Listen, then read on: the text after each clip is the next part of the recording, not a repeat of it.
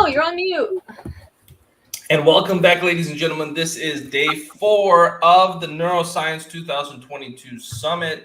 I'm excited. I'm pumped up. I can hardly believe that we are here having the grand finale of this incredible event that has featured so many incredible thought leaders from around the world that have each provided a different perspective, a different outlook, and a different point of view on so many incredible matters that have helped people from 17 different countries that have registered for this international event. And so, as always, I want to start off by asking my incredible friends here on stage, how excited are you? Let's start with David and Isabel Fagan, please.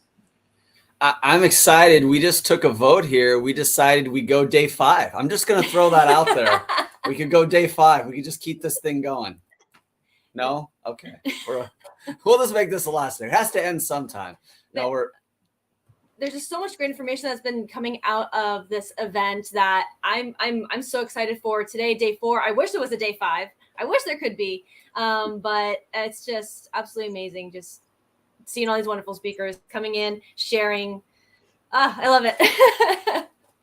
I love the enthusiasm, and I think that we could probably we could keep this going if we wanted to. I know that the people are very interested, but what I'm the most excited about today as well is it seems like we have the most neuroscience like doctors. Really, the lineup today is very scientific, which I know that we've had a variety of different opinions and different research come forward, but today it seems like we have the most grounded evidence science practitioners that are coming forward. So it's really exciting. I know Ava is patiently waiting to share her excitement as well. Ava, how are you feeling? I am thrilled. I am so thrilled. You know, like we call this the saving the best for last. You know, like pedal to the metal. We're not letting our foot off the gas. Absolutely. You're gonna be surprised with who's coming today. I'm not even sure if I'm at the liberty of saying it, but just will blow you away. And we're starting with a neuroscientist. And I'll hand that back to you, Isabel and David. Well, I think we can say I've got that kind of power, Ava. We can say a few. I mean, we've got Dr. John Demartini coming up later on. That's going to be a really fun interview. We've got Michelle Patterson, who's known for all kinds of things, including the California Women's Conference. Right up next is going to be Dr. Hayley Nelson. We're all debating background, who gets to say her bio. I get to say her bio. No, you get. Okay, well, you said the last. So we're all excited for who gets to throw some questions at Dr. Hayley Nelson and do the bio and be a part of that. But we've got everything Mark from Victor Hansen. Yeah, Mark Victor Hansen. You know, someone like that. You know, I don't know if you're into that whole thing, but you know, we got him in here too. But no, we've got a ton of people. We've got the brain music connection coming on. We've got the brain negotiation connection coming on. You know, what's happening in the brain with super successful people when they negotiate? What's happening with super successful people, you know, with music? You know, how does music help you improve your memory and help tap in and activate other parts of the brain? So, yeah, we've got a lot of good stuff here on day 4. I can't wait. We're about to have Dr. Hayley Nelson join us. And trust me, folks, you want to take notes, pay close attention. I mean, if the last few days have taught us anything, it's how incredibly powerful the concepts of neuroplasticity and the various different modalities we've learned are, and how much we can actually be in control of the quality of life that we live based on the quality of brain that we choose to have. And, you know, I personally didn't realize until I had an opportunity to listen to so many incredible folks, just how many options we have to improve the quality of our life by improving the quality of our brains.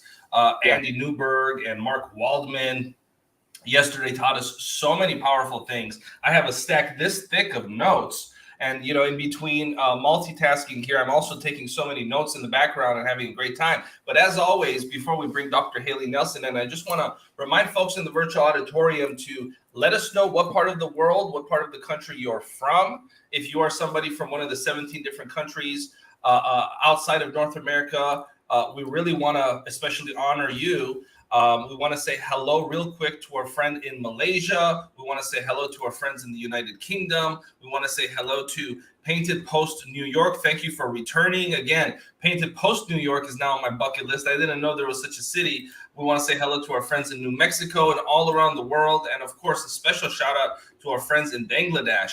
Bangladesh actually ranked #1, David, outside of North America for most audience members. And so we want to say hello to our lovely friends in Bangladesh. Hello to Johannesburg, South Africa. Hello to Las Vegas, baby. Hello to Las Vegas. We want to say hello to our friends in the Netherlands. And of course, hello to there we go, someone from Bangladesh. Miraz from Bangladesh. We want to say hello to our friends in New Mexico. And I'm just pumped up. Hello to Michigan, of course. And with that being said, I can't wait to sit back for a few minutes and let this incredible a group of thought leaders share the screen together. Oh, we have someone else from Bangladesh. Hello, Bangladesh. We had no idea, by the way, that Bangladesh would be such a big country for us on this Neuroscience Summit, but you just don't know, going into these things. And with that, are we ready for Dr. Hayley, David? We are. One more thing about Bangladesh. Me and Dan Clark actually spoke there several times at the Finance Forum. So we have many connections. I've been to Bangladesh probably 5 or 6 times. So it's one of those unknown places. Like a lot of people, when they think of the build out and the work and the workers and the talent, they think maybe of India. But man, Bangladesh, they're right there on there. They're right there. Okay. Yes, Dr. Hayley. I learned something new about you every day, David. And so with that being said, Dr. Hayley, welcome to the 2022 Neuroscience Summit. I'm going to step back and let these incredible folks guide.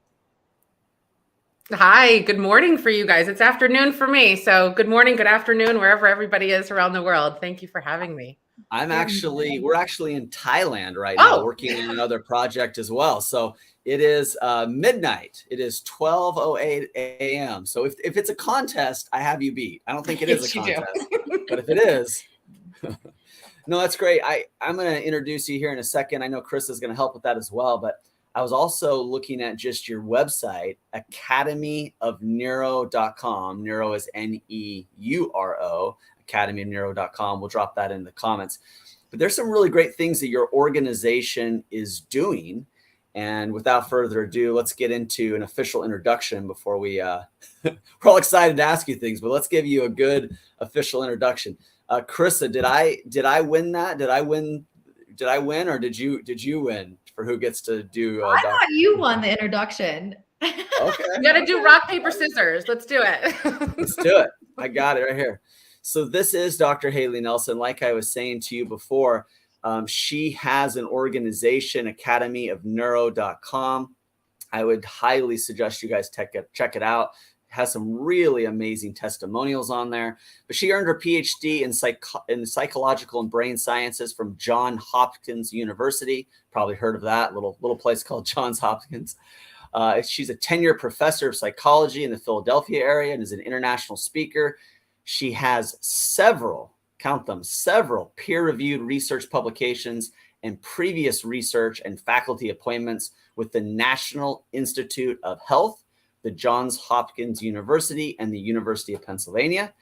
By creating the Academy of Cognitive and Behavioral Neuroscience, Dr. Hayley Nelson combined her knowledge of the human mind and brain health. That's what this event's all about, brain health, brain wealth, with her passion for education, teaching, and consulting to truly make neuroscience approachable. Her students learn easy to swallow knowledge of how the brain works in real life situations and are armed with an education and a subject they can use literally every single day.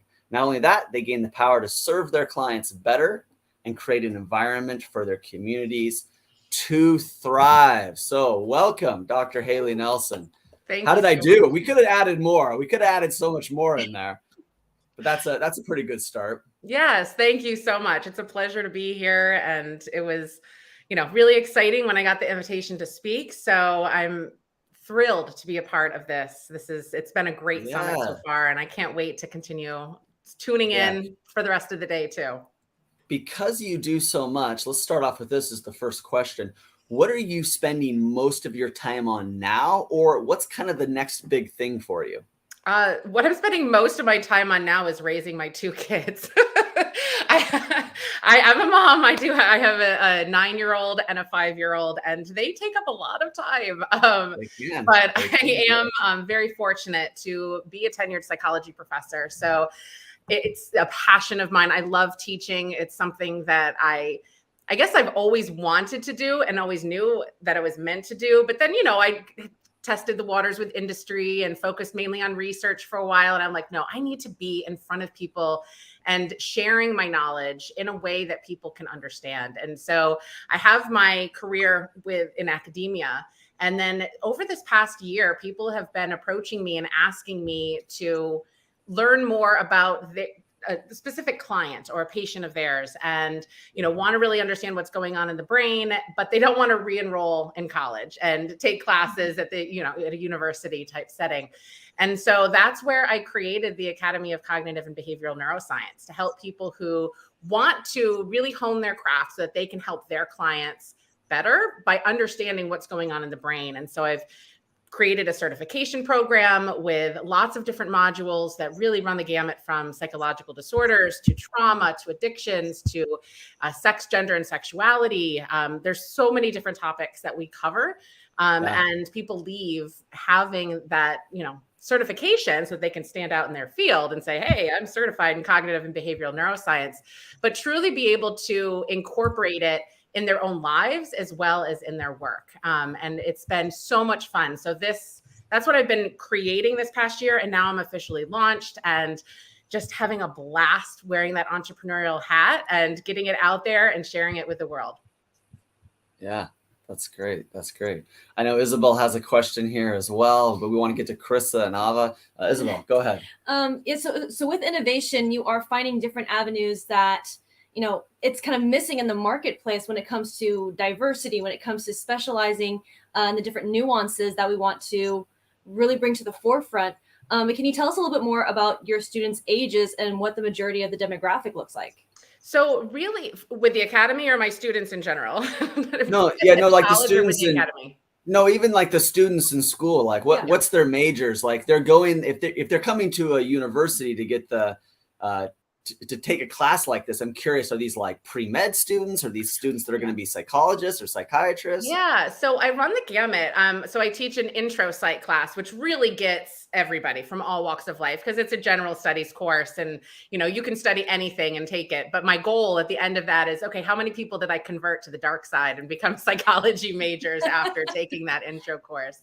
But then I also do teach an intro to biological psychology, which is, introduction to neuroscience, pretty much from the biological and behavioral standpoint. And then I also teach a course on psychopharmacology, so drugs, brain, and addiction.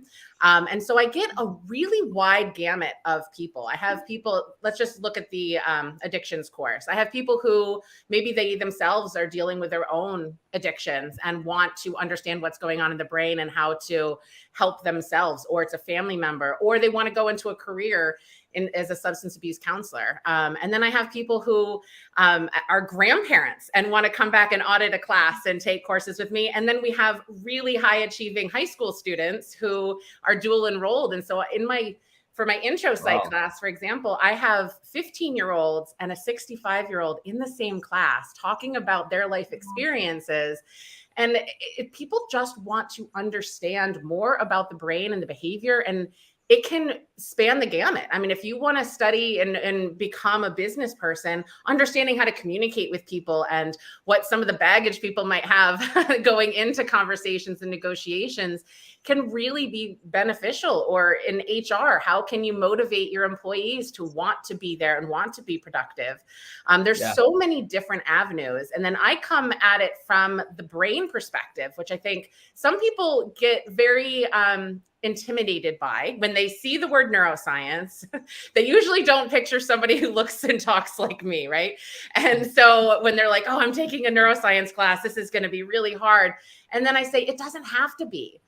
Sometimes the words and the terminology sound like Greek and Latin. Well, most of the time they actually are in Greek and Latin, right? But we can just understand, like, okay, so that's a word you can't pronounce. That's okay. What does this mean? How can we apply this to our everyday life? And what does that mean? And I do that with my academy, but then I also do it with my college students, and I do it with my kids.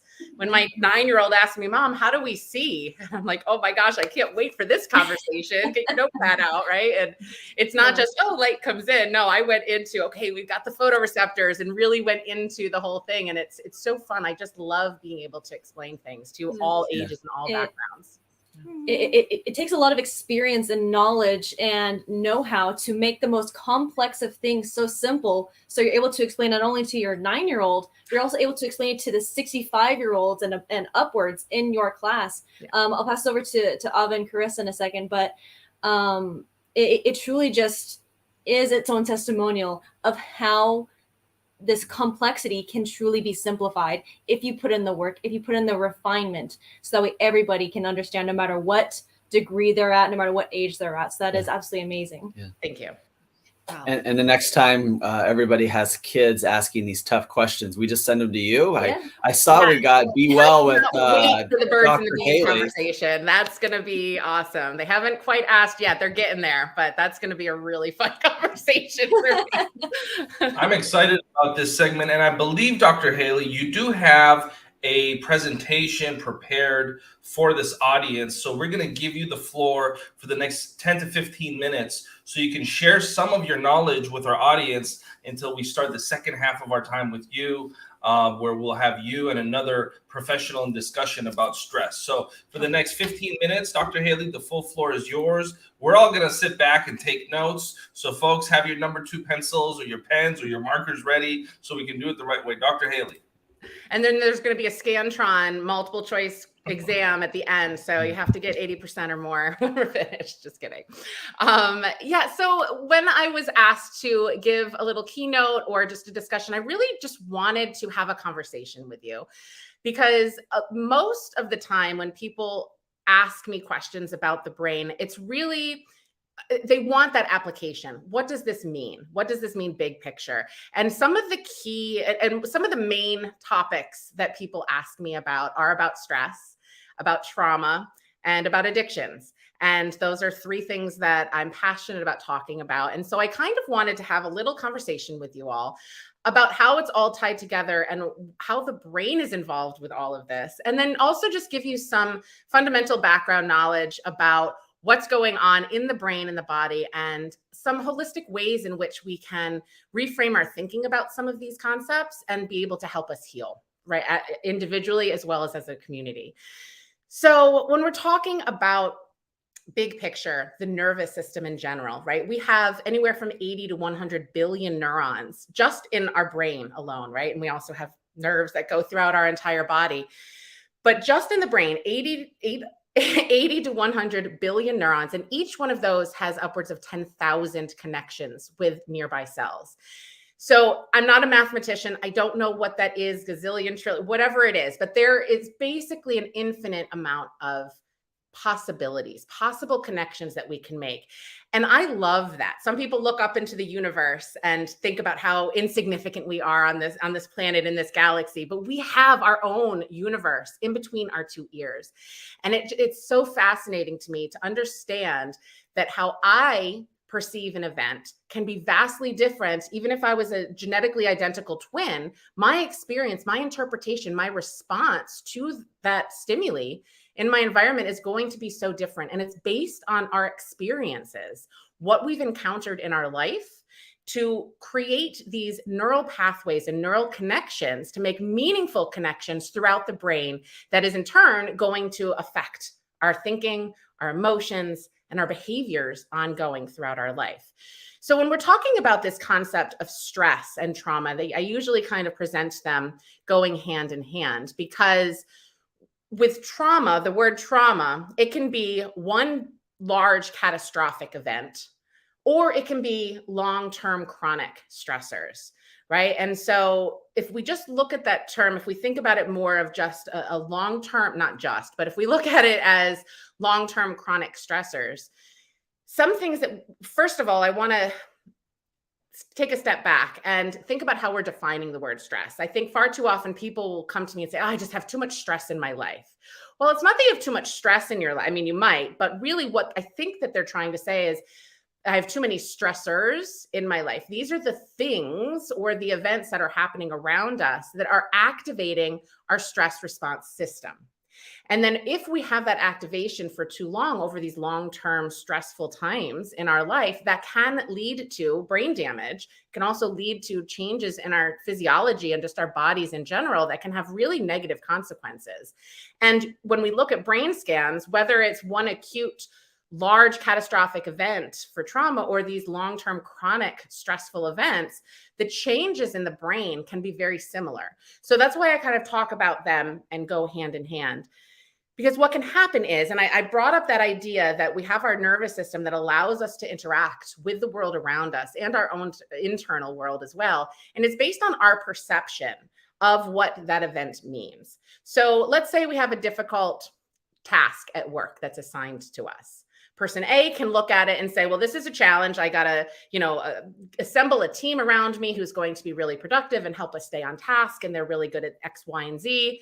Whereas person B can say, oh my gosh, this is beyond me. I can't do it. Why do I even bother? I shouldn't be in this job anyway. I'm not worthy, right? And so it's that first initial perception of what that stressor is that's going to kick off the whole thing. Right? So if you look at it as a challenge, you're going to be really engaged and aroused and focused and energized on solving that problem and overcoming that stressor.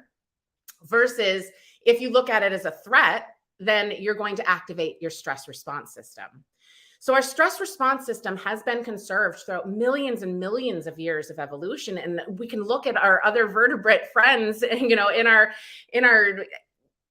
evolutionary chain, and we all have a very similar, if not identical, response to these threats. Because if you think about it, if we go back to caveman times, right, really major stressors or environment would be environmental, storms and weather, a predator charging towards us, lack of food in our environment, all of these things. And you would want your nervous system to be so focused on solving that problem. And so we've created a way to be able to do that. And so the first step in the stress response system is to activate what's known as your sympathetic nervous system. This is sometimes coined your fight or flight response, right? Fight, flight, or freeze. And people are now talking about adding a fawn to that, which is, so fight or flight, I think people understand, right? You're going to attack, fight and defend yourself. You're going to run away, right? Or the freeze is some people just kind of clam up and they literally freeze and they can't move. And then this fawn that people and researchers are now starting to discuss about adding that to that category would be like people pleasing and trying to appease that threat to be able to survive. The purpose of it is to survive. Right? And so if you're at work and you get that task and you're activating your stress response, you're going to all of a sudden have increased heart rate, increased breathing. You're going to stop digesting the foods. Your immune system is going to temporarily slow down, because who cares if you're digesting that pizza or fighting off that cold when you have a predator charging towards us? That's how our nervous system is going to interpret it. Right? And then as soon as that stressor and that threat leaves your environment, you activate another part of your nervous system known as your parasympathetic nervous system.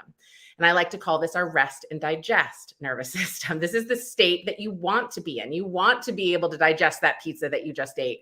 You want to have a good functioning, highly functioning nervous system or immune system to be able to fight off those viruses and bacteria in your environment.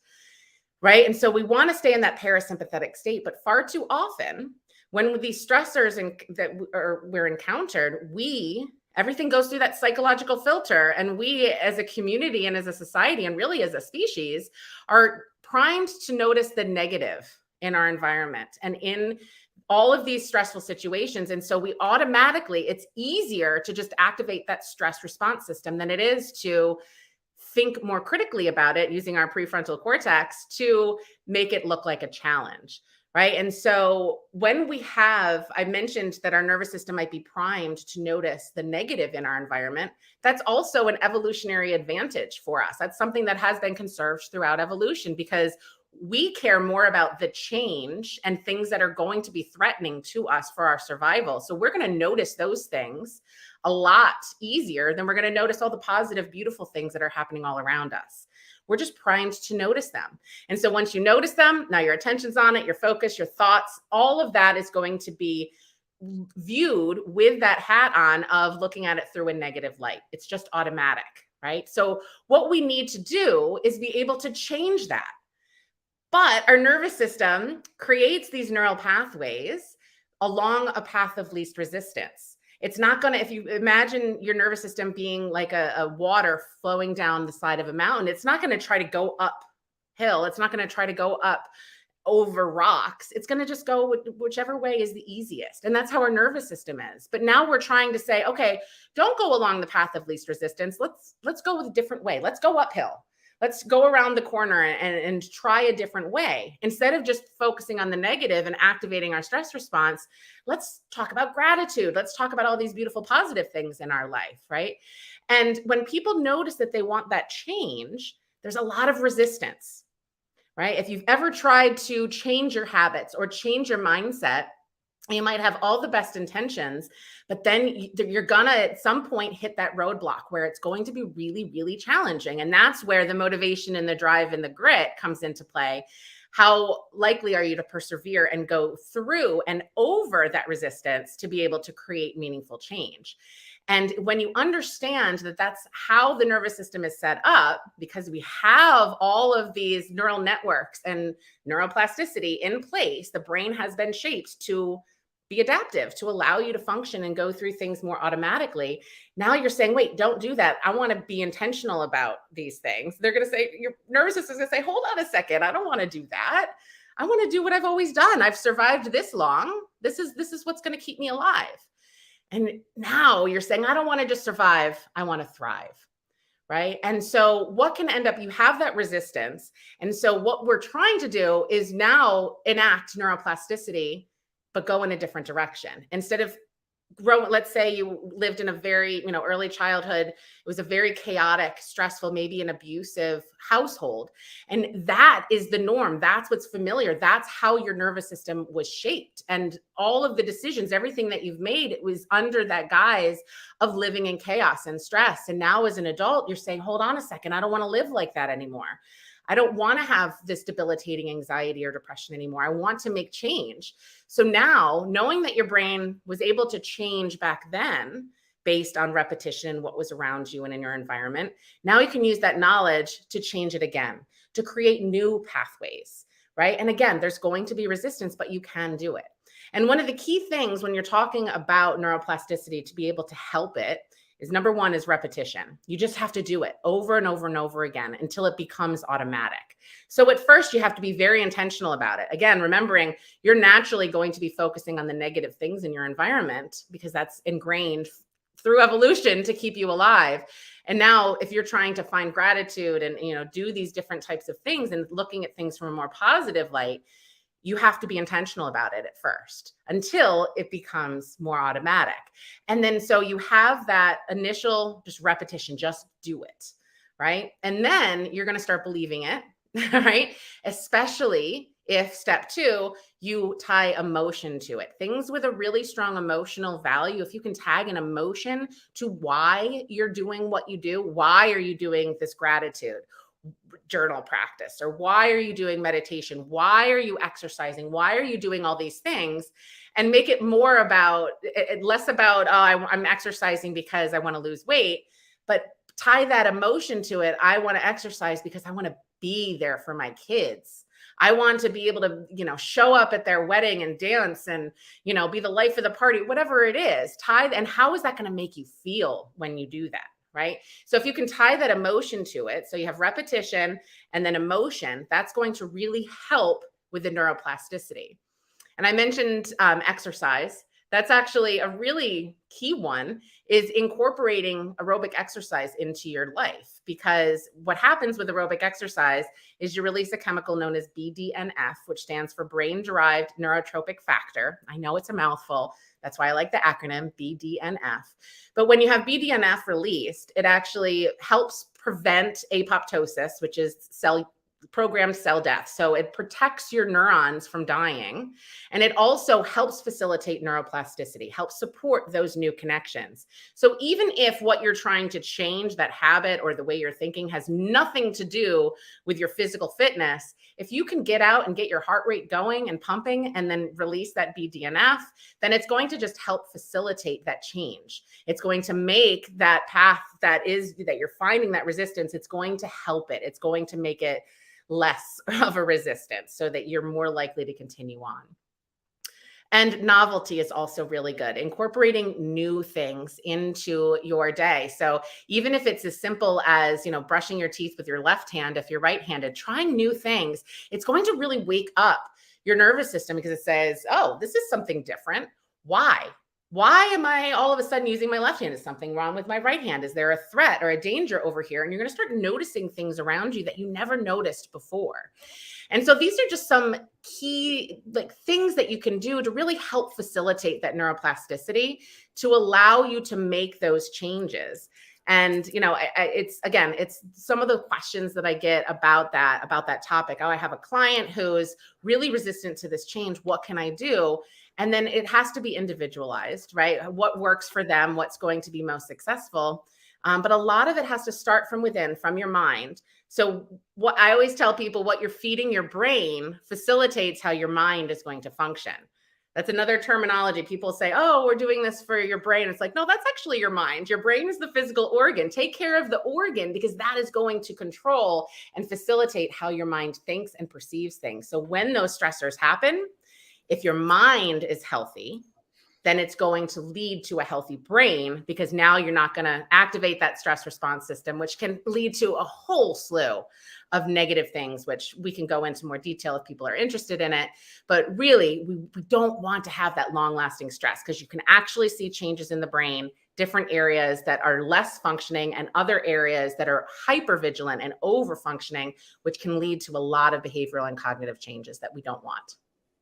This has been so insightful, Dr. Hayley Nelson. I want to thank you for taking a few minutes to share with our audience some of your insights. And at this point in the program, I want to add another professional to this segment, because this is, in fact, the science of stress management, or the science of dealing with stress. Or if I want to get a little esoteric with you, Hayley, about the alchemy of stress. How can we take this idea of stress and actually turn it into something productive, right? Which is personally what I like to do when I feel quote unquote stress. It's how can we now channel this energy into productivity? And so somebody that I know has to deal with stress, and let's just speak broadly, a lot of different professions have stress: business owners, CEOs, attorneys. And so we're going to bring someone in the conversation that has certainly experience in stress management because of the busyness and profession. And of course, that's Saji G, who is a partner here at the Tribune and represents many big clients, and his firm represents many big clients, including other partners of the Tribune that his firm represents. And so with that being said, Saji, I know that you have, and Saji, you wear multiple hats, and let's go ahead, actually, Saji, put you back in the green room so you can put a headset on, and then we'll bring you back in a couple minutes. But, something that I'll talk to you, Dr. Hayley, about is what are your thoughts when you hear this concept of alchemy and stress, right? How can we put that in more traditional, mainstream, modern terms, as far as, hey, let's take this energy and channel it the right way? What are your thoughts on that, Dr. Hayley? I mean, I think that's hitting the nail right on the head. Stressors are unavoidable. We're going to have them in our life, right? And so gaining that power or reclaiming it, if you don't currently have it, to be able to reframe how we evaluate that stressor is that first step. I always like to say everything flows through this psychological filter, right? So if you have a stressful event, which you're going to have because we're human, right? How are you going to view it? Because that is going to kick off the biochemistry. I saw somebody wrote in there, it's all about the biochemistry, right? So if you're going to view that event as a threat, now you're going to activate your stress response system, which leads to a bunch of hormone releases and including cortisol release, right? Over time, when we activate that HPA axis, and you're going to have adrenaline pumping through your entire body. And so that's going to really shift how you're able to focus your attention. So instead, when things flow through that psychological filter, you can say, okay, you take that deep breath. I'm not going to let my sympathetic nervous system take over here. I'm going to go back into that parasympathetic nervous system state, the rest and digest, so I can really use my prefrontal cortex to make those decisions. Now, I know I kind of alluded to earlier saying that there can be some brain changes that happens with chronic stress or trauma. And one of the things that can happen for a lot of people is their prefrontal cortex. I keep saying that. This is our executive functioning area. It does many things, right? But for the purpose of this talk, how we make decisions, how we evaluate things, you need to be able to use your prefrontal cortex to do that.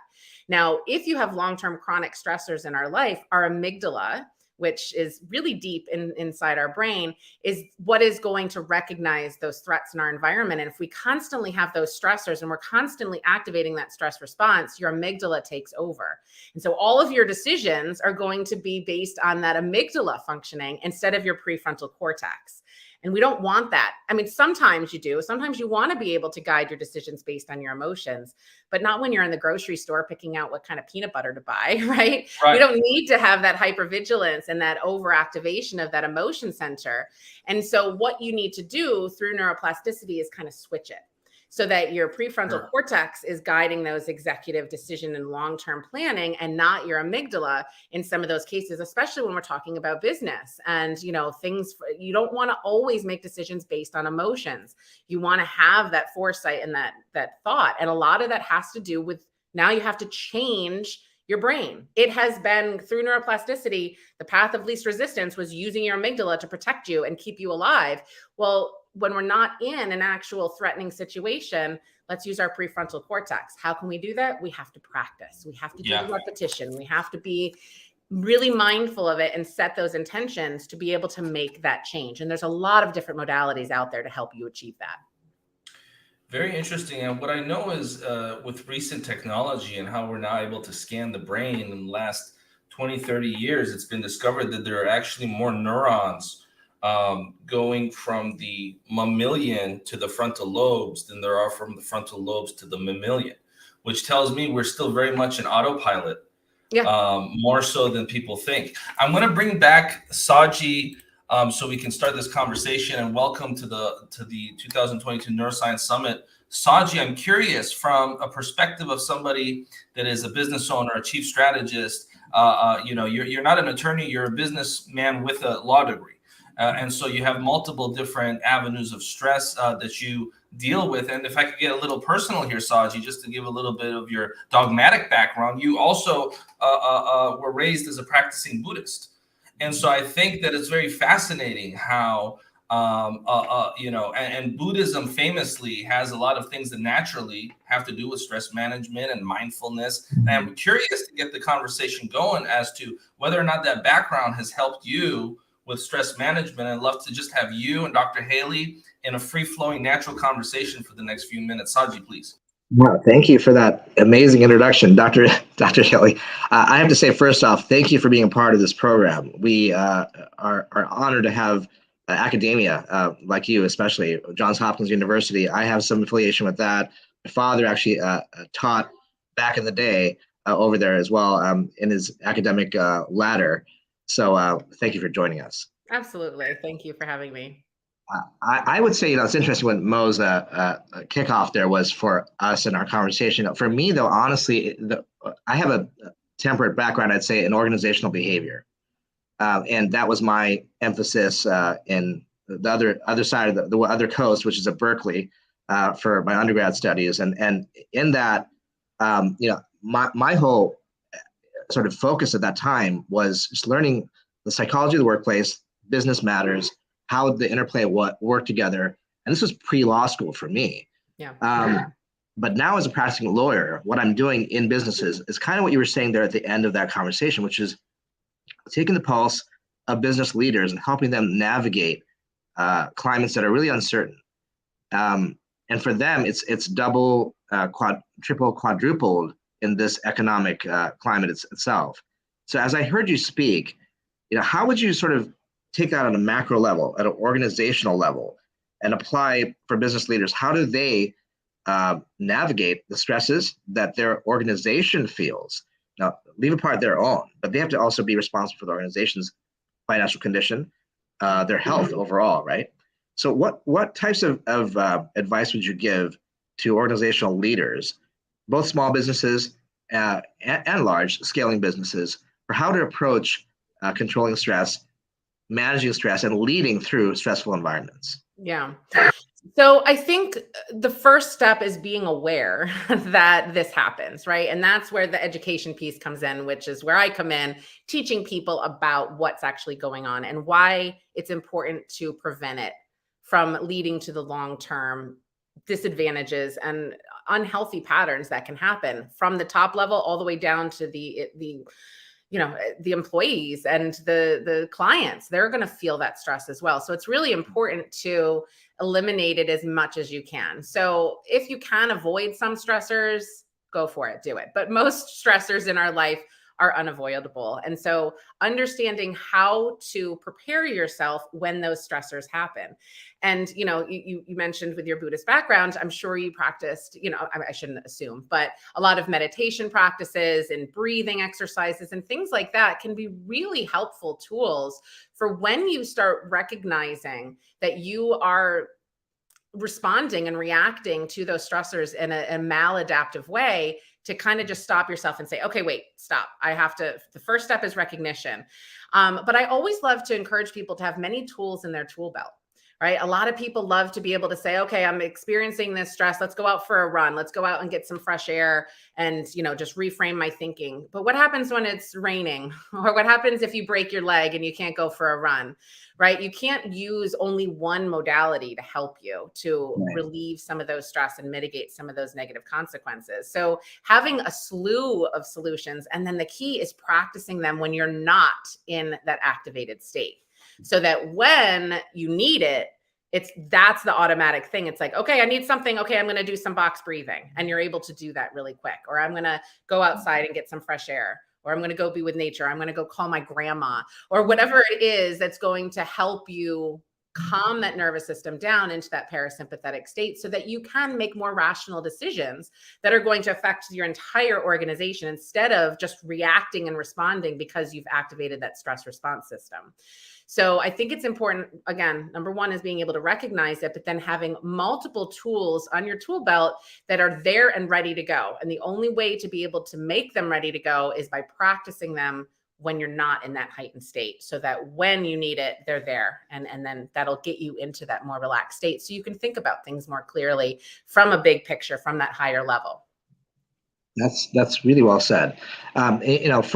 For a lot of organizational leaders, in this time especially, they're so focused on their performance, the financial condition, the operational nuts and bolts, and yes, legal risk mitigation. One of the things that I think the times call for are just proactive approaches. I always tell my clients, and the same with Mo and I, we approach opportunities the same way. It's not a matter of if, but when, right? So let's get ready for it. It's a proactive approach to things. Now, we can't predict every stressor that's going to come through, right? But there's some indications from past financial turmoil or uncertainty we had in 2010, 12 for businesses, how to approach it this time around. I always say, you can't mitigate risk entirely, but you can get better at it each time we go about it, right? The same for psychological health too, right? You can't mitigate it entirely, but you can get in front of things. Right. So for organizations, what would you recommend as far as getting ahead of it? Because we're at a point now, fourth quarter, where we actually have some stability still. We have some foresight. So what would you say to organizational leaders about how to get ahead of offering those stress relievers for their employees? Well, I think you hit the nail on the head saying to be able to practice it and prepare for it. So view every quarter as Q4, right? Don't wait till Q4 to start acting like it's Q4. Be prepared, be ahead of the game, so that when the real Q4 actually happens, you're not in that heightened stressful state. Yeah. So and that would be a lot of that, just the preparation, so that would be dealing with those stressors head on and saying, okay, well, I know this is going to happen in 8 months, 9 months. So what can we do now to prepare for it, instead of, waiting until the last minute? And a lot of it is, okay, well, let's just pretend like this, come April 15th, this is, December 31st. And, just trying to, think about it in that way, so that when that really big stressful time is going to happen, right, you have some cushion there, so that you're bracing for impact before the impact happens. These are and then such. if the impact doesn't happen, hey, you're even better off. These are such practical pieces of advice and guidance that I think sometimes are overlooked as business owners. And I would be doing the audience a disservice not to mention that David Fagan, the CEO of Top Talent Agency, who really was the brainchild, no pun intended, of the Neuroscience Summit. He himself has had so many big global endeavors and has been running such a high octane business with so many A-list celebrities and clients, and being involved with companies like Guerrilla Marketing that have sold tens of millions of books. So I'm going to invite David Fagan. I know he's backstage doing a whole myriad of different things with his team. I'm going to invite him in this conversation, because I think it would be apropos for the audience to have three, and of course, David's wife, who of course works just as hard as David does to help keep that operation running smoothly, and editor-in-chief of Top Talent Magazine, and a whole host of things that Isabel always does as an inspirational leader in her own right. And so here at the LA Tribune, we love to honor all leaders from all walks of life, but especially women's leadership. We've sponsored several different women-led events, and it's a very big part of our pillar and values. So with that, David Fagan, I'm going to step back and let the three of you have a lovely conversation for the next few minutes, please. Excellent. Welcome, Isabel and David. You're muted, David. So whatever funny thing you said, we couldn't hear because I saw Isabel laughed. So unfortunately, we couldn't hear the joke. I said hi, Saji. Yeah, that was anticlimactic, wasn't it? It was just such a big buildup. It was just such a big buildup. Mo was just saying all these things, and then I learned it from Mo, by the way. That's a trick he does. He likes to come on and keep the mic off. But Well, no, you guys consider it a favor, David. You didn't have to follow after Buddhism, so that's a little bit of a buffer there. I appreciate that. Yeah, no, this is really good stuff, and we've wanted to kind of go about this from different angles. And when we created this event, we did create it around neuroscience, and actually it was me, Saji, and Mo sitting in Vegas at another hotel at another event we just finished, and we were talking about the next event. We're like, what if we did this? This is becoming such a hot topic, right? And there's still so much we don't know about the brain, but neuroscience, and more specifically brain health and brain wealth, is becoming a hot topic. And one of the things, Dr. Hayley, we've been talking about over the last couple of days is a lot of people have known these things, or they've been in a state of knowing, but we haven't been able to scientifically prove them. And we still can't scientifically improve all the things that happens in something like the law of attraction.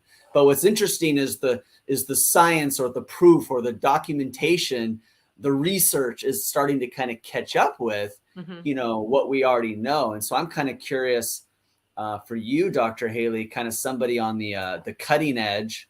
Sometimes in other aspects, I'll say the bleeding edge, but the bleeding edge doesn't quite fit here in the neuroscience topic. But someone that's on the cutting edge like you, what are you excited about that's either A, has come out recently, new research that's come out recently, or research that's in the process where it's almost out, where we can almost prove certain things that we've known maybe for a long time? Is there anything like that you could kind of give us insight on? Oh, there's so much. And that's one of the beautiful things about the field of neuroscience, is that it's so integrated with so many different fields of science, right? You can study neuroscience from a physics perspective, or from a chemical perspective, or strictly behavioral. And there's just so many and I always tell my students that this lecture that I'm giving now, 5-10 years from now, would be vastly different because there's always new research coming out. And I always love it when a student asks me a question and I don't have the answer to it, because I mean, very seldom, just ask my husband. I mean, I always have an answer and I'm always right. But every once in a while, I don't have an answer and I'm wrong, right? And so that actually excites me. It doesn't intimidate me. It's like, maybe it's just me. Maybe I just don't know the answer, or maybe nobody has the answer. And I try to instill that excitement in my students to say, well, then go find the answer, whether it's through looking at other people's research or by actually getting in a lab and doing it yourself. Right. And that's, I mean, that's why I wanted to study for my PhD, because it's like, I am filled with questions. So now my job literally is answering those questions and doing it from a scientific perspective. So there's just so much going out there. And with new technology, with imaging, I think that is a really, because a lot of people, myself included, I like to see pretty pictures. I like to see the actual image. A picture is worth 1,000 words. And I think it's also more translatable to the average everyday person when you see, this is your brain and this is your brain on drugs, or, this is, the different types of ways that you can heal. And actually having that image, I think, is so impactful. And so continuing to do those types of studies can be great.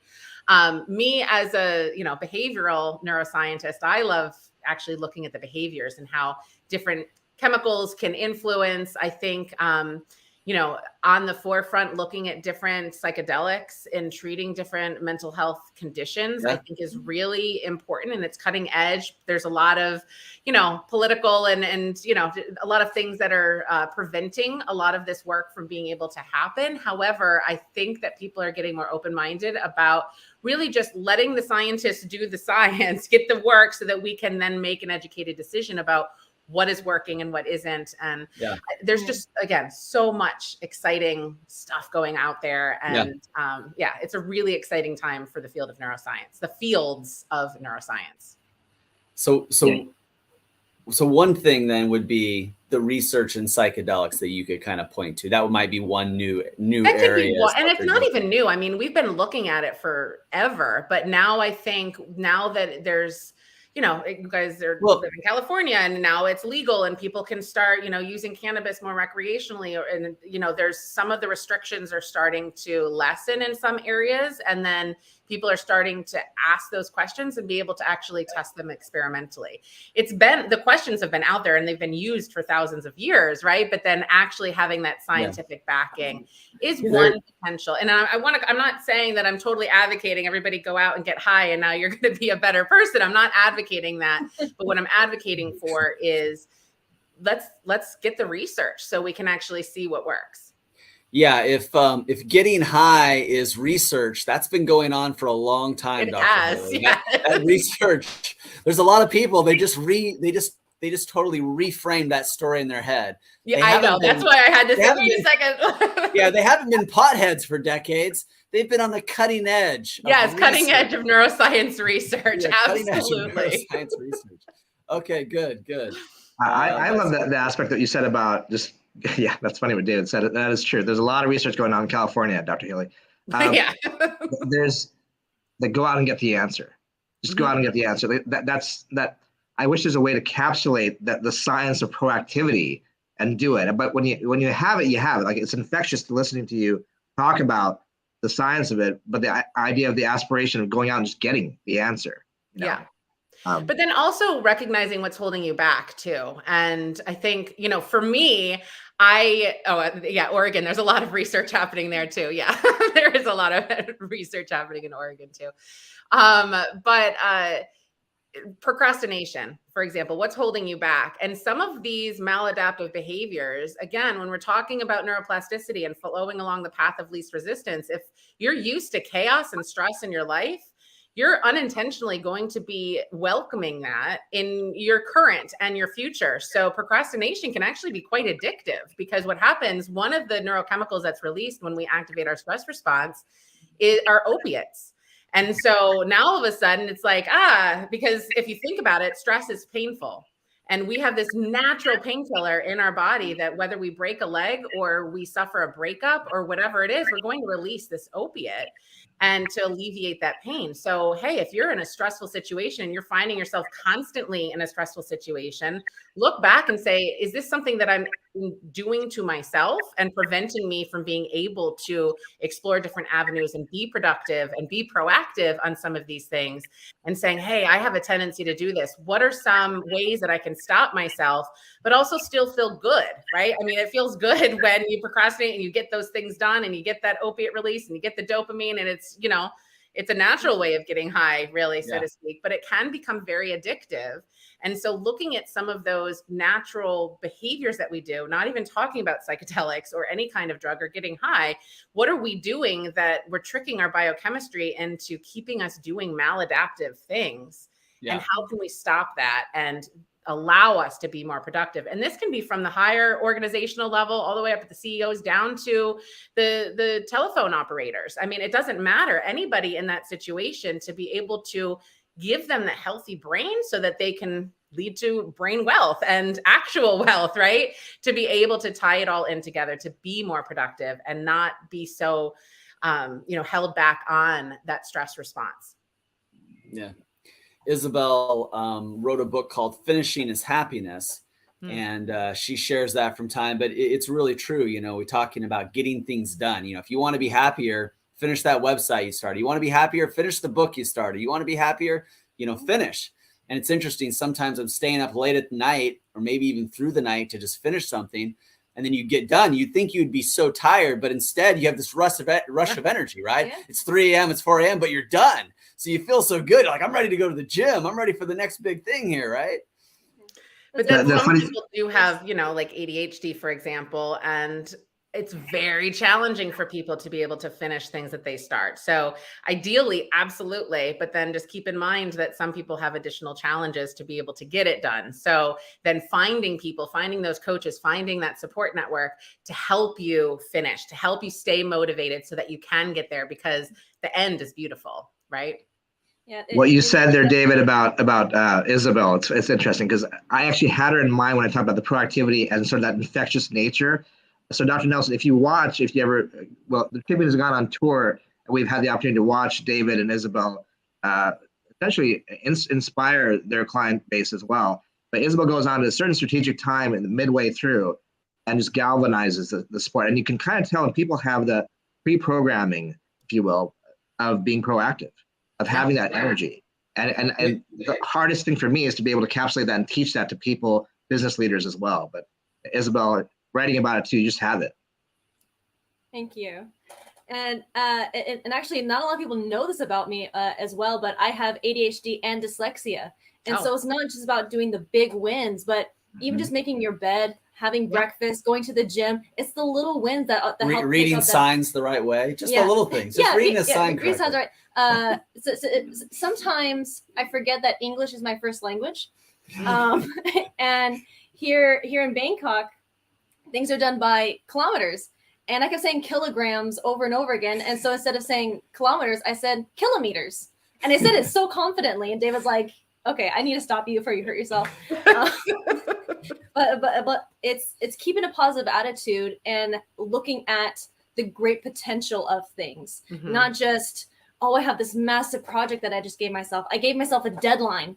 But focus on the little things that you can do every single day. And you get that boost of energy. You get that momentum, right? The momentum, and just keep propelling yourself forward. So that's just a great example. But but struggling with ADHD, it was hard in school. But as an adult, finding the different tactics and ways, and able to almost trick myself into keeping the momentum going forward. It truly is fact that science has proven to be real. Yeah, it is interesting, and I hearing you speak and seeing some of the comments from the viewers here about keeping with your integrity and being true to yourself. That I think that's sort of the answer, isn't it, Dr. Nelson? That when you have that ability to really look within yourself and find that center, the answer typically helps you to lead in the next step. Absolutely, and being authentic to yourself, and just.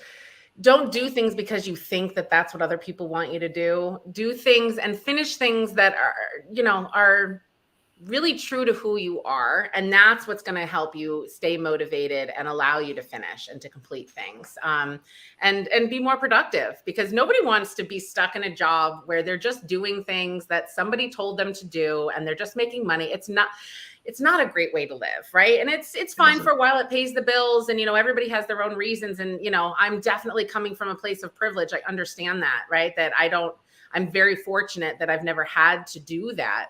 And other people don't have that privilege to be able to say that. But even if it's not financially, if it's making your bed, as you said, or making somebody smile, do something every single day that is true to who you are at the core, so that is going to help you get up every single day and keep going and keep doing what you do. Even if you are in that dead end job, or, because that's what pays the bills and it's the only thing that you can do at that time in your life, do something else that is true to who you are. And then that's really going to help you to succeed in life. Well said. Yeah, for sure. So let's, that's a great wrap up, and we hope to have you on again soon. We're moving into the next segment, but you really kicked off the day well. Thank you so Very much. Very well. Thank you so much. So any last thing you want to say? What's your last words here? Anything that you wanted to say? Just never stop you didn't get a chance to learning. say? Yeah, never stop learning, never stop questioning. If people tell you you're asking too many questions, then you're hanging out with the wrong people. So keep questioning, keep being inquisitive, keep finding those answers. And, that's why I created my academy, to help people learn how to learn better and to be able to get that knowledge and apply it to their practice, into their lives. So if anybody has any questions, feel free to reach out to me. As a gift for people on the academyofneuro.com and then /stress. If somebody wants to type that in, I have a free gift for everybody to be able to sign up and get a free course on stress in the brain. So that's my thank you for everybody listening here. You're welcome to have that. Thank you so much, Dr. Hayley Nelson. It was a pleasure and privilege to have you here. And, as we go into the next segment, there's so many folks in the virtual auditorium that are saying they love this combination of Isabel, David, and Saji. And so, this is a unique time that we live in, where the audience can actually help be one of the co-producers and actually influence us as much as we influence them. So as we move into the next segment with an incredible international businessman that I personally have a lot of respect for, who's doing a lot of things, not just in the field of business, but in the field of humanitarian endeavors. This is a gentleman who I firsthand had an opportunity to hear stories from, with regard to him being in the trenches, on the scene, in the middle of warfare, literally, no hyperbole, no over-exaggeration, making a difference. And so he already had my respect before I knew that about him, but it just went into a whole new level. So I'm going to step back, and Saji, I'm going to call the judge, let them know you're not going to be showing up for court today. I better not. It's a Sunday. We want to keep you here as long as possible, so you can help guide, facilitate, and help assist and host this powerful conversation that we're about to have. We're going to come back in about 1 minute and start our next section.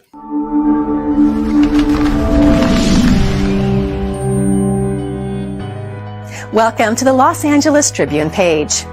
Here you will find original news programming, exclusive digital events, and shows that are directly from the community. At the Los Angeles Tribune, we believe in giving a voice to the voiceless. We are proud to be the only national brand to empower everyday people to make a difference. Since 1886, our reputation has been built on truth and responsibility. Thank you for watching and making a difference. For general inquiries, contact today. Thank you on behalf of the Los Angeles Tribune team.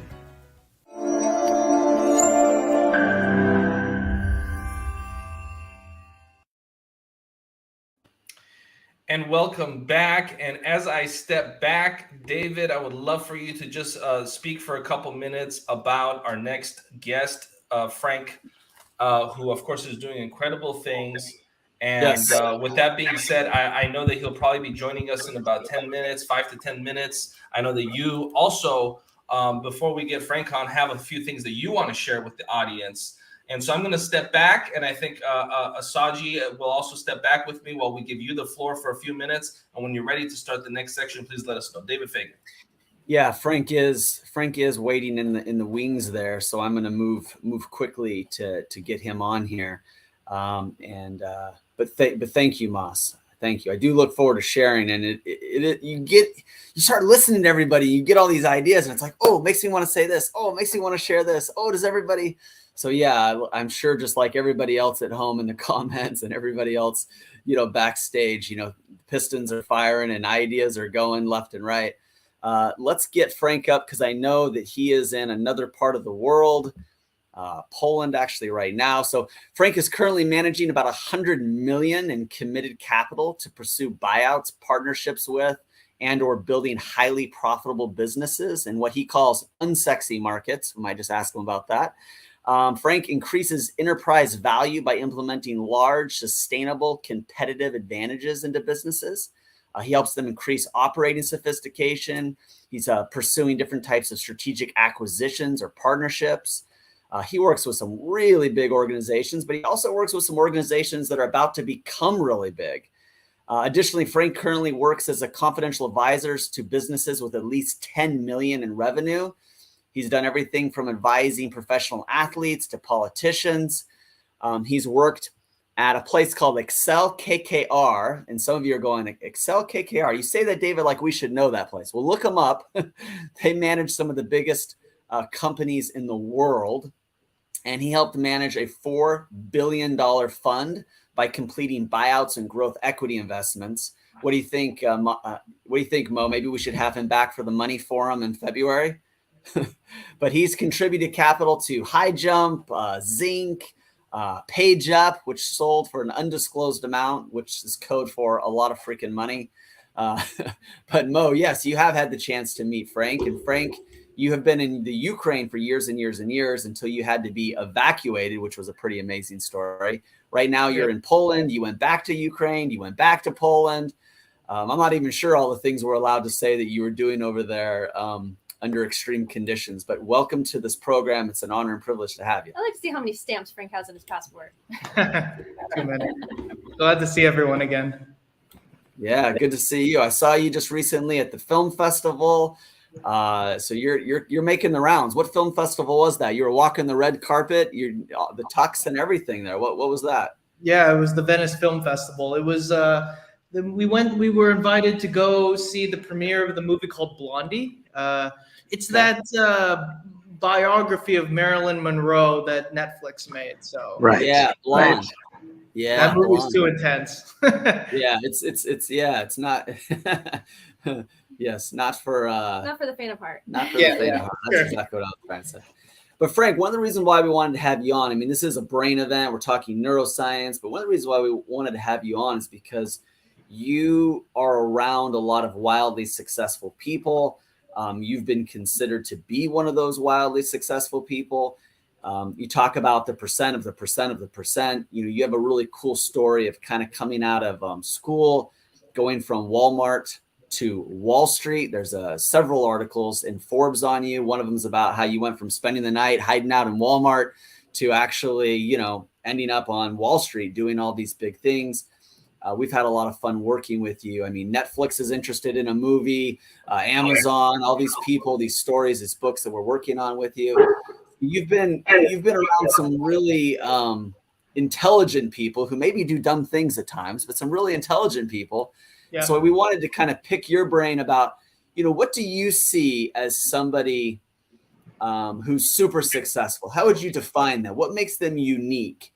What might we learn to kind of go from, successful to super successful? What are some of the traits of the super successful, Frank? Well, I guess the first point is, how do you define super successful, right? Yeah. I will say for the sake of this conversation, because super successful to 10 different people can mean 15 different things, right? So for this, I'll keep it confined to. Yeah, and maybe I should even say super intelligent, because we want to talk about intelligence, emotional intelligence, but we want to connect that with super success.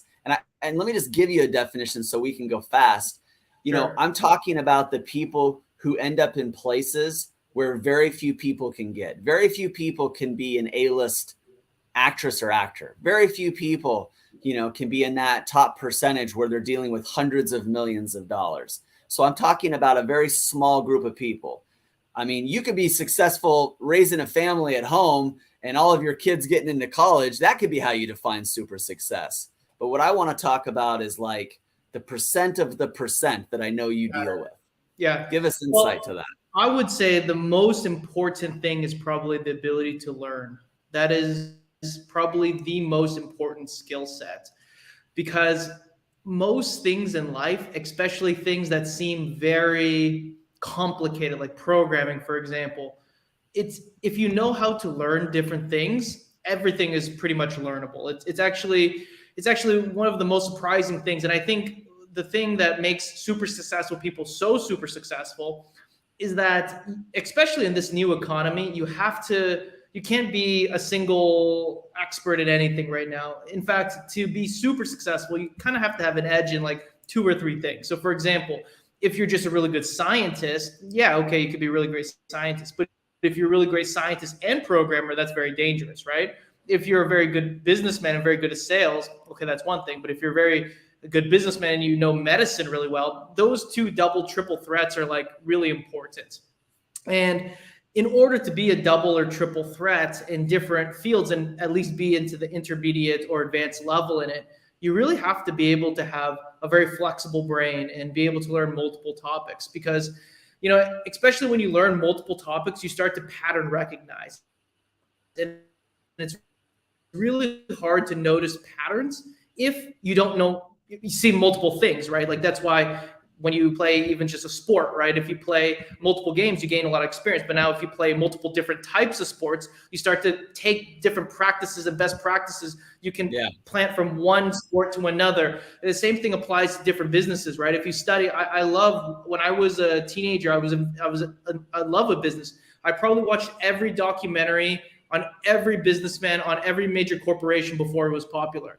And it's just a playbook. You just watch what, Apple did to their competitors. You look at what Microsoft did to their competitors. You look at war strategy. You look at what's happening in Ukraine and things that are successful failures on the battlefield to exact tactics that they're using in the corporate boardrooms. And it's actually very similar.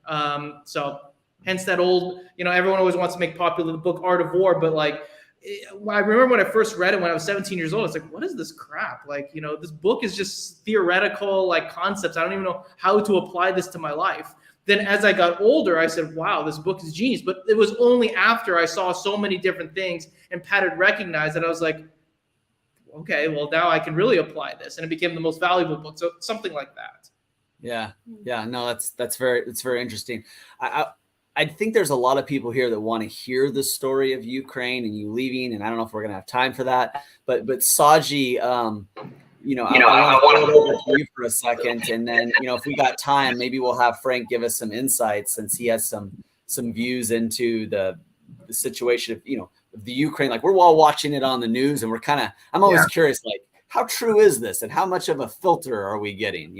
But Saji, why don't you go first before we move to that? Yeah, absolutely, David. It's an interesting segue because I had the privilege of seeing Frank speak live not too long after he returned from the battlefield. I mean, his insights, and I'm sure at this point, Frank, this pivotal point in your career and your life trajectory, you have certain perspectives and opportunities to get in the forefront, whether it's a high-end business deal or in this case, the battlefield, and that itself, I'm going to kind of move in something that we just heard from Dr. Nelson. You must carry a lot of stress. You must manage a lot of stress. You're leading people through a lot of stressful situations, whether it's a financial merger, an acquisition, any opportunity might be. We both know there's a lot of challenge involved in that too. How do you manage your stress from a personal perspective and also in a way that keeps the whole deal as balanced as possible? That's a really good question.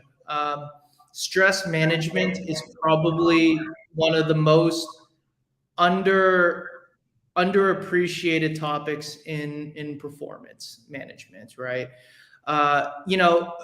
It's a little bit, of a different example, but it'll make the point about why stress is so important. Is that, you know, if you look at like top athletes, or you look at anybody top of their game, what everyone focuses on the media, or you look at like Instagram inspirational posts, it's always the work part. Like you have to work efficiently, you have to do this, do that. But what a lot of people don't realize, and actually, again, continue the concept of I learn things from different places.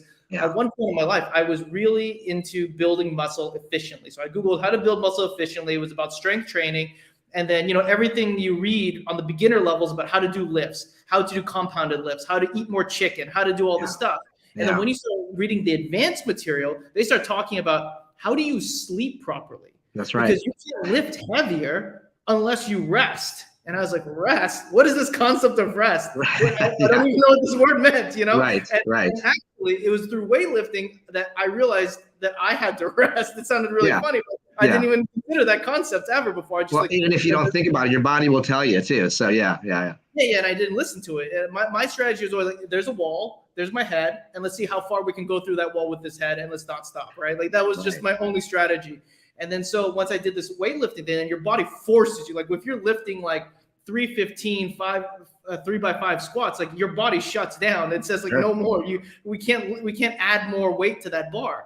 It was just like this enlightening experience where I said, wow, like, you know, dealing with stress, dealing with sleep, dealing with these things that are not the glamorous things to talk about in business or performance is really critical. Just like stress, right? Like stress inhibits performance. The more stressed you are, you know, I have a weird relationship with stress because on one side, stress is amazing. I love drinking like a huge, I remember before going to these Wall Street interviews, just chugging a huge coffee, getting that cortisol up, getting your adrenaline, and you're just like, you're moving fast. Your mind is fast, right? Yeah. But prolonged stress, I realize really, really affects you. So I think stress is like something you use in moderation. And that's why I thought I'd ask you this now, because if I may, I'll share. When I saw you speak, I mean, there was this visceral, like it was so like you brought the story to life, and the way you conveyed it to me meant you are feeling it. You brought it with you, and so not knowing you on a personal level, I wondered how you managed it. Because now, as I see you appear here with the Tribune and this program, it's great because it shows me that you're able to harness it and share it with us, but not internalize it to the point where it defeated you. Yeah. And that's I guess you're at a pivotal point where you're able to do that. So sometimes earlier in life you probably couldn't do that as well as you can today. It's practice, and that's another thing about getting good dealing with stress. Like I would say I was probably the most calm when the war happened in Ukraine. I was I was almost too calm. You know, my girlfriend at the time was running around the house when she heard a helicopter flying. She was screaming everywhere. And I just said, we're in the suburbs. They're not going to shoot a missile here. Like, this is step one. Like, so I would say, like, you know, and I'm just using this Ukraine thing as the most recent thing that happened in my life, but it applies to everything I did in my life, whether it be like interviewing for a big Wall Street company or doing a merge acquisition or a big deal, which is like, you know, first is you have to be a little bit desensitized that 99.9% of things won't kill you and are not that serious. I used to be stressed about everything, you know, especially when I was younger as a business person. It's like everything had to be perfect. And you just realize things are not like that. And actually, you know, this sounds very funny, but scientifically, missiles are actually very small. To destroy a whole city by conventional missiles, actually, like the statistical probability of you dying, like it seems scary when you hear the missiles happen, but the radius of a conventional missile is actually very small. Like it would take like hundreds and a lot of money just to flatten a city. Right. But you know, when you're in the situation and you don't know this information, and you're not dealing with stress. Like, you know, you were there when I was telling the story. One girl was so scared to get in her car to drive to the border because she just assumed a missile was going to hit. And I said, do you know the statistical probability? First of all, Ukraine is a huge country, right? Like, but your brain is not functioning in logic at the time. Like, let's take the map. The country is like this big. These are the tactical targets that you would want to hit first. The missile radius is only like this. We're more safe like driving. Like I told her, I said, we will not get killed by a missile, statistically speaking. If not, I apologize to you when you were in heaven. But I'm telling you, statistically, we're not going to get that unlucky. But what will happen is that they're going to cut the power. They're going to cut the food because that's strategically what you would do. You'll cut off the resources when they're coming to Kiev, and we'll die like that. So get in the car and let's go, because that's how we'll for sure die. Yeah. And you were able. Go ahead, Krista. I have to say thank you so much for that. You know, what's interesting is the mind actually does not know what's different, what's real and what's fake. So even as you're talking about the situation, I'm noticing my stress response come online, and I'm even getting a little activated. And I know we only have about 10 minutes left with you, so I'd love to take this in a little bit of a different direction. You know, David has really teed you up and has talked about you and the success you've had in your business. Saji has talked about the stress that you've navigated. I'd like to talk about your philanthropy and a little bit more of the heart-centered work that you do, and maybe how that's elevated your business, your sense of self, or just more like the contribution that you feel like you're making in the world. We've had a lot of thought leaders come on this summit, talk about, you know, the science behind things and their expertise. And you have a very unique perspective too, because you're also really giving back to the world in a very unique way. So can you talk a little bit about the philanthropy and the heart-centered ways that you give back, and maybe how contribution has elevated your success as well? Yeah, that's a really good question. So I would say that I always thought of the word philanthropy a little bit negatively, because, you know, I always saw it as this thing where it was a bunch of like rich people who gave a bunch of money to get a big tax write-off, or just to, you know, just to do some kind of personal branding. Because, you know, when you get to like the top percent of people, you know, it's really hard to understand who of the like the 100 top billionaires are actually doing because they really feel a cause for it, or they're just managing their personal brand. I have a very cynical view of it, because I know a lot of these people are very cunning and very strategic people. So why wouldn't they be there for their personal lives? So, you know, for me, philanthropy and giving back was always something that never needed a label, because I always felt like when people put a label on it, it was like, you know, you pay 20 grand, 30 grand to go to that gala dinner, but you're not really going to that gala dinner because you're really trying to help out, right? You're going there to network, and or be closer to people. You know, as you know, people do these conventions and stuff like that, and these galas, and I was never into that stuff. That's why I never bought tickets or decided to donate for like weird things like that. So my philosophy has always been, and I think this goes with, it helped with business philosophy, because I was already like this before the situation happened, which was, you know, in my personal life, as you know, I had a bunch of hardships, and I had really good people, including, you know, one of the funniest things was like, when I was in the Bay Area, when I was homeless sleeping in Walmart, my best friend's family, who happened to be a Ukrainian family, but they immigrated there when they were 5 years old. And so they'd not been there for like 50, 20 years at that point, took me in, right? And so they had no reason to do this. Yeah, we were friends, but there was no reason for them to be so kind, always have a plate of food for me, ready for me, you know, always accepting of me, and other really great, kind people. I'm just giving one example. And, you know, I remember hearing a phrase that really resonated with me for the rest of my life, which is, you know, sometimes somebody said this to, I think it was during this dinner with the Ukrainian family. They were saying that, you know, sometimes bad things happen to good people. And I just never really understood that concept, because I always thought more strict. I was like, well, if you do bad on a test, it's because you didn't study. You know, I was very black and white at that time. I had a very young, very like responsibility oriented mind, which is actually was nice that I took a lot of responsibility, but also wasn't a very good reflection of like how the world should really work, right? Which is like, sometimes good things happen to bad people, and sometimes bad things happen to good people. And I couldn't understand that at the time. And so a lot of the philanthropy, if you want to call it that, are just, I don't even call it philanthropy. I just call it giving. I just call it helping out the people I lived with, right? I went to grocery stores with these people. I passed by them during traffic. These are not strangers to me. These are people that literally helped me when I was in a foreign country, and they've done nothing but good things and helped me, you know, unlock my potential. And I really like Ukraine a lot, because they really don't want you to suppress your talents. Like in the US, sometimes they're like, oh, you know, you're showing off too much because you're working too hard. Why do you want to build a big company? Are you vain? Are you have some problem with your mind? Are you materialistic? In Ukraine, they're like, you have a talent. You're really good at this. You should be the best you can be. That's really great. I'm like, oh, really? I shouldn't hide this? Like, you know, they're like, no, enjoy your life.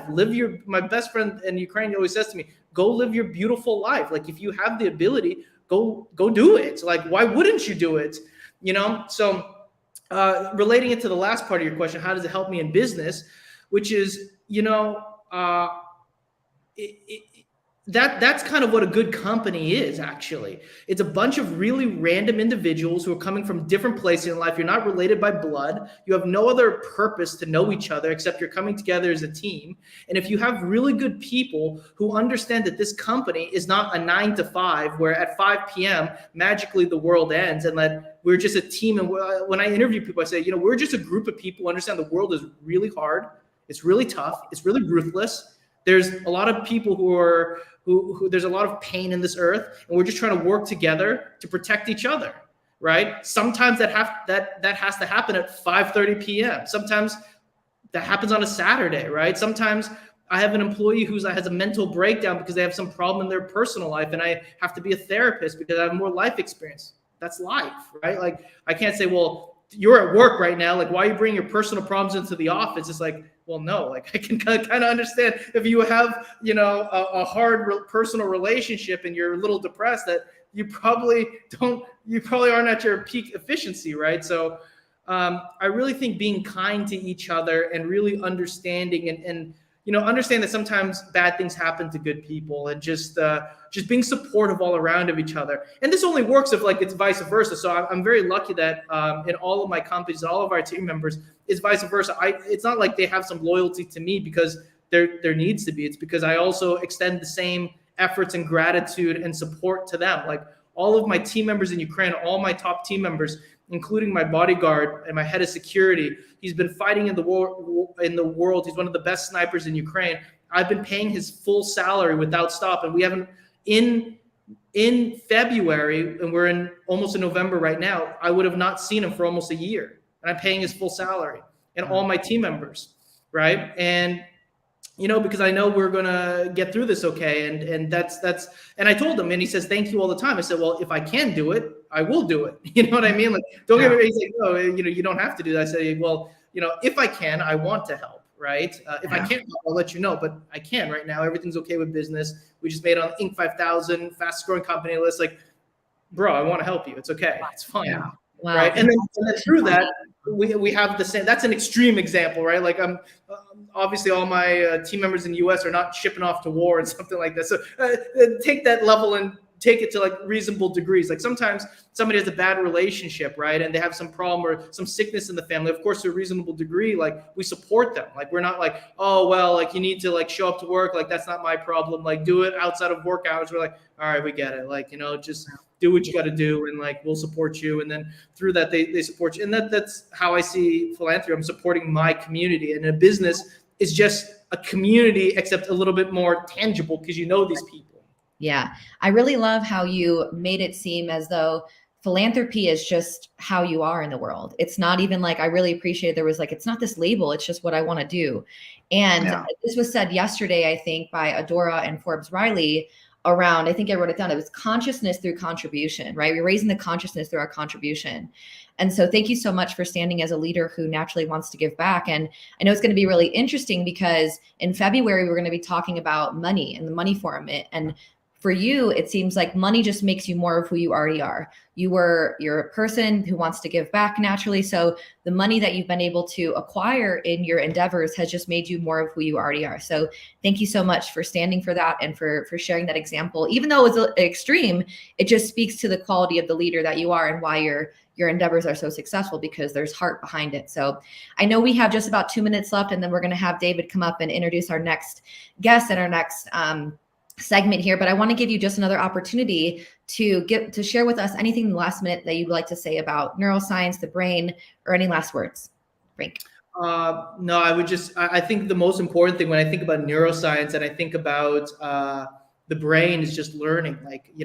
I have a grandma that's 90 years old. Actually, all my grandparents were alive until last year, and they all lived into their 90s. So all of them just really loved learning, and it was really shocking that they were alive, to be quite honest. And my grandma,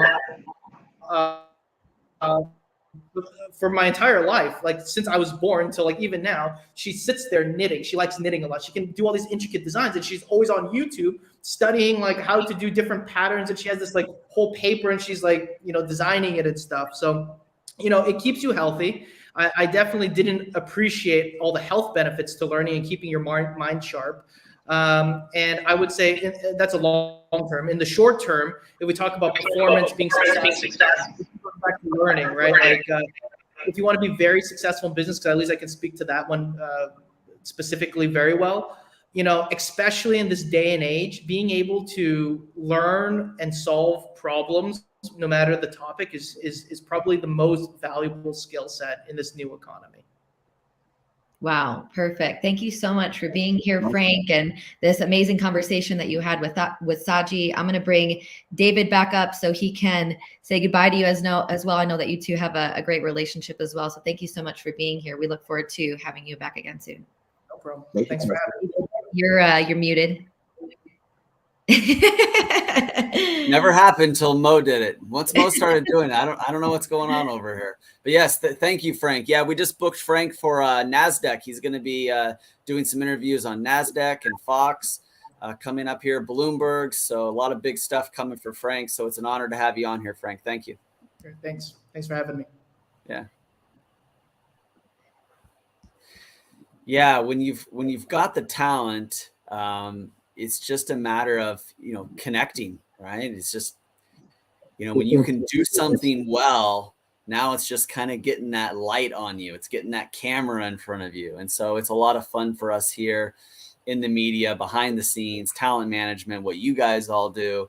A lot of times we know these people, but it's when these events come together that we get to sort of show off the talent that we get to deal with every single day. And it's a lot of fun. It feels very rewarding. So this is good. I think the composite of the people, the roster of talent on this program, it just showcases, I like to say, the right people at the right time for our audience, for our viewers, because it's really sort of, I keep talking about being proactive because of where we're at in the economy, in the world, to translate some of the terminology Frank uses and I use, the fourth quarter of a year. The talent is amazing. There's so many learnings from academia, authorship, from business experts. It's been a fantastic program, and it's great to be part of this. Yeah, absolutely. Sure. And speaking of a very unique person, we have somebody that I've been having the pleasure to work with on the back side of things with the summit. We have Dr. Richard Kay. Thank you so much for being here. Thank you. It's a pleasure. Yeah, Dr. Richard Kay, we actually honored him with our own Lifetime Achievement Award earlier this year in Vegas.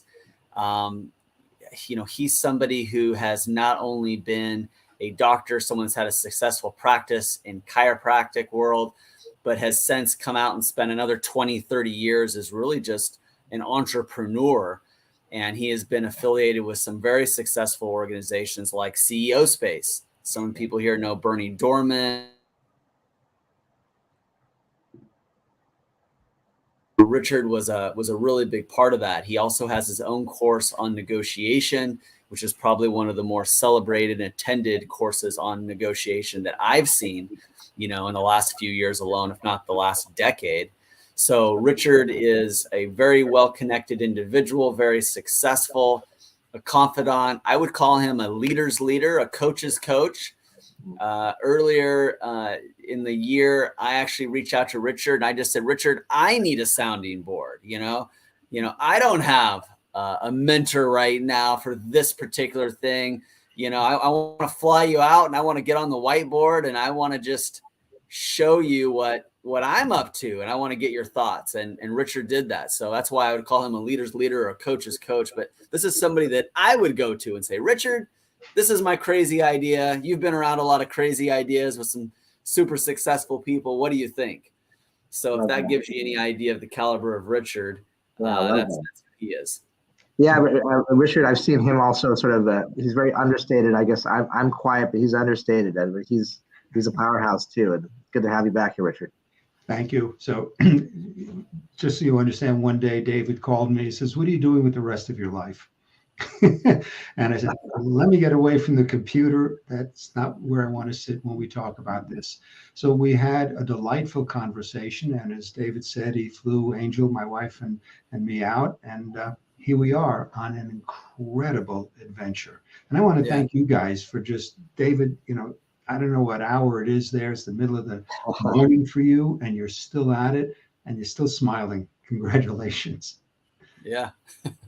It's 1:30 a.m. But no, I live for this kind of thing. So this is a lot of fun. Yeah, Saji, you can imagine, when I ask somebody like Richard, what are you doing for the rest of your life? He's probably thinking, well, David's already married. Otherwise, I think he's going to propose marriage. Usually you don't ask a question like that unless it's a marriage proposal. So I'm glad he kept listening to me. So Richard, the reason why we wanted to have you on here in kind of day 4 is, we're talking not just about the brain, but thinking about all the different things that kind of happen in the brain so that we can get more out of it, right? Like, it's fun to talk about the brain. It's fun to learn about the brain, but why? Well, what's one of the greatest benefits? Well, for a lot of us is, well, how do people make decisions? Like, I'm a big student of decision making. How does somebody decide to take action? How do people decide to start something, stop something? I love thinking about opinions that people have, and what changed your mind? Like, somebody that goes from one political party to another, like what happened? Or somebody that, was working for a company and now they decided to be self-employed, change like that, big change, something happens inside the brain. They were affected in a certain way. And so in that context, Richard's been very much a student of, the body, the brain, decision-making and negotiations. And when a lot of people hear negotiations, they think, sales or business, but we're constantly negotiating everything, right? And probably nobody knows that better than you, Saji. Right, but Richard, Dr. Richard K., will you kind of give us a little bit of a setup of how you view negotiations? When you think of negotiations and the topic of negotiations, what do you think of?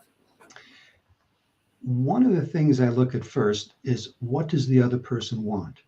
And Saji, as an attorney and a high-level business guy, I can only imagine that you would do the same thing. Part of the challenge in negotiation is the same problem in life. Most people are, what is in it for me? In my experience with negotiation, if you look at what the other person wants and you can resolve the differences, most people view negotiation. Most people say, here's negotiation. I'm going to make a presentation. Someone's going to make a counter offer, and we're going to meet somewhere in the middle. When you take money off the table and add other things into the negotiation, everything can change. So what people learn, hopefully, is when they take my program is, how do you get to the other side? You want to win. And David, I'm going to begin here by talking about, again, most people think I win, you lose. I used to teach what I would call level 2. I win and you win. Much, much better. And I went to what I would call level 3. I win, you win, and our cohort wins. And then I took it to level 4. I win, you win, our cohort wins, and humanity wins. If we view life, forget about negotiation, if we view life, what can we do that everybody wins? We wouldn't have this stuff going on in the world today. So there you go. Thank you. Yeah, it is a unique perspective. That's why I wanted you to share it. Go ahead, Saji. Well, that is interesting. I was listening to how you scale that approach, and you're right. It's true. I do approach negotiations, Richard. Well, I tell my clients, and I approach them with them. So strategically, and we'll even take with the Tribune, and we also, life is a negotiation, like David said. Everything you do is a negotiation, right? Let's start with the end in mind, which is a principle that goes way back to Covey and the lot. But starting with the end in mind also means, what do you want? Don't get lost in the maze itself. In the end, almost like a trial, right? You want to go. I want to go to trial. I want to fight. I want to win this thing, But in the end, you may win, but you may not feel like you won in the end, because you're going to pay off the lawyers, you're going to pay off your therapist for your travel, your journey there. But is it really a win? So starting with the end in mind, and negotiations is important, I would say too. So when I hear you about scaling, about what does it in it for the other party and what's in it for you. And the scaling approach sounds like such a measured, methodical approach. It's just the right thing in times that are like these. Sajid, when you talk about keep the end in mind, I love it. I tell a story. I lived in San Diego for 30 years. Tijuana is 20 minutes away. The culture in Tijuana is negotiating. I went down there, saw a wonderful plant rack, knew exactly where it would fit in the kitchen. The culture, he offered 20, I offered 10. 19, you get this. We're at 15 and 15 and a quarter, 15 and 15 and a quarter, and we're going back and forth. And the woman I was with said, give him the frickin' quarter, let's go home. We get so caught up in the exercise, we forgot. I would have given him 20, would have given him $40 for it. I gave him the extra quarter and left and laughed about it. So it's exactly what you're saying. What's your end goal? If it's to do the handling, if it's to do the negotiation, great. Enjoy it as a game. You're in a different place as an attorney. I don't know if you're, in trial, but it's a different exercise there. So, ladies and gentlemen, remember what's your desired outcome. Yeah. And help the other person gain theirs. Well said. Yeah. Well said. Yeah, for sure.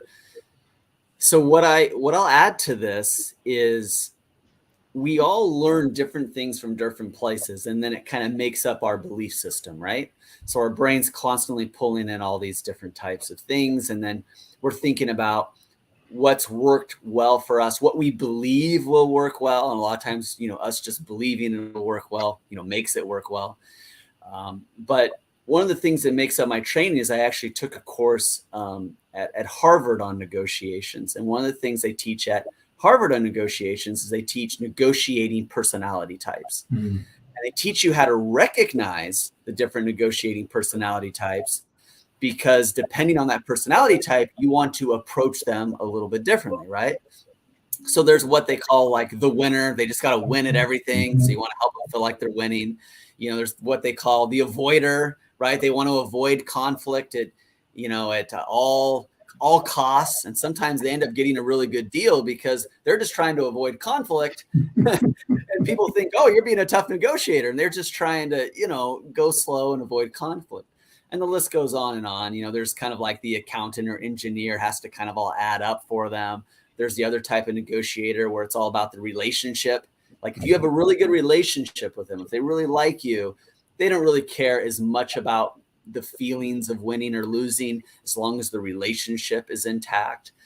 So I'm not saying that's the end all be all. Matter of fact, I'm saying exactly the opposite. It is not the end all be all. Right. But someone like Richard and Sashi, this is kind of a fun conversation because we're pulling from all of these different places and all these different things we've learned.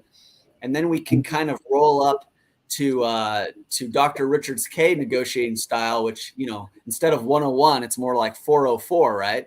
But we can kind of pull those skill sets inside and say, well, even if we know what the end goal is, even if we kind of know what somebody's personality type is, how are we really going beyond the win-win? Which you're right, Richard, that is kind of the more, obvious kind of thing. But the question I want everyone to keep asking at home is, what are people thinking right now? What are people feeling right now? What's happening in their brain right now? How did these people make these decisions? If you can ask yourself those things in real time, if you can have that level of emotional intelligence, that's really where, Richard, don't you think that people have the greatest opportunity to bring out the best in these situations? It's kind of being able to do a little bit of a few things at once. And be totally aware of the other person. Well, that's where it starts. That's what I'm saying. And being aware of their personality, what their approach is, because it's different for everyone, right? And someone asked me the other day, how do I negotiate on a telephone? That's tough because you can't see body language. You can't see if they're even paying attention to you. So everything, and I've not taken the Harvard program, what they're saying is 100% correct. When you understand what the other person is about, and I'm going to add another dimension to that, and I don't believe they teach this in Harvard. In this model, there are 3 different ways of behaving, of living. There's someone who lives in the space of behavior. What does that mean? You get an idea, you do it. You said, can we talk? Yeah. Can you fly out? Yes, do it. That's a behavior personality. And I'm going to tie this in a moment. You'll understand why I'm telling you this. There is perception person. The perception person wants to think about things. And I use this as an example. My wife, Angel, and I are in a car. We're going out. And I say, do I need to make a right or a left at the next intersection? And she's got to think about it. And I say, honey, is it right or left? That's the perception person. A structure person needs all the details. They must know everything that's involved. So the reason I say this is when you're negotiating with a person, you listen to their language and you'll understand. If they need all the details, you're going to give them all the details. If some people, and I used to get so frustrated, I ask a question of someone and it's like, did you hear me? That's this person. You have to let them integrate. So the more we know about the space between us, the better you can negotiate. And then they have inside you, there's something else. Get out of your own way. Yeah. You mentioned Bernie Dorman. One of the things that was so beautiful about Bernie, he never saw the person he was speaking with. He never saw the person. He saw their soul. He saw the bigger frame. And he was a master, as you know, because you knew him, he was a master at helping people grow and grow their businesses. Yeah, for sure. Well, one of the things that we learn as we're kind of all bouncing ideas off here is, you know, we are multidimensional beings, and I'm going to talk about that a little bit later on. And you know, that's why it's important that we understand the different styles and the way that things work. But Richard, we're moving things along, and you know, you're a part of another interview later on today with Dr. John Demartini. Thank you for helping bring him into the fold. But I want to give you a chance just to wrap things up here and give us your last thoughts for this particular segment. What else would you like us to know about the brain and negotiation, and anything else we didn't ask you that you want to kind of fit in here? So take a minute and wrap it up for us. We view the world and we see it exactly as we think it is. Ladies and gentlemen, I invite you, the Talmud reminds us, we don't see the world as it is. We see it as we are. Everything you do, everything you perceive is shaped by your history, by your background. Most of the thoughts you have aren't even your own. We collect that thought from the universe and it comes pouring out of our mouths. Be gentle with people and don't judge them. They have their story. You've got stories. You've got your story. If you can merge the stories in business or in personal, you'll have a better quality of life. Yes. Thank you. Okay, we're going to go to a commercial break here in just a second. And then when we come back, if they don't turn off my mic, I'm going to share something with you. It's going to be very controversial. And it's going to be against some of the things, it's going to feel like it's against some of the things that have been said the last couple of days, and maybe even in the comments. But just hear me out. Mo, will you hear me out? Absolutely, David. And I just have to say that segment with the three of you was one of the highlights of this summit. That was really powerful and useful. Right? There was no fluff there. It was actually practical, useful things that business leaders, business owners can apply to their lives. There's lots of food for thought. I don't know what I'm doing on screen with the three of you. Someone somewhere made a mistake and let me slip through the cracks here. This is incredible to have an opportunity to share the screen with three incredible leaders. And if you're ready for that commercial break, David, we'll take it and come back now. Yeah, let's do that. Okay, we'll be right back.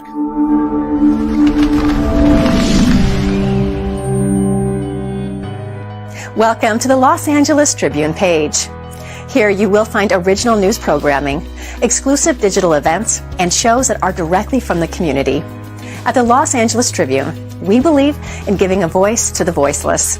We are proud to be the only national brand to empower everyday people to make a difference. Since 1886, our reputation has been built on truth and responsibility. Thank you for watching and making a difference. For general inquiries, contact today. Thank you on behalf of the Los Angeles Tribune team.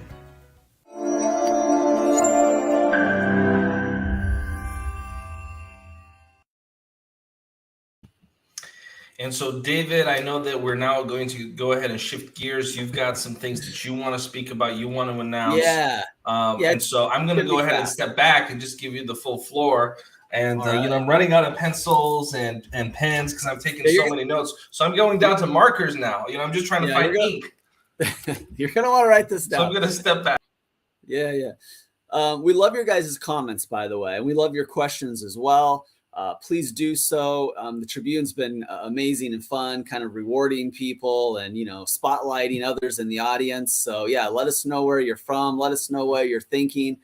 And, I'm going to try to win a few people over here with a very unpopular view, but hear me out. I'm going to give you this unpopular view.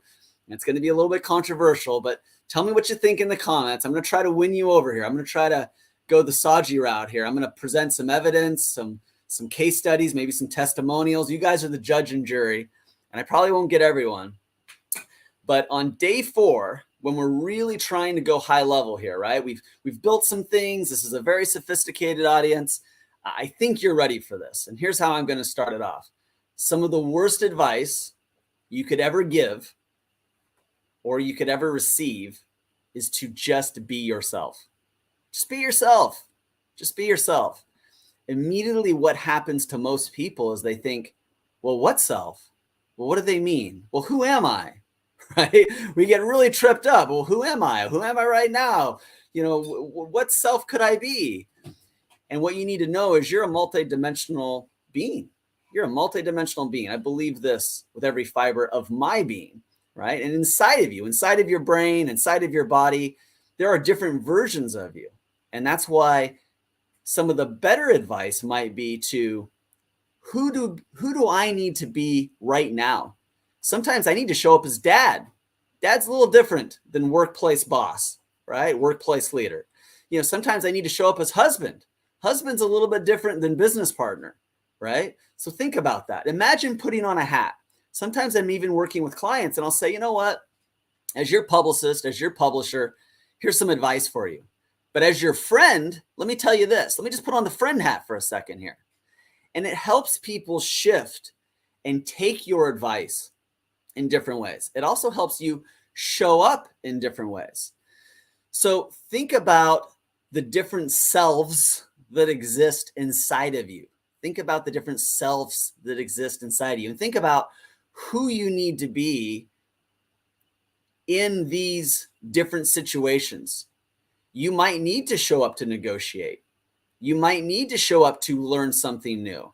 In just a second, I've got a very successful musician coming on, and he's going to talk about the music-brain connection. A little side note, Schroeder, who's coming up, he's my piano teacher. So I've had the dream of learning to play the piano. It's something on my bucket list. But one of the reasons why I don't do it is because I hate being bad at something. I hate it. I can get embarrassed, and I'm embarrassed to tell you that I get embarrassed. But so many times when we do something new, we have to be willing to be bad. And when I'm helping people be on camera, when I'm helping people be on stage, when I'm helping people write, I'm telling them that, right? Just be willing to be bad. Give up on trying to getting it right. Don't think you're going to get it perfect. No matter how perfect you do it, I can probably find a better way for you to do it. How perfect you do it, someone can probably find another way or a better way. You need to make progress, right? We've heard this before. We worship progress, not perfection. And I use the word worship very purposefully. Some of you might want to use the word prioritize. We prioritize progress over perfection. But among other great things, this is who I would go to, right, to get piano lessons. But getting piano lessons, I have to be willing to be bad, and I hate it, right? I hate it. So who I have to show up there, the self I have to show up is very humble, is very teachable, right? It's very accepting of not being very good musically. But I say all this because I really want you to go to the next level and think beyond being yourself. One of the things that makes me cringe a little bit, okay, here's a judgmental side of me. And I say that to be attention getting, but here's the judgmental side of me. One of the things that drives me nuts on social media is so often I hear in the comments, oh, just be yourself. Don't care what anybody else thinks. Oh, just do whatever you want. You shouldn't care what other people think. That's a very fast way to having very skinny kids. Okay. And I'm kind of borrowing that from Zig Ziglar. When he talks about not being very successful in business, he says that's a very fast way to have very skinny kids. In this business nowadays, if you're a speaker, if you're an author, if you're an expert, if you're an influencer, right? If you're a leader, right? You do have to kind of care a little bit about what people think. Now, I don't mean care like you're losing sleep about it at night. I mean care about it in the sense that you need to understand how people's brains work. How do people see you? How do they perceive you, right? Their perception is their reality. So we need to work within those guidelines, right? We don't just make book covers. Well, who cares? It's what I want. Well, sure. If you're the only one buying the book, well, then sure, make a book cover of whatever you want. But if you're making it for the world, you might want to take their opinions into consideration, right? If you're a speaker, if you're a writer, share your speaking, share your writing, get feedback, be humble, be teachable so that you can make it better. In this sense, you should care what other people think. Okay, so I know I'm splitting hairs here a little bit, but that's what we do at the higher levels. We start to split hairs. We start to get situationally intelligent. We want to be strategically intelligent. So I know that these are just random things we say, but because the people on here know what we say to ourselves, what we say online has so much power, I want to help you reframe some of the things we're saying. Let's reframe the I don't care what anybody thinks to I really care what the right people think. Can we reframe it that way? Instead of I don't care what anybody thinks to I care what the right people think, right? Or can we reframe it to, instead of be myself, right? Be the right version of myself for this moment. Show up as the right version of myself on stage. Show up as the right version on camera. Think about that. That's my challenge for you. That's the proverbial soapbox that I'm standing on right now. But I wanted to tie that together with the brain. I wanted to tie that together with progress and performance. Thank you, everybody, for letting me indulge myself. Thank you, Los Angeles Tribune, for letting me have some time here on the stage. And thank you for bringing in all these amazing people here. Mo has demonstrated great leadership many times in front of the camera as well as behind the camera. I have a testimonial for him. If you guys want to go next level in the world of leadership, don't just listen to Mo, but watch what he does. Watch his example. Watch how he interacts with people. Watch how he involves, encourages, diversifies, strategizes. You can learn a lot just by watching Mo. So thank you for this. I'm going to add Krissa, bring you back up here. Krissa, challenge me, throw hard. What do you think of this advice I'm throwing out at people of, it's no longer good enough to just say, just be yourself. Are you okay with that? Surprisingly, I actually agree with you. I think why do you say surprisingly? Because I think that in some ways it's I think we want to get people's attention by saying and exploring things that are relatively typical or naturally agreed upon, right? People are like, be yourself. So I think there's sort of a natural polarity that exists within that we're playing on here, which I agree with, right? And I think it is true. But what I also would add to that is you still are being yourself. But like you mentioned, yes, it's within which version. There's the person, there's the speaker professional of me, there's the person that's at home. There's all different versions of me. But I think it speaks to you really have to know yourself in order to be able to demonstrate, okay, which part of me is meant for this endeavor or whatever it is. So I do agree with you. Well, we want people to shift more quickly. And one of the worst places for us to be, hear me out, is in our heads. And so many of you out there right now, we all just get in our heads and we get stuck in our heads and we get in a state of overwhelm, right? and it gets a little chaotic. So what I'm doing is I'm giving you a way to shift the gears a little bit faster. It may be a little bit harder to answer the questions and go into just be myself. It might be better and faster to kind of define the work self, the play self. Hey, it's time to play. It's time to do this. It's time to do that. That will help you show up better, and you start mastering the moments, and everything else take care of itself, right? So master the moments, moment mastery. I'm all about the power play. There's a lot of people out there talking long-term goals. Carissa, what am I going to do in 5 years? What am I going to do in 10 years? What's your power play? What can you do in the next 3 to 6 weeks to make money or change the world? What can you do in the next 4 to 8 weeks to get results or to achieve something meaningful or significant? Collapse the time frames and collapse them all the way down to moment-to-moment management so that you can do the power play, so you can actually get to those 5-10-year goals. When people are thinking about the big goals, they give themselves too much time. There's too much time to procrastinate. Well, it's a year goal. I got time. Make yourself do something today. Make yourself do something now. Know who you need to show up in the next hour to get on that phone. Who do you need to be for the next 30 minutes to get on that camera? You will shift faster, you will go further, and you will accomplish more.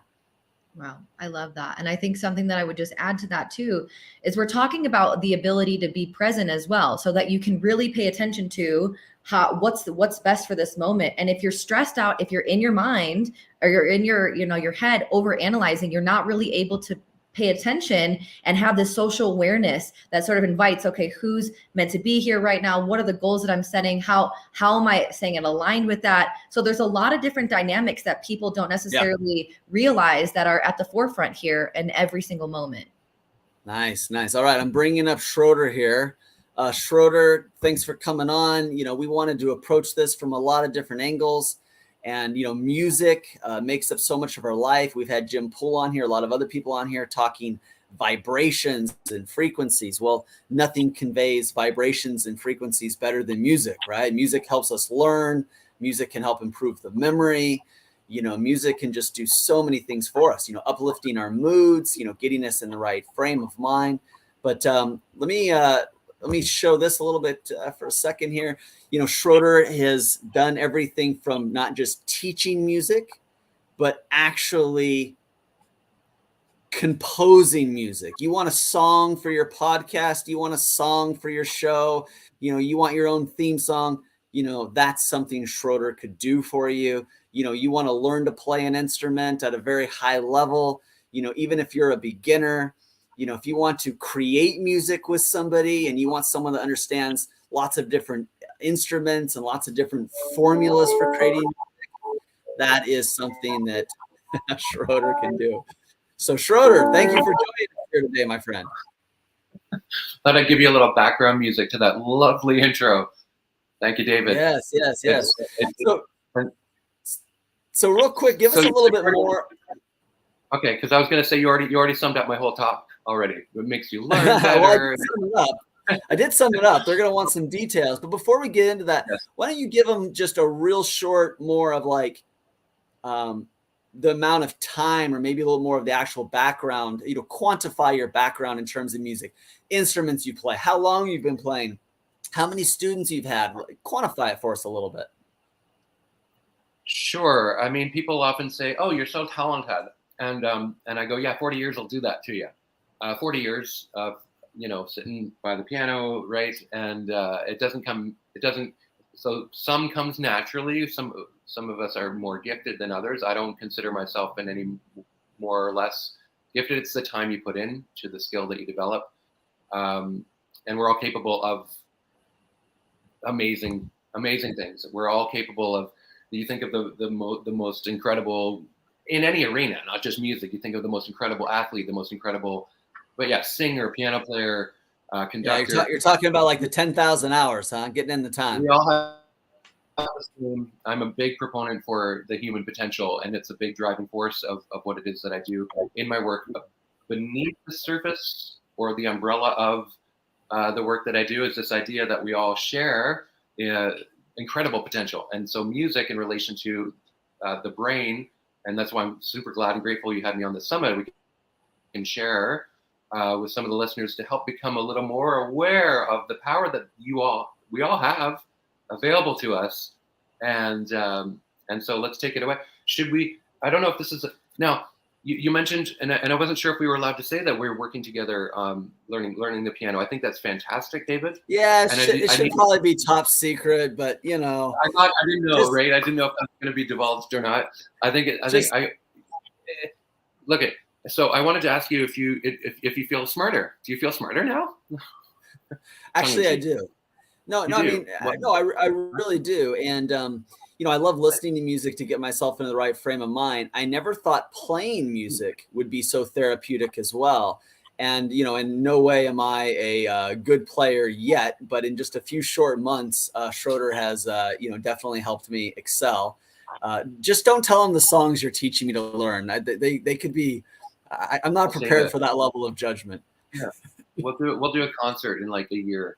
You'll blow them. Blow them. No, David's doing it.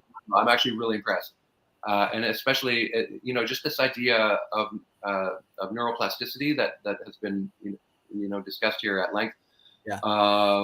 Music is it's as an adult to start to fire up those neurons using music. It's probably the most effective way of just building. So I'm not sure how much you're interested in learning the piano.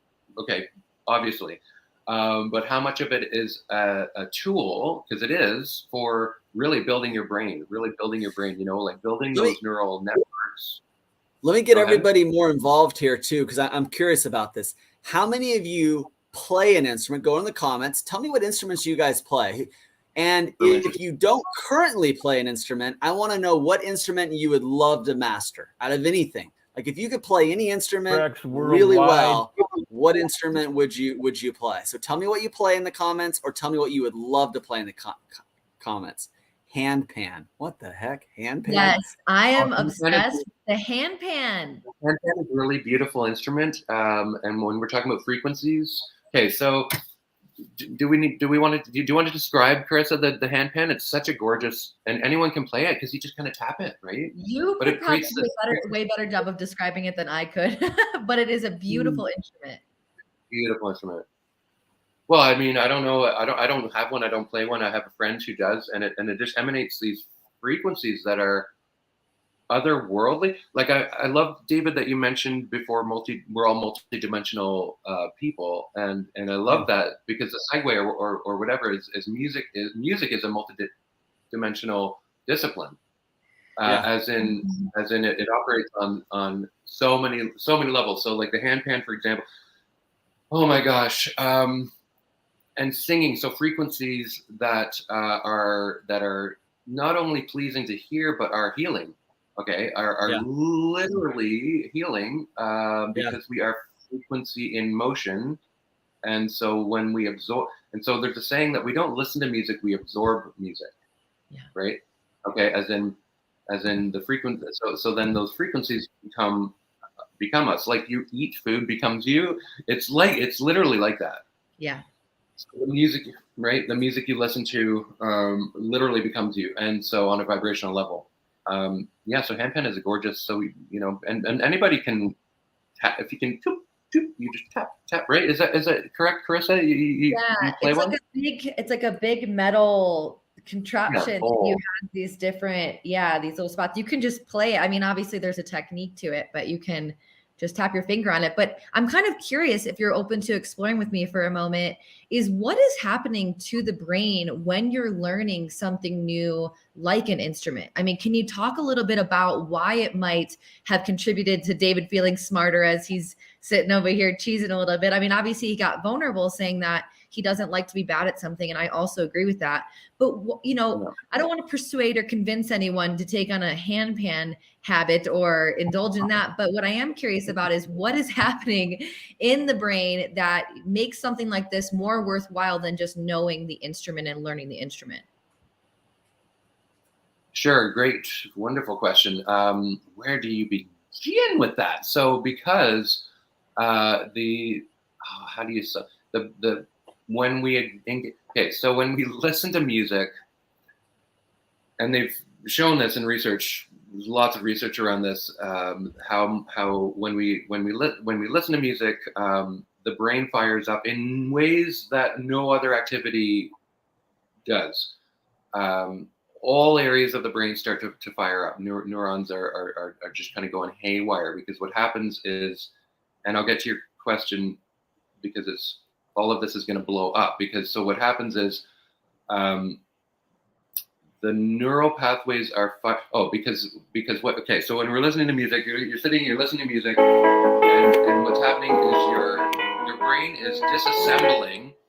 In a way, disassembling all of the parts, all of the pitches and rhythms and timbre, disassembling it inside the brain and organizing it in such a way and putting it back together to be what we're hearing, all simultaneously the entire time you're listening to music. So like this neural activity is happening all the time, which makes it the most highly engaging activity for the brain. It's like a workout, right, for the brain. But then when you play music, to get to your question, it just blows up. Like it just, and they've shown this when like if you could hook my brain up to an EEG machine, you know, with the probes and the, electrodes, you would see all these areas of the brain like firing up like no other activity. So in terms of learning and higher learning, those neural pathways that are now built, are now available for other areas of your life, like highways, and like networks of highways. Yeah, it's fascinating. Mm-hmm. It sort of reminds me of what Dr. Hayley was talking about at the beginning, which is our lives are so on, autopilot. Like we get up, we drink the same coffee, we go down the same route to work or what have you.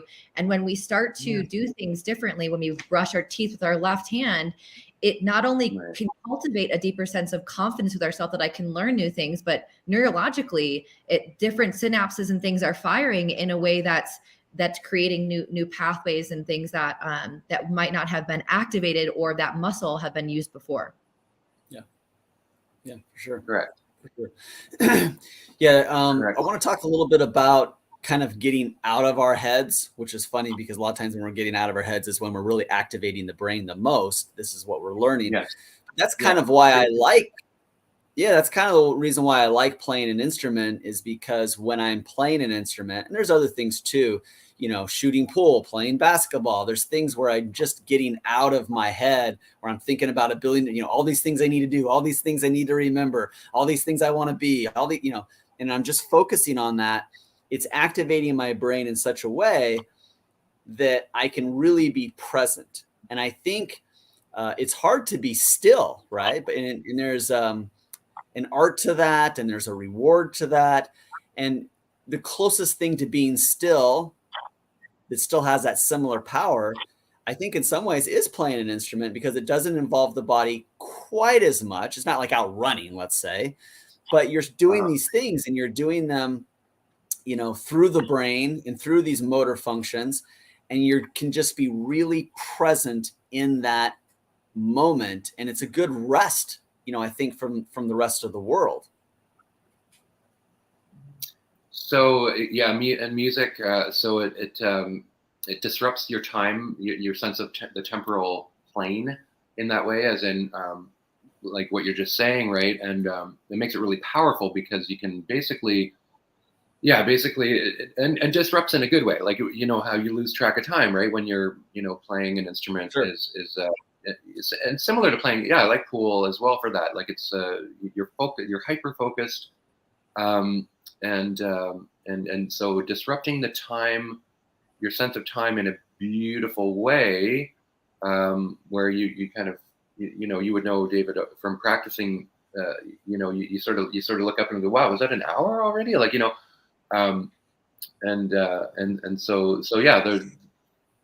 there's stuff going on in the brain that allows for this distraction and quiet and allowing for deeper. Well, thank you, Schroeder, for coming on and kind of having a little bit of a conversation with us here.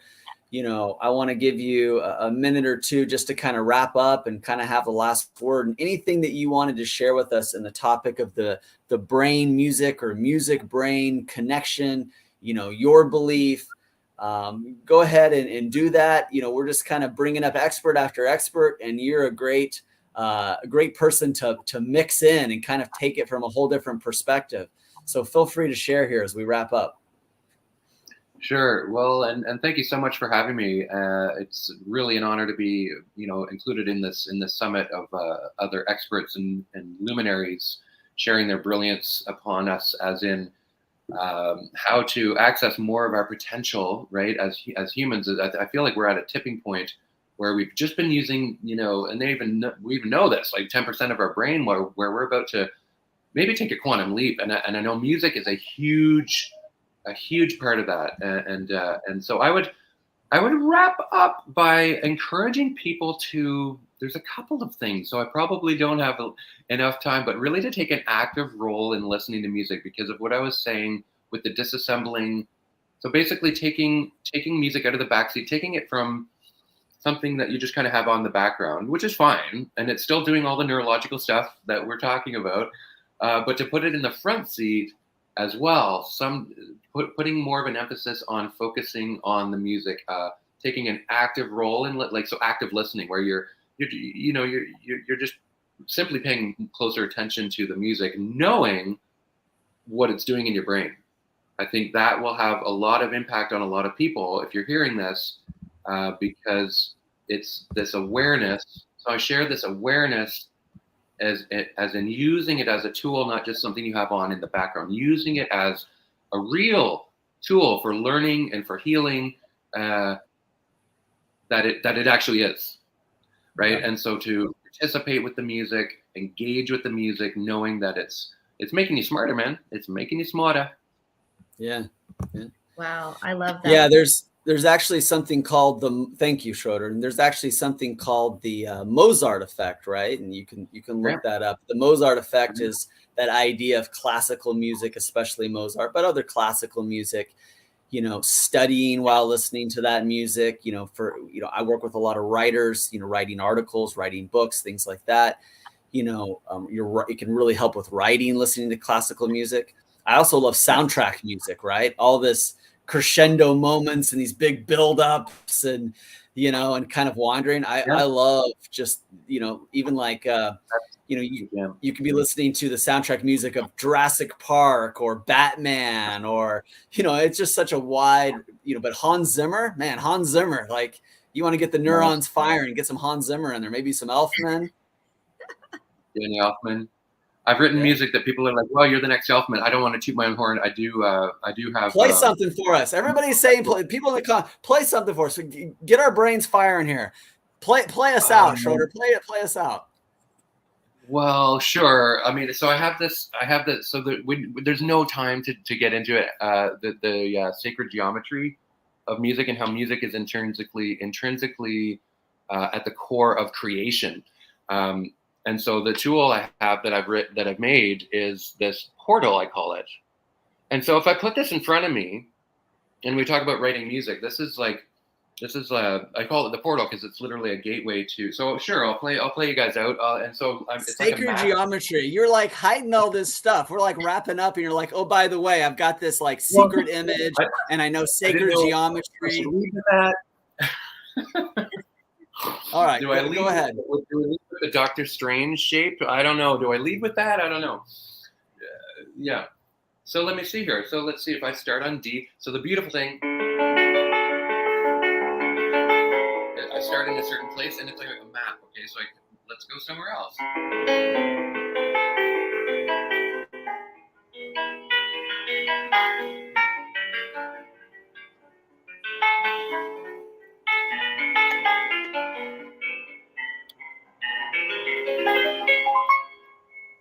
Okay, that's weird. I don't know how much time you want to play. I can do this all day, guys.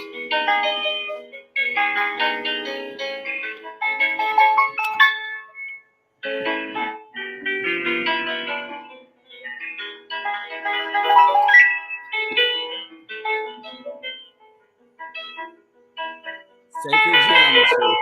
Wow. Sacred geometry.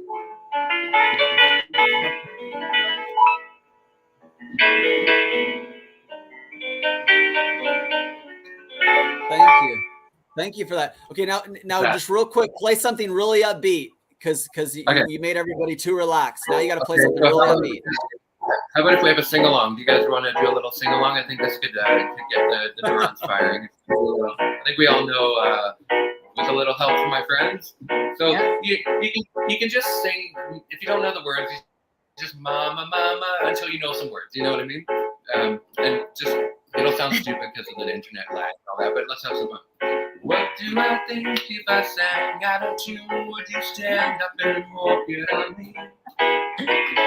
Lend me your ears and I'll sing you a song and I'll try not to sing. Yeah, I don't see you singing. David, I can't wait to.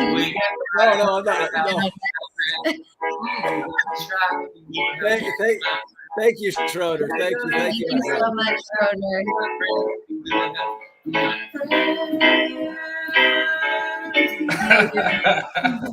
Thank you so much, Schroeder. I mean, that was incredible, and what a incredible way to be on theme with the work that we're doing here. Of course, we've had so many different perspectives on neuroscience, and the auditory component is something that we cannot deny. Of course, this whole event is powered by Newcomb, which is really about stimulating different parts of the brain simply using the auditory component of one of our senses. And I'm pumped up. I'm excited, Carissa. You already know, of course, we just heard a rendition of the Beatles, which was copyright free because it was a cover. So no one can flag the video.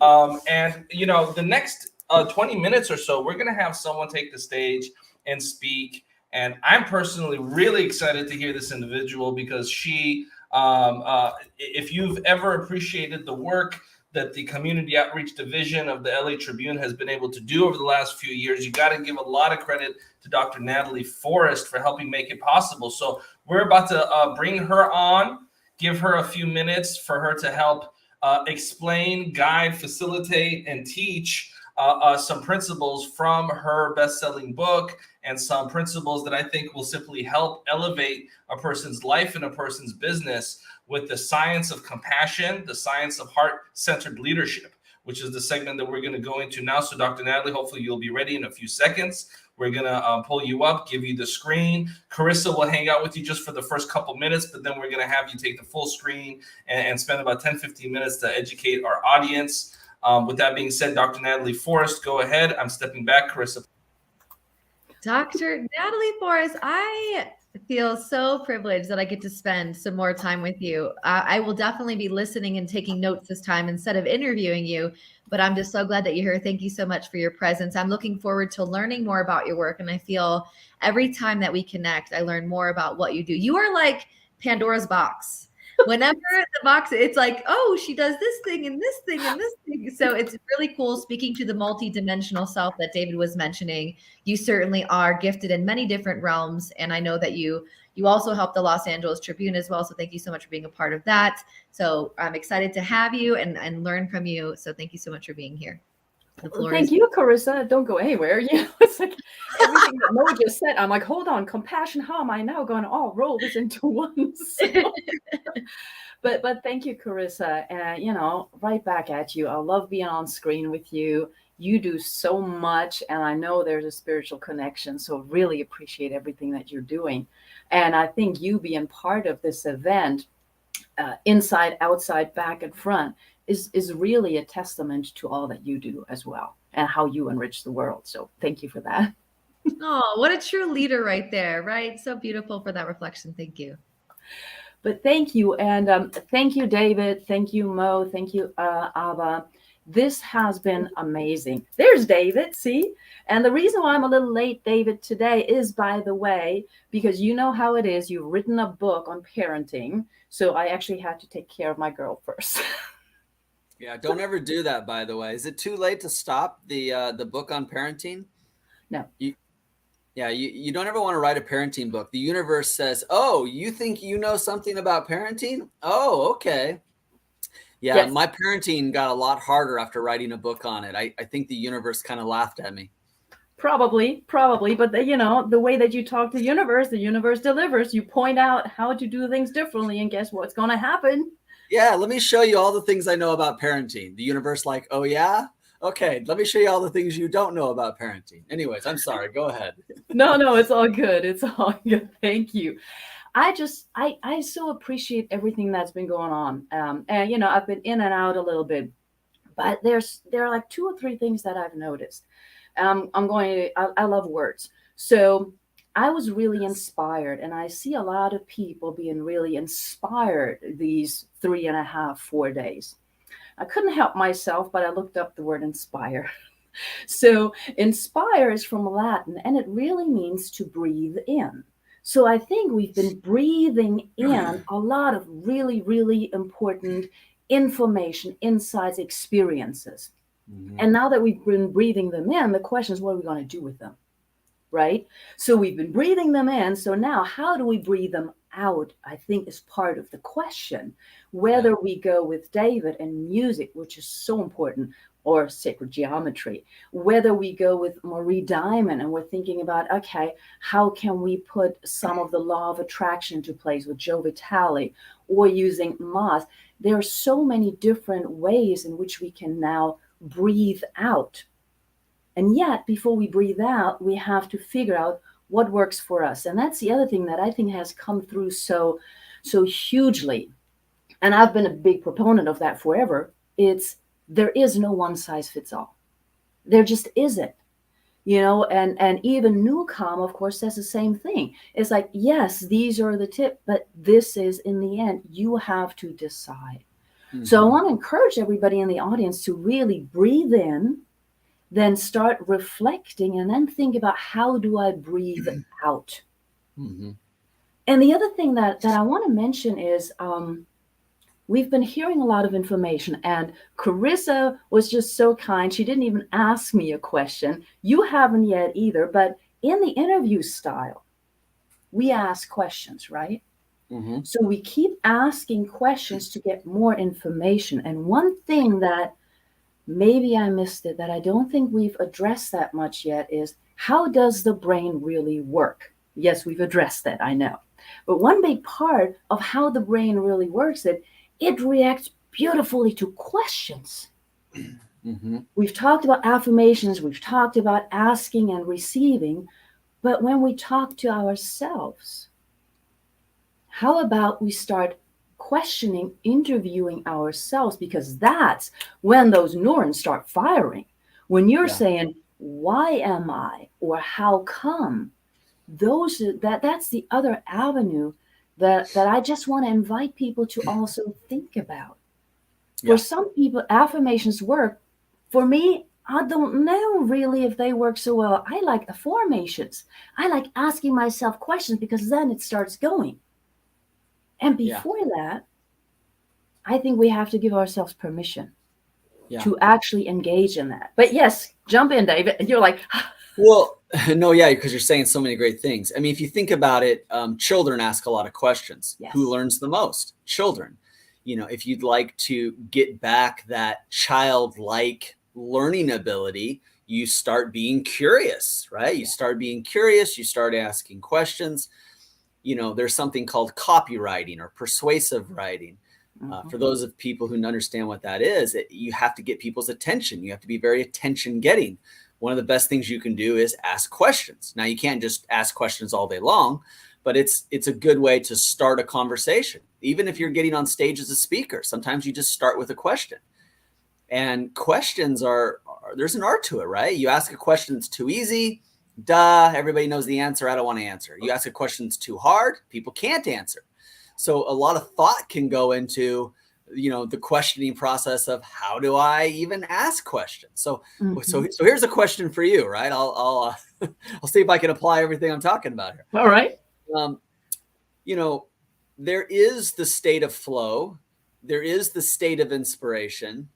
And I think some people believe that it just kind of happens upon you, right? But I think to some level, we can purposefully, intentionally create inspiration and flow. And so my question to you is, what are some things that you do, Dr. Natalie, or you would tell other people to do? If I said, hey, I really want to be inspired, how do I do that on purpose? I don't want to wait to be inspired. I want to be inspired today at 12 p.m. How do I do that? I want to be in a state of flow at 2 p.m. today. What are some of the things that you would tell people that they could do to actually put themselves purposefully into those states? Okay, so my first answer would probably be, what in heaven's name are you talking about? What are you thinking? Because being inspired at 12 p.m., and I'm taking it to the nth degree right now, right? Okay. Is like, okay, you can't set a time by it. That's not how this works. That's what I would say. You can work towards it. I'm using the word work, because it is, we've talked about this for the last 3 days. You have to work on rewiring the brain. And when it comes to being inspired, well, I always start with gratitude. Everything I do starts with gratitude. The morning starts with it. The day, during the day, the day ends with gratitude. And when you start that, and it starts with a question, what am I grateful for? Then I get already slowly but surely inspired, right? Because then I say, oh, the sun and this. And then the other part of inspiration to me is asking questions and exposing yourself. So when you're driving, many people in the US drive, when you're driving to work, to the grocery store, don't just drive, look around. Give yourself permission to really breathe in what is happening, and don't shut yourself off. So I think that's where I would start. And of course, I always say, be around children, because they ask those great questions. That's the best way to go, nature and children. Okay. So let's have some fun here. Let me push back a little bit on this. Let me see if I can get you thinking about this in a different way. So maybe there's no silver bullets in certain kinds of things, right? Not everything's going to work every time for every person in every place. But are there some things that would increase the odds, put the odds in your favor? For example, let's say you did want to be inspired or get into a state of flow at a very set time. Couldn't we listen to a certain kind of music? Yes. Couldn't we go watch the movie Shawshank Redemption? Couldn't we go, right? But seriously, couldn't we go and have a conversation? Can we get like someone like Mo and Carissa and a few of us? Hey, let's have a conversation here. Yes. Aren't there some things like that we could do that might inspire us? Like every time I talk to a certain kind of, like every time I listen to Les Brown and I hear him tell the same stories. If you don't know too much about Les Brown, he's only got a few stories, but damn, they're good. And you can just listen to him again and again and again. So I know if I go listen to Les Brown or I go listen, I'm going to feel inspired. So aren't there some things like that maybe we could do a little bit of? Of course. And that's why I say, add to that list. Right. So how you start out the day, right? And then, yes, absolutely. Music to me is key. And we see that. I mean, Dr. Joe has written books about this and himself writes music as well. It is what we take in, we breathe out. So if you want to be inspired, find music that inspires you. It doesn't have to be Beethoven, right? But it could be, because we know what that does, or Mozart or Wagner. We know all of those. We also know that other music will depress us. So put on the right music, look at the sun, and make a goal. And I stopped because make was not the right word, but set goals. And if you work step by step towards those goals, and people do sometimes say, if you want to manifest something, say by November 12th, I want to have made X amount of money, right? So you do need to have a goal. And that goal will then inspire you. Now, when I'm talking about goal, I think it needs to be a goal that is in full alignment with yourself, because otherwise you're just doing what everybody else says. Again, we need to individualize. But yes, music, go outside. Yeah, go ahead. Oh, I was going to say, I'm still stuck on you telling me I need to look in the sun. I was always told we don't look into the sun. Well, you can look at the sun in different ways, right? You can wear those glasses, but you look at the sun, you look at the stars, you look at the moon, and you take time. But everything starts with you knowing what your destiny is. And I think that's really what Marie Diamond said, what everybody said. You need to know your destiny, and then you set goals, and then you lay out, like in your room. And I'm not going feng shui, but do you buy flowers? Do you give other people cards? Do you smile at other people? All of those are things that will put you in the flow. Give, receive, give, receive. When you smile at people, when you give love to people, you can't help but get some of it back. Yeah, I like that for sure. I like that for sure. Yeah, I would love everybody to go in the comments. Tell us, the last time you were inspired, what outside element kind of helped trigger you? It was a music, it was a movie, it was a conversation. Somebody posted that they love going to a museum and looking at art. They see sculptures, they see paintings. It inspires them. You're right. Different things inspire you. What kind of music inspires you? What kind of movies inspire you? What kind of people inspire you? Sometimes listening to inspirational stories, reading the Chicken Soup for the Soul book. Sometimes that inspires you, right? Reading these types of things. So, sometimes sports inspires me. Like I see these people that have dedicated their lives to something and they're playing at like the top of the game and like what the human body can do. And little old me is going, dang, if I could even just come close to that, right? Mo, are you inspired? Take yourself off. When I hear two thought leaders that I have so much respect for, that I know are making the world a better place, like David Fagan and Natalie Forrest, I'm inspired myself, because I know that the two of you, whether the two of you realize it or not, are on the same mission.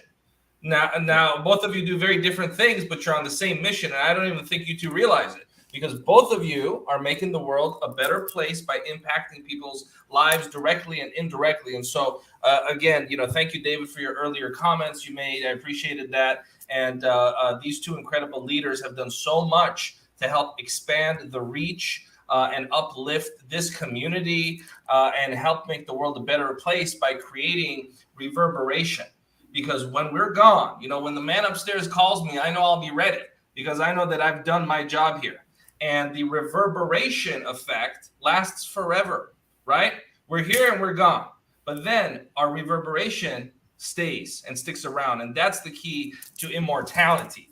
And so with that being said, I'm going to add a couple folks here in a minute to engage in the next 15, 20 minutes or so in a powerful dialogue. I see Dr. Marlena in the background, Danella Burnett in the background. So we're going to take a quick 1-minute break, come back, and have a very powerful, dynamic conversation with several different thought leaders at the same time. You're going to experience a real world, real life, live mastermind. We'll be right back.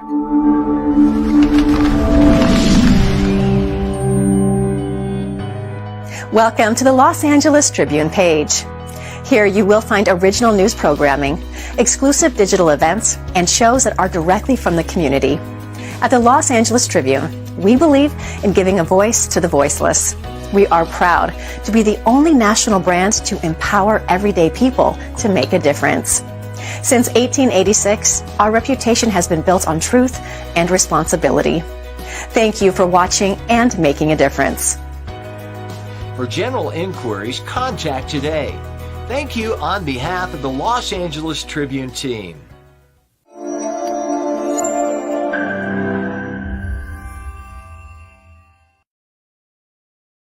And welcome back. Want to acknowledge a couple folks in the virtual auditorium. Michelle McLean just made a lot of men jealous by calling David and I her favorite two men. I want to say hello to our friend in Malaysia who's shouting out the Tom Hanks movie.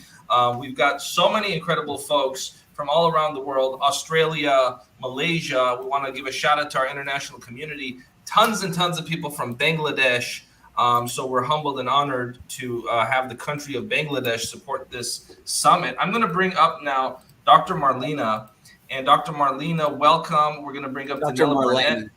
Marlena, welcome. We're going to bring up Danella Burnett in a minute here as well. But David, please, if you don't mind taking the lead. And we're going to also bring up Danella Burnett. So hopefully Danella is also ready to come up now. And David, if you don't mind taking the lead, I'm going to step back for a couple minutes and listen, take notes. If you guys knew how many pencils I've had to sharpen in the last 4 days, you guys wouldn't believe it. But thank God I have lots of markers, pens, pencils. So I have backup options as well. So I'm going to step back and take some notes, David. Yeah, I talked to you about Dr. Marlena here. She's a friend. She's a client. We published her book, Rediscovering Your Destiny. She has definitely got a story. So many people, we come from something that we had to endure, we had to learn from.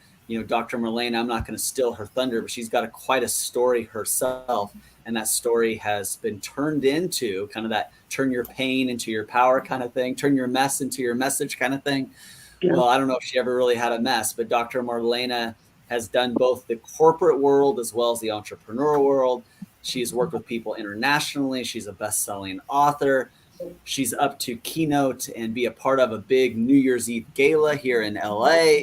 So Dr. Marlene, good to see you again. It has been a while. Thank you for coming on with us. And we'll introduce some other people here in a second. But Dr. Marlene, how's it been going? You've kind of been so busy and somewhat off the grid because of your busyness. We've been trying to get you to speak for a while. Yes. Good morning, good afternoon. It's so good to see you all. I have been, I've been busy, but it's been productive. I've been doing, I'm in that season of being a servant leader. So I've been doing, as they say, God's work. So humbled by the experience. And I was so excited to have a break to be able to be here with you, David, Yeah. So real quick, and I hate doing this to people, but I still know even the quick version is still a very helpful version. But, you have a story of going in for surgery, you went to, and then what happened? Take it from there. What's the story? Sure. Went in for a surgery, and with any surgery, it's the do or die kind of situation. But, I lost everything in those clinical moments when I coded on the operating table. And not only did they have to zap me, clear, once, they had to do it twice to bring me back into what I say unconsciousness. Because I then spent 80 days, as you know, David, in a coma for 80 days. But it was my 80 days of sort of being that caterpillar in the cocoon, so I could have a rebirth into Dr. Marlene. I'm looking good for 18 years old, because that was 18 years ago.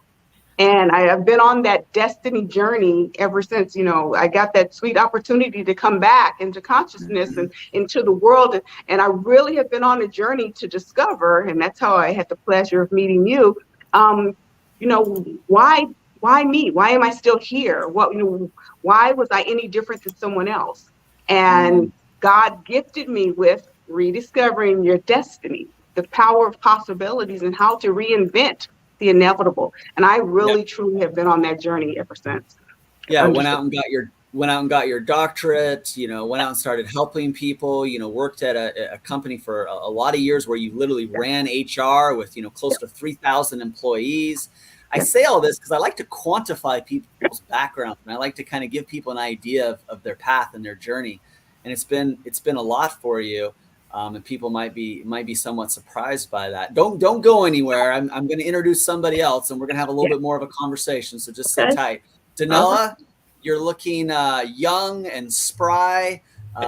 You're looking very energetic. Sometimes I see you, and we're talking like between airplanes and after events, and so we're not looking maybe our best. But right now, I don't know what you're doing. I don't know if you're just rested at home or if you're just, fake it till you make it kind of thing. But you look good. You look like you got some good energy over there. Well, thank you. Actually, I am home in between events, and I did get a good night's sleep last night. So I'm glad that it shows. Yeah, no, it does. It definitely shows. For those of you who don't know Danella, we've also worked together for years and years. We actually probably met maybe close to a similar time that I met Dr. Marlene. Danella is a client, a friend. In a sense, we're a client of hers. We joint venture on projects. She has something called Speakers Need to Speak. She works with a lot of speakers, getting them on stages, getting them booked. So we have a lot of synergies there. Danella is a published author herself, works with a lot of wildly successful people.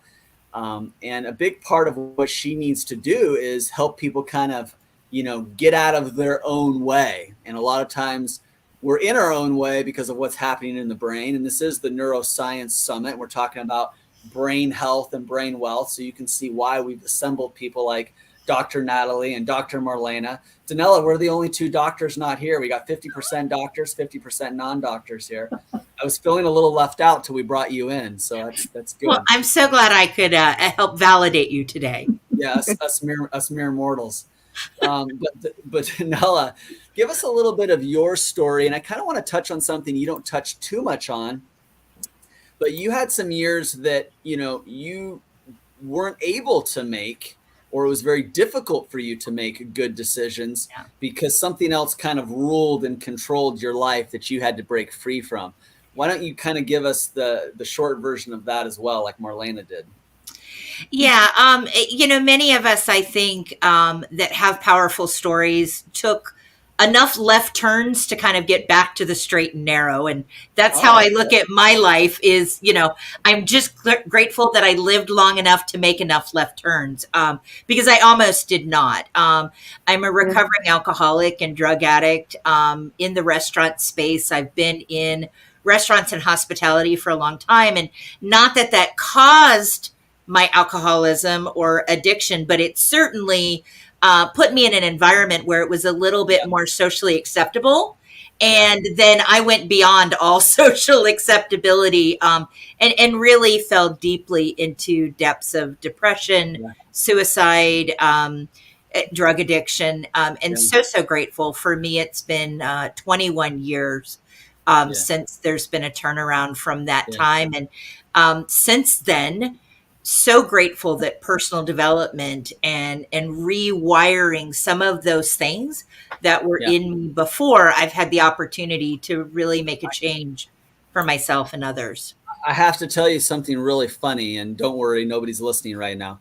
But when I was describing it one time, I actually said, when I was telling your story, I was like, yeah, and she has been clean now for over 20 days. people are like, okay, this explains a lot, because a couple of months ago I was like, no, I mean 20 years, I'm sorry, not 20 days, 20 years, So anyways, if rumors get out there, just know it probably started with me. I humbly apologize. It's been decades, not days, decades. Sobriety doesn't mean all craziness has gone out the window. It just means my craziness today is not fueled. I don't throw fire on that, by adding alcohol and drugs to the mix, but doesn't mean all craziness is out the window.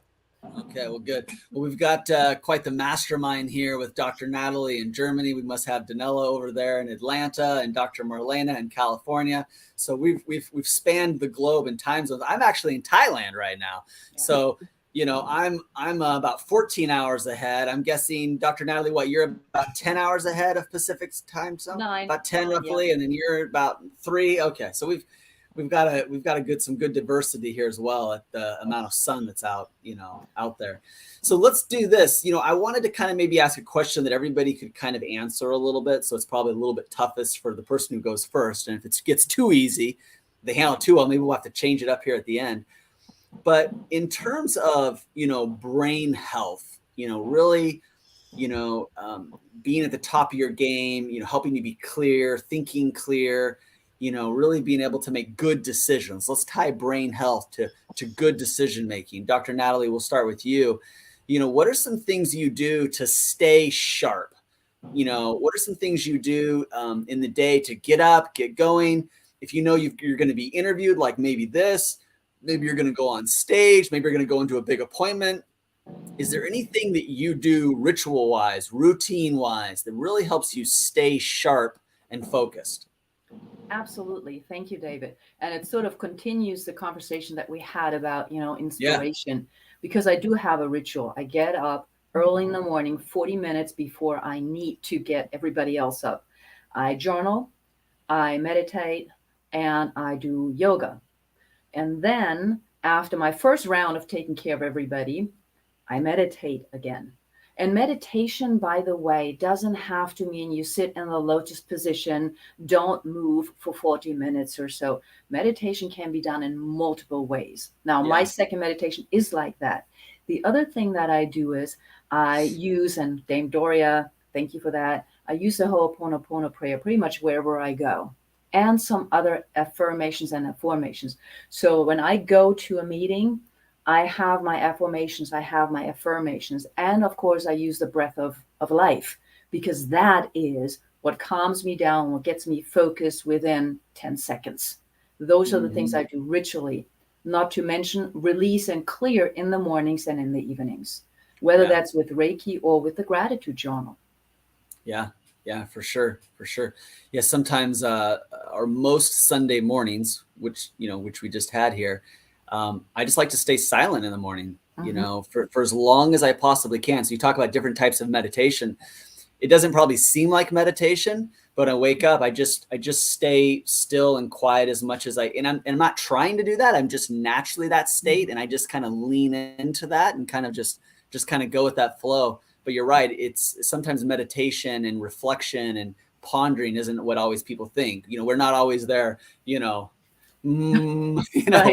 always doing that. There's other ways to go to that zone. So same question for you, Dr. Marlena. What are some things that you do to kind of stay sharp, brain health wise, really, be ready, be prepared to answer, to react, to be proactive? What are some things you do? Yeah, intention setting in the morning is mine. As soon as my eyes open, I go to God, and I start that conversation of being thankful to see another day, of opportunities and possibilities of what is to come, and offer my intentions for the day and ask that they be aligned to what the greater plan is for my life. And then once I'm actually feet on the floor, it's thankful for every ache and pain that I feel now. And then the next thing is to go into scriptures, and I sit and I meditate and study the scriptures to take away a word for the day. And I ponder that word throughout the day, and I back it up with music, something uplifting, something very high vibration, a great rhythm and cadence to the music. And one I love is Amazing Grace, and the way she sings it, it's a higher pitch than we normally hear it. So that's my go-to in the morning. Okay, so I'm going to ask you a question. Yes. And it's going to trigger a word. I just want you to say whatever the first word is that pops into your mind. Are you ready for this? Yes. Okay, so over the last week, which one of your key words of the day stands out to you most? Mask. Mask? M-A-S-K? Tell us about that. What's that? With an S on it. Which one am I going to wear today? So, I believe we wear many, and we have to choose. It's not bad having a mask on. It's just, how long we wear it. So what am I going to represent today? Who am I going to show up as? Is the mask. We were talking about that earlier. Yeah. Awesome. Who am I going to show up today? And I'm still doing some corporate work, so I need to put that corporate hat on, and how am I going to show up and still serve, my purpose for the day. Yeah, for sure. All right, Danella, what about you? What are you doing to stay sharp other than going home and going to sleep? Well, sleep is important. And you and I have laughed about this before, being in events and working with speakers and working with people in multiple time zones. I think we've had to learn to sleep fast. I think you're working on that there in Bangkok right now. But I don't always talk about, the story of recovery that was brought up here today. But, what got me from there to here and keeps me here is a state of gratitude. So my day has to start and end there. And if it doesn't, I need to recognize that and pause and get back to that. I really do work from my best place there.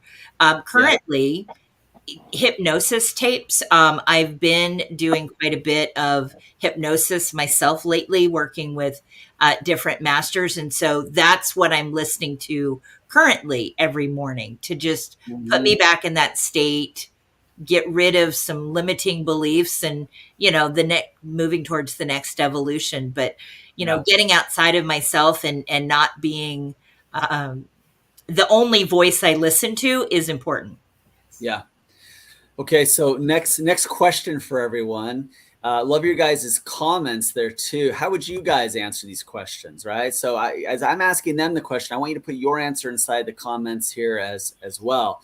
So Danella, you get the intense side of people, sometimes, right? Even me, right? We're at events, things are going crazy. I want to make a point with being intense. Okay, here comes intense David, right? Or, right. intense event guy or tense speaker or whatever, and they're just really intense, you kind of go someplace, and I can see it, right? I have enough emotional intelligence. I can see it. And kind of my question for you is, when people kind of get in that intense mode, or maybe not like me, but maybe other people, they kind of maybe even come at you a little bit, right? Maybe it's accusatory. How do you handle that? Where do you go to? Because I've seen you do it, and you are calm. You do find the state of calm. But what I'm curious is, what are you doing inside your head? What are the real voices? If it was unedited and we could actually hear what's saying inside your head, I'm afraid of the answer, but what do you do? Where do you go so that you can handle those situations? Because you've done these big events, 100,000 people events, 20,000, 10, big, food. You've done everything from weddings to conventions. These are stressful situations. And there's people that they don't really mean it necessarily, but they kind of come at you. You're kind of the first one who gets it. Where do you go to, and what do you say inside yourself to kind of remain calm? Well, I remind myself of what I remind a lot of our clients about, those kind of situations, weddings, funerals, an event for a business owner, speaker, coach. Those are incredibly important, whether it's for their business or for their personal life. These are big moments. And with big moments come big feelings. And I've told, brides and event hosts and families this before, weddings and funerals and events tend to bring out the best and the worst in people. Whatever it is, it's just kind of elevated. And so I have to remind myself of that when I'm dealing with clients and dealing with people who are, at events, that they may be showing their best or their worst, but it comes from a place of, deep passion and commitment. And so my job in many cases is just understanding that and figuring out what's behind that emotion. And frequently it's fear. And so if I can figure out what the fear is, the fear that something's not going to get done, that it's not going to be right, that somebody's going to be unhappy, that the goal's not going to be met. If I can figure out what that fear is, and as the event producer kind of speak to that, frequently we can lower the intensity and get to how do we move forward from here? And understanding that things are going to go wrong. And so if I'm looking for what's going to go wrong and thinking about what's the solution before it happens or as it's happening, then it helps me, either diffuse a situation or move forward. Sure. Yeah, sure. Dr. Marlena, same question for you, working in, human resources and, working with all these people in very stressful situations, overseeing thousands in a sense at times. What do you do to stay calm? What's the inner conversations you're having? What are you doing to handle that? Sure. In the moment, I'm counting. So sometimes I have to count to 10. Sometimes I have to count to 150 or more. But I count in the moment because I allow them to express. I know it's not personal. And being, I'm celebrating my 35th year in HR. So I know it's not personal. It's someone that has, I sort of like what Danielle said, they're passionate about what they need in that moment. Yeah. And so I allow them to express themselves and I count. And I, of course, have a number I kind of get to before I change their state by asking them a question or, reframing something. But I count. What's the highest number you got to in dealing with me? Oh, actually, you know what, David? I haven't had to count with you yet. Oh, really? Okay, that's good. She's saying yet. I thought you were going to be like somewhere around 300. Sometimes it's around 300. When we started our journey, I didn't know what to expect, so I was just open, and I kept it that way along the journey, and so I haven't had to count with you yet. So hopefully, I won't have to. Well, writing a book can be a very stressful process, and it involves a lot of things. And it was a lot of fun doing that with you. And I have fun seeing your book out there some places. I literally was doing this, a Zoom shelf, and someone had their bookshelf behind me, and I saw Rediscovering Your Destiny. I thought, oh, that's cool. I know that book. All right, back to you, Dr. Natalie. What about you? Your kids, somebody, they're pushing your buttons. What do you do? What's your trip? What's the inner game? What are the voices saying inside your head? I think I'm with Danella and Dr. Marlena, and I'm not even aware of what I'm doing because I'm in this constant state. So when somebody comes at me, whether that's, a speaker or at an event or somebody from the audience or whatever, I don't really get upset because I just take a deep breath and I go, okay, like Danella said, what is this really about? And it's not conscious anymore because I think I meditate so much. There's like, okay, this is about you. And I started doing that years ago as a practice when driving in Baltimore, because we all know how driving in the US is, you get cut off a lot. And so when you start saying, this is not about me, and then you start taking the next step and saying, this is about that person. This person is so stressed right now. They're not even caring about their own lives. And then you send them love. So I think that's sort of where I'm at. So I could not agree more with Danella or Dr. Marlena. It's really that you just go there because you're there to serve and help and support them. Yeah, this is great.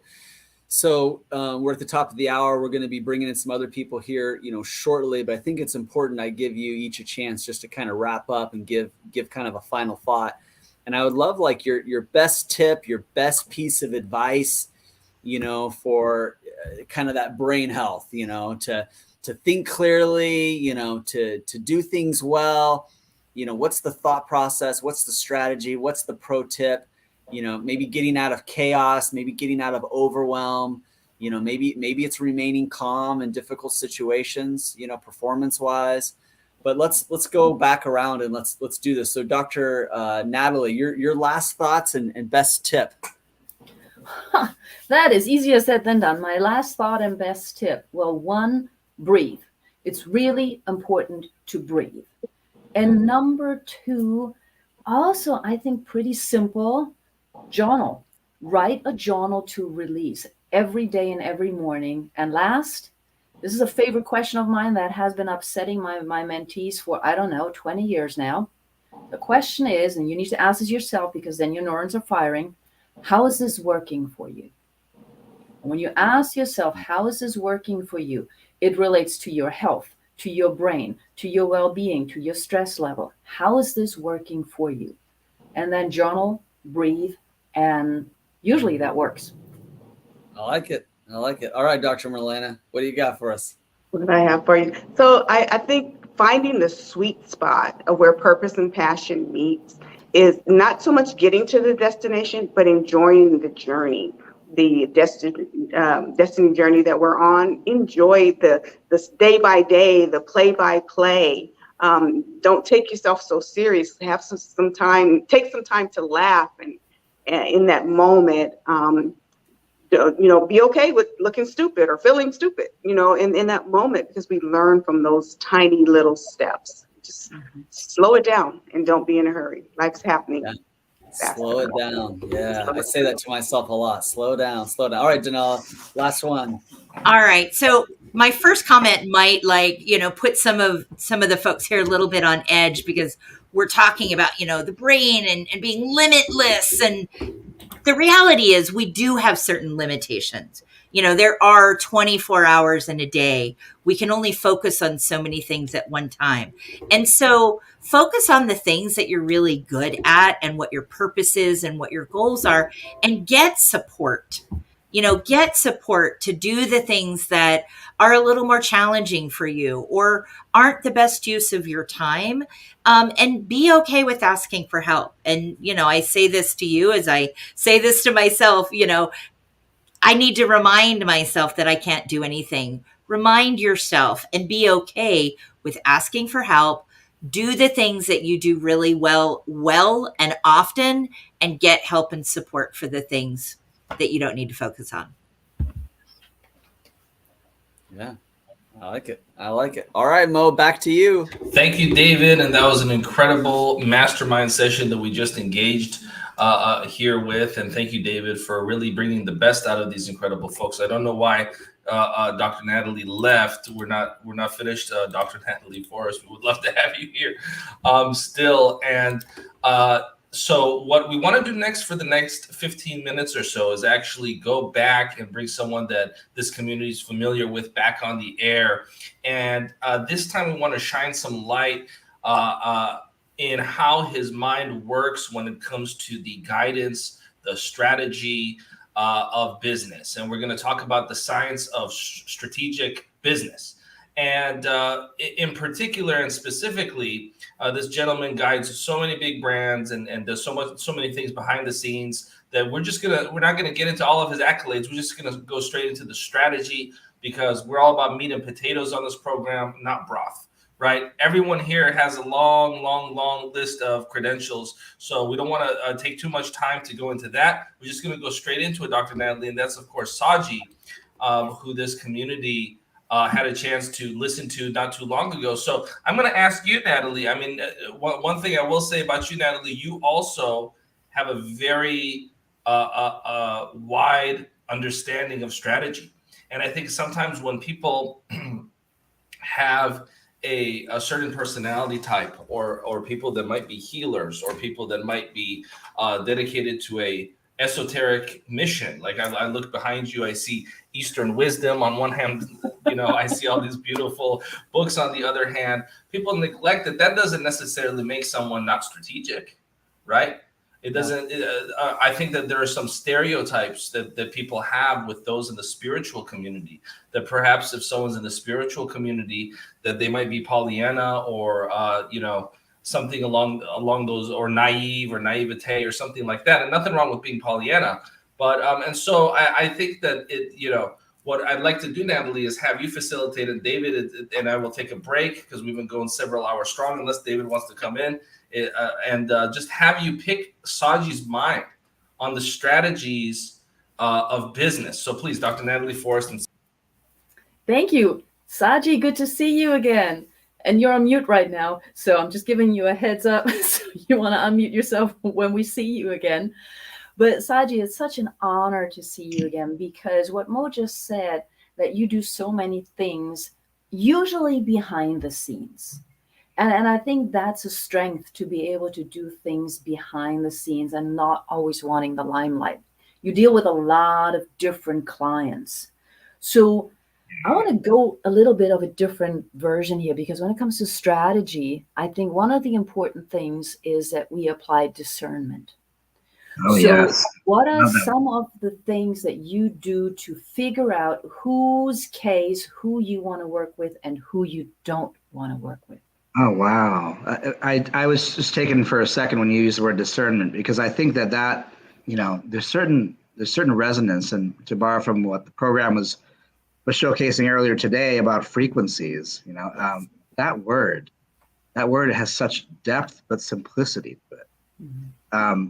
And the question you just put forth was so beautifully simple, yet it took me back to think it really is discernment, because in deciding who to work with, I mean, not to get too esoteric either, but I'm rarely a part of the decision as a whole. I'm the final arbiter of the decision, but I'm just leaning into what I think that the right feel and the frequency is. And I practiced a while, and I had my licks to know what isn't the right fit, but that goes with any relationship, right? Right. Starting honestly with the relationship with yourself. Mm-hmm. I've learned to know who I am in my skin, to love who I am in my skin, and to draw into my own world, personal and professional and spiritual, as was discussed before, the right people and the right agents of movement, the agents of change, depending on where they are in their lives. We sort of call each other in. Now, there are people who come in who are there for lessons, for you to be better at where you're at. So to answer your question, in the legal paradigm, lawyers, I think, attract the same types of clients that are really kind of a personification, a reflection of who they are or where they're going. I wouldn't say critique, but my opinion of law and business and lawyers specifically is that not a lot of them feel very fulfilled, because it's really the chase, and you're going. But you have to have that sense. And I got off the train going from, traditional law, regulatory situations, as a municipal prosecutor, to business, because I realized in the end, it's the people that really connect with me, that I connect with them. You know, my background in organizational behavior is what drew me to even the theme that David and Mo and I discussed here with the Neuroscience Summit, is that everyone can relate. You don't have to be a neuroscientist by trade to be able to know that discernment, as you said, is something we apply every day. And our clients need to know how to apply that too every day. The connectivity between us and our clients, that's where the power happens.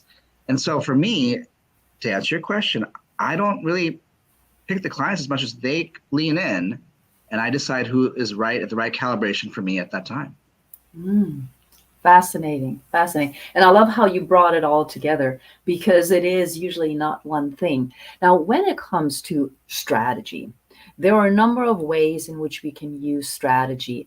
And when it comes to business strategy, because you explained that you moved away from the more common legal approach.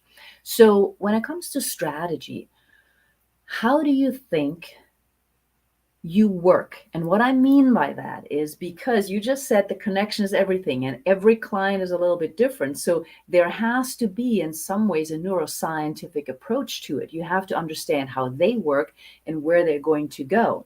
And there was a comment just now mentioned, you're a visionary. So how do you apply the right strategy for the right person? Well, I would say even the term visionary, it's in the eye of the beholder, right? And so if one feels that this person or this agent of change in front of me is a visionary, then the person in front of me, she or he, honestly, in a practical sense, understands me. There's a frequency or a connectivity of empathy. And so it's those are strong words to say one is a visionary. I do think that there's an approach to the practice of law that I've, some say that revolutionize. I think it's a little bit of a strong word, but I think the truth is I'm trying to move the paradigm. I'm trying to, just much like the Tribune is with its programming and its approach to media, non-traditional, but connectivity with the actual, present and progressive future where people are getting their information. I think the law also needs to change with the times and needs to be a true conduit for change, conduit for moving the needle forward. My hope, honestly, to be truthful, is that in my circles, people are seeing it as a new approach that U.S. Business Council is doing by taking away the paradigm and the sort of the structure of the billable hour and making it seem money driven, as opposed to from the inside out. And what I'm doing in that case is really understand the inner game of the people, inner game of the business leader. What is their experience? The reason to work with an attorney, a CPA, an advisor, as an entrepreneur, as a small business owner, as a business owner, and to get to the next level is to have a team that understands your experience. So to be of value to an entrepreneur or business leader, you need to be a part of that team and understand, in a like-minded sense, their pain points and their prosperity ambitions as well. And that takes time. That takes some time to really have what we're doing today, with businesses as well. And understand that businesses are, as Frank Song said earlier, groups of people. They're individuals. They're not these legal structures and entities. And I, as a lawyer, coming in with my suit to say, this is how you have to do it, and I impose it on you. That doesn't work. We've tried that a few times, and we've had some cycles in the economy and businesses that have not succeeded because of that approach. So my take on this, and I think a lot of people are aligned with me in different professions, is now is the time to reapproach how we advise businesses, how we grow together, both individually and professionally. And I think that affects everything: family life, spiritual life, your experience of a rich life. Awesome. I love that. Because, it is about people. Very often what we hear in self-development is that you're a person and this is you at work, but we're all one. So when we're talking about strategy, when we're talking about these are all people, and you talked about the pain points, most of the time to get to maybe the profit margin, maybe the exit strategy, So again, a strategy. But before we get there is a strategy and an implementation. And you also mentioned advisory board and so forth. So since it is individuals, I don't think we can give a time frame for it. When you come in and work with somebody and you get to know them, do you sometimes need to, I'm going to use that term, revolutionize your questions or their approach, like whether it's their business plan or something, or can you just tweak it a little bit? How intense is the work for you when you come in? The intense part of the work happens before that part, Dr. Natalie. It's actually the part where you have to gain their trust. You have to gain people's trust, like any relationship, right? And the way to do that is to show your own vulnerability in some sense. So they hire a good advisor. A business leader will hire a good advisor because and what I'm being told, my feedback I've received is that you've taken the time to understand our experience, our business. And that's why there's great lawyers and great CPAs out there, but we're not trained naturally to do that, at least not academically, and certainly not by the billable hour. But the approach then in that case is to take the time to understand their business, and the approach then to strategy is to allow the business leader to lean in. When they trust you as an advisor, well then their neurons are firing in ways that they haven't before because they haven't had an advisor to take the time to understand their business. So now go to the neurology of things. Their synapses are firing. They're in a natural sense open to dialogue, open to receiving information, which goes to the heart of your question and the nuts and bolts of it. I affect the change by letting them be open to me, to trusting me, and then me to understand their business before I impose any kind of strategy without knowing really what their business really requires. But once we cross those three thresholds, then it's open season. Then it's open dialogue. People often come to me and say, well, how can you allow yourself to be that open to clients? You know, you have to sort of have this interface of but you know this, Dr. Now, you need to lean in. You need to be open in order to have an honest, authentic relationship. So that's, once you cross that paradigm, like I said, it's open season for opportunity. It's also open season to be proactive, like Dr. Hayley Nelson was discussing earlier on with David, myself, and Isabel, being proactive to get ahead of issues that are risk issues. Mm-hmm. Awesome. Now, some people in business, and I think we have a lot of entrepreneurs here, of course, in the audience from all over the world. There are, of course, different legal approaches wherever you are, documents and so forth. And some entrepreneurs might not think that they can afford a legal advisor. So I know that you and the U.S. Business Council, at times also in collaboration with the Tribune, have given workshops. In these workshops, what do you do and what can people walk away with who think, you know, maybe I can't afford, lawyers are expensive and all of that? How important is it to help them rewire their brains to attend a workshop, for example? Now, you're teeing me up for something which is a strong current that I feel. I'm just going to say it because even though I'm wearing the suit and I have another three initials after my name there on the screen, I feel for them, and it's not people's fault to feel that way. It's been a conditioning, and I'm not just saying lawyers, CPAs, whatever the structure of, it's the business of law that gets in the way of the practice of law. That's what I honestly believe. And the reason that I have an affiliation and I'm helping to support initiatives by the Tribune and other clients is because we can do better. And if you remove the paradigm of the billing, which you're asking about here, and you do it from the inside out, like I said before, what that really means is, for me, we remove the billable hour completely.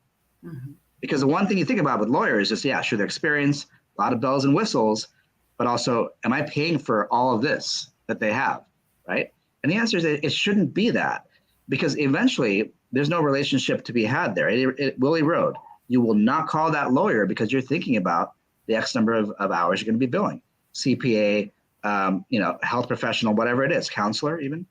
I believe that if we flatline the billing system, make it predictable, come to an arrangement at the beginning and set that aside, then the money, which should only be a commodity to get the resource, doesn't get in the way anymore. Everyone is treated fairly and equally, and you remove that from the psyche, that's the way to go. So yeah, we have a flat fee billing system, and I think that a lot of lot of businesses are going that direction. I think that's the way to go. Yeah. Whenever you have these cycles of stress in an environment, which is economic, whether it's COVID, whatever it may be, to remain connected, you have to remove these barriers. You know, I wish you would have told me, Saji, that you have a flat fee billing system. I didn't get to know. I'm just joking. But but with that being said, it's interesting because that model that U.S. Business Council developed actually back in 2008 has been written about and published and well documented as being a model that industry has never seen. And the reason I bring that up is because whether it is a partner, whether it is an associate, whether it is someone that we invite to various different programs, one of our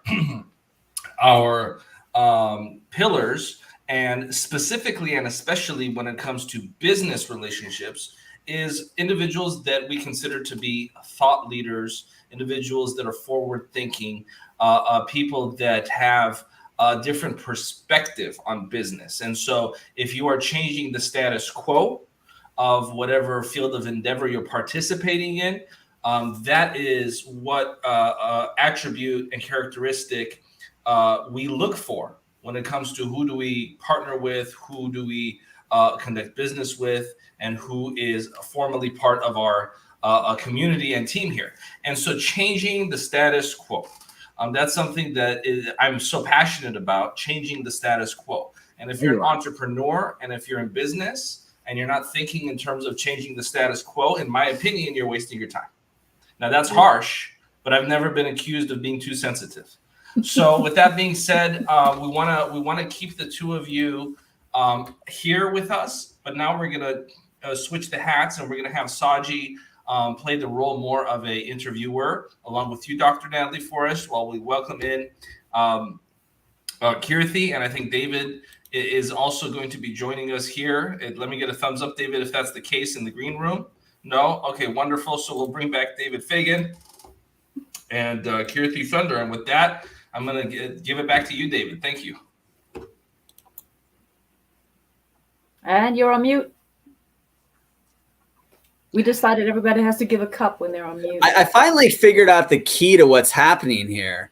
What's happening is somebody else is muting us. And so then we think I didn't mute myself. Anyways, okay. So I have to watch for people muting me, secret muters. So I got sniper muters backstage. Kirthi, Dr. Kirthi Sunder, great to have you on here. We got connected through Jim Poole of Newcomb. And we'll have Jim on here a little bit as well. But we told Jim that in addition to a lot of brain experts and a lot of people that are very successfully minded, we wanted some true neuroscientists, right? And we've had some great neuro researchers and some great neuroscientists. But I think you're the second true neuroscientist of the day. Tell us actually your medical training background. I want to get really formal. I want to use you as a way to just kind of brag about the level of medical true scientist prowess we've got online here. Well, first of all, let me just check that I'm not muted. You never know. Someone can mute you at any moment around here. You got to really be careful.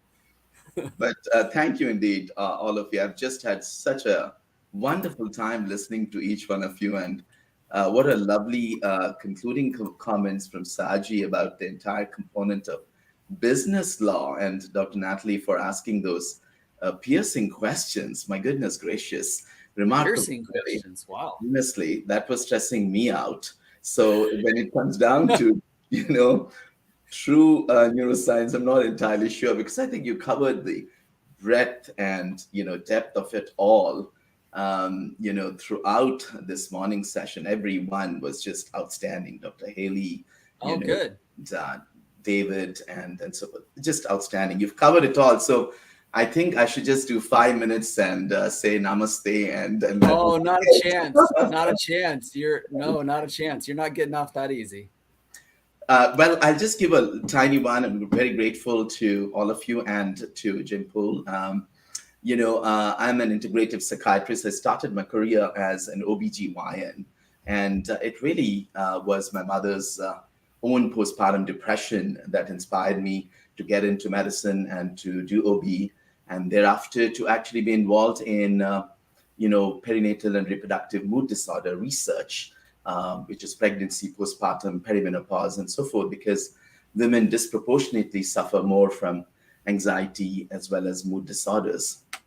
And latterly, of course, I had the good fortune of meeting some outstanding folks in psychology and wellness and neuroscience who all have mentored.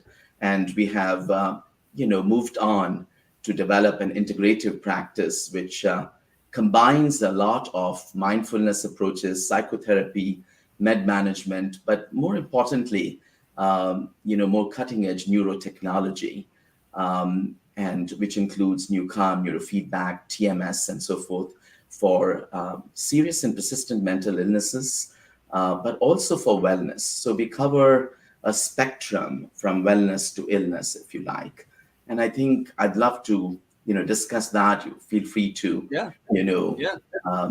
shoot those questions. David, you are an outstanding interviewer. I was just listening in and saying, my goodness gracious, those questions and the manner in which you held them, it's beautiful, really outstanding. Thank you. Yeah, I just started this weekend. I thought, this looks easy. Anybody can do it. So we'll just give it a shot. I'm a 20-year overnight success. Clearly so. Yeah, clearly so. And you said something very poignant, I would say. It was about how do you get to be the best version of yourself as opposed to being you.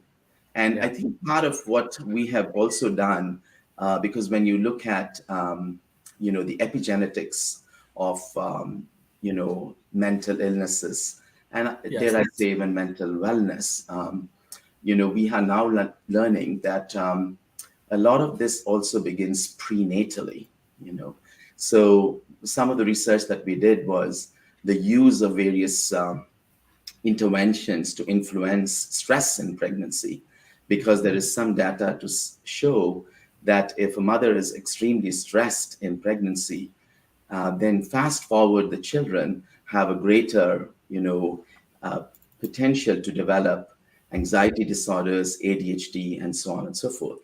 And then when you look at trauma research, and you look at Holocaust survivors, Dr. Rachel Yehuda, she's doing some pioneering work in sort of following up the Holocaust survivors. And I trained in Pittsburgh, where we saw a lot of folks there and so forth. You see that epigenetic transmission of trauma.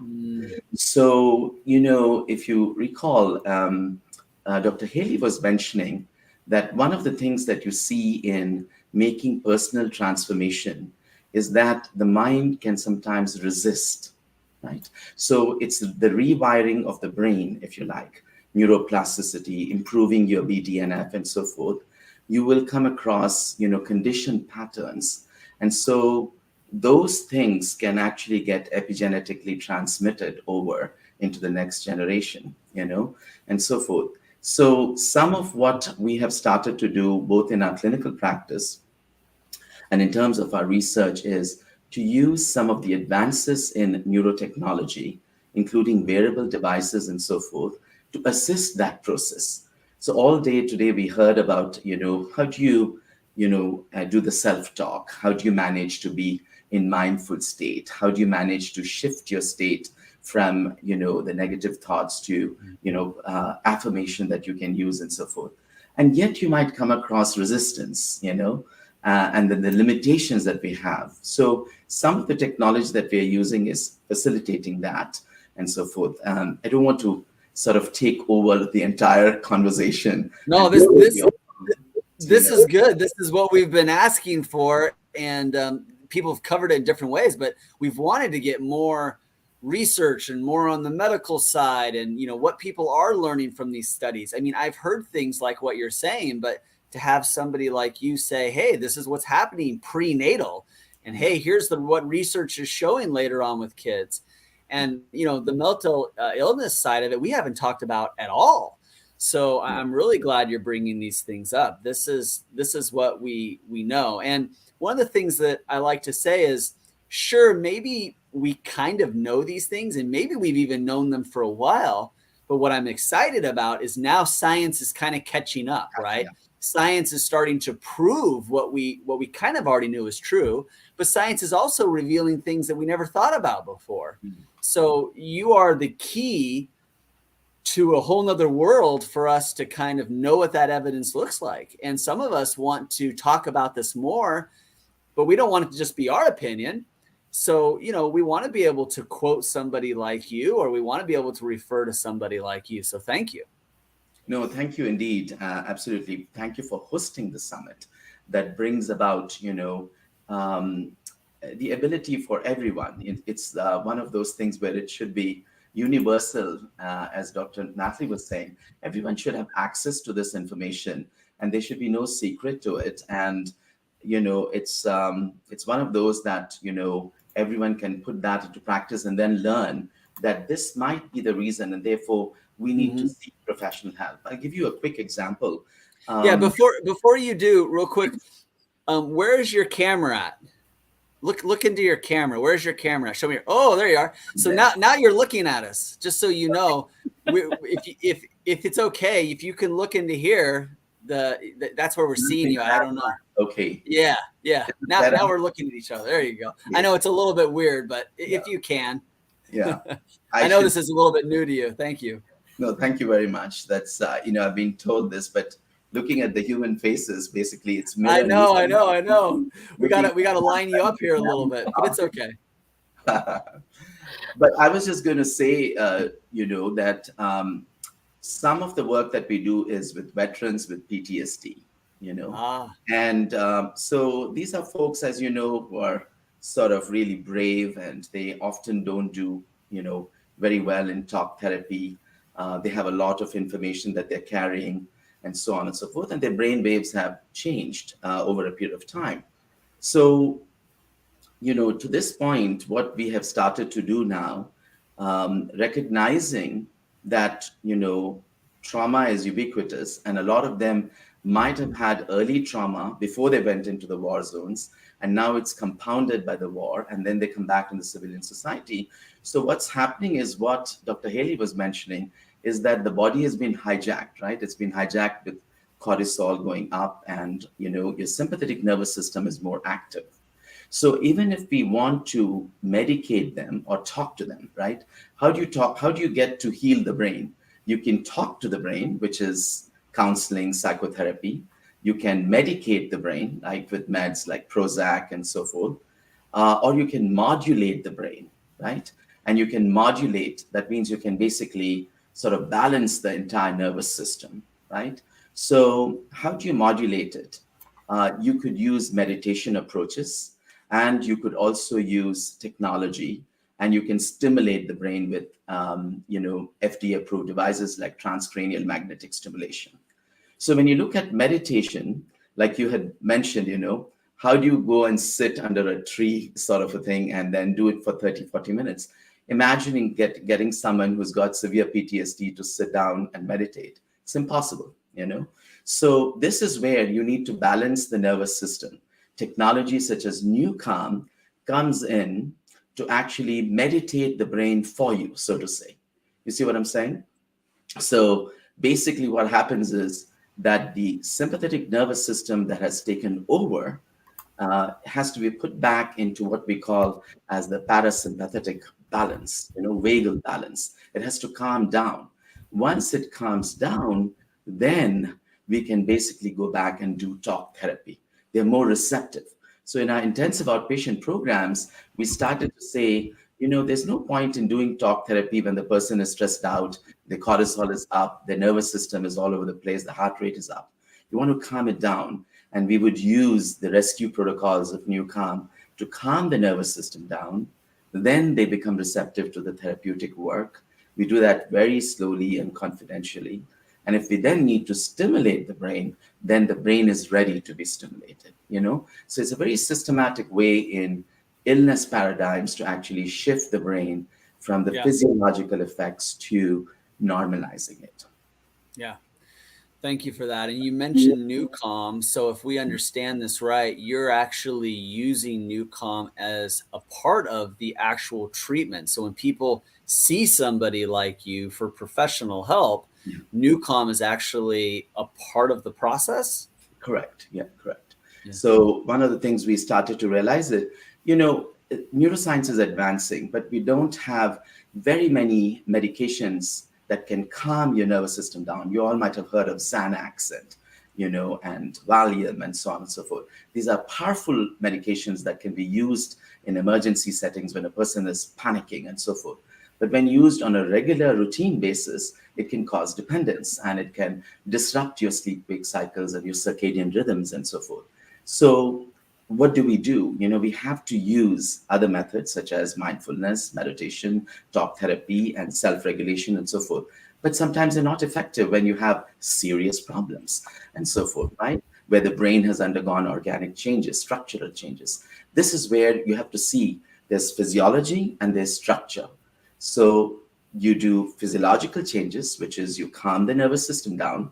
Newcomb uses binaural beat meditations, basically. And those meditations essentially help you to shift the brain waves into the alpha theta zones, right? So if you think about, I hope I'm not getting too technical, the brain waves basically, as we are doing all of this talking and thinking, we are in the beta versions of our brain waves, we are thinking. Yeah. When we go to sleep, it's deep sleep, it's delta.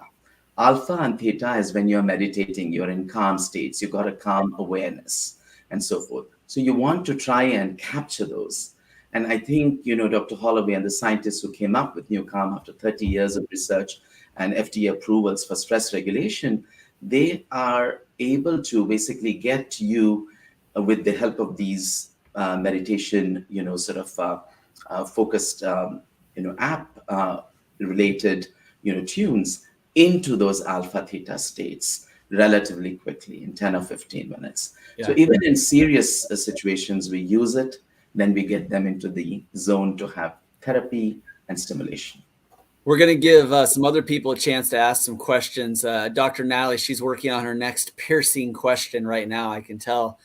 So here it comes, Dr. Kurthi, the piercing question. Go, Dr. It's Natalie. not that piercing, but you mentioned PTSD, which of course can occur in people, not just military, but also others. One big thing, and you know this better than I do, is of course the conversation about ADHD and all of those.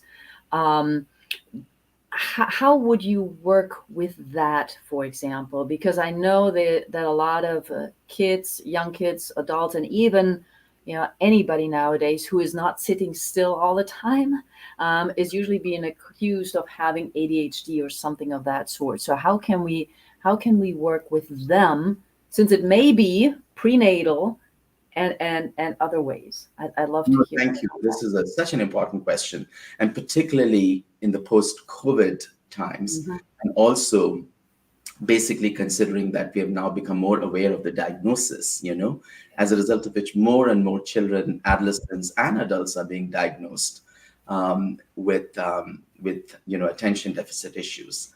Now, one of the things, of course, is to actually have a clear diagnosis. So it's important, to not self-label oneself, to actually seek that and get that diagnostic clarification on whether or not a person has that. Now, the other part of it, to your point, is that a lot of folks might actually have PTSD concurrent with, ADHD. So trauma concurrent, which then also actually increases, as you can imagine, because your thoughts are racing, you cannot pay attention because you have unresolved trauma. Do you see what I'm saying? So in all of these conditions, again, neurotechnology, is very, very helpful. Why? Because you think about it, in order to have those calm states, basically, you need your physiology to stay in the vagal balance, And so for even young folks, essentially, who are already very, very attached to digital technology and distracted by this and that, utilizing another technology to assist in the whole process, I would say, is one tool, In addition to that, you now have a lot of other wearable devices that also help with modulating the brain. And of course, a lot of interventional aspects with the help of child psychiatrists would also help when it comes to ADHD. And I do have a follow-up question, if I may. And that is based on my own experience. I've worked, for example, with a group that used horses for therapy with PTSD patients, as well as ADHD children and others. So there was a completely non-technological component.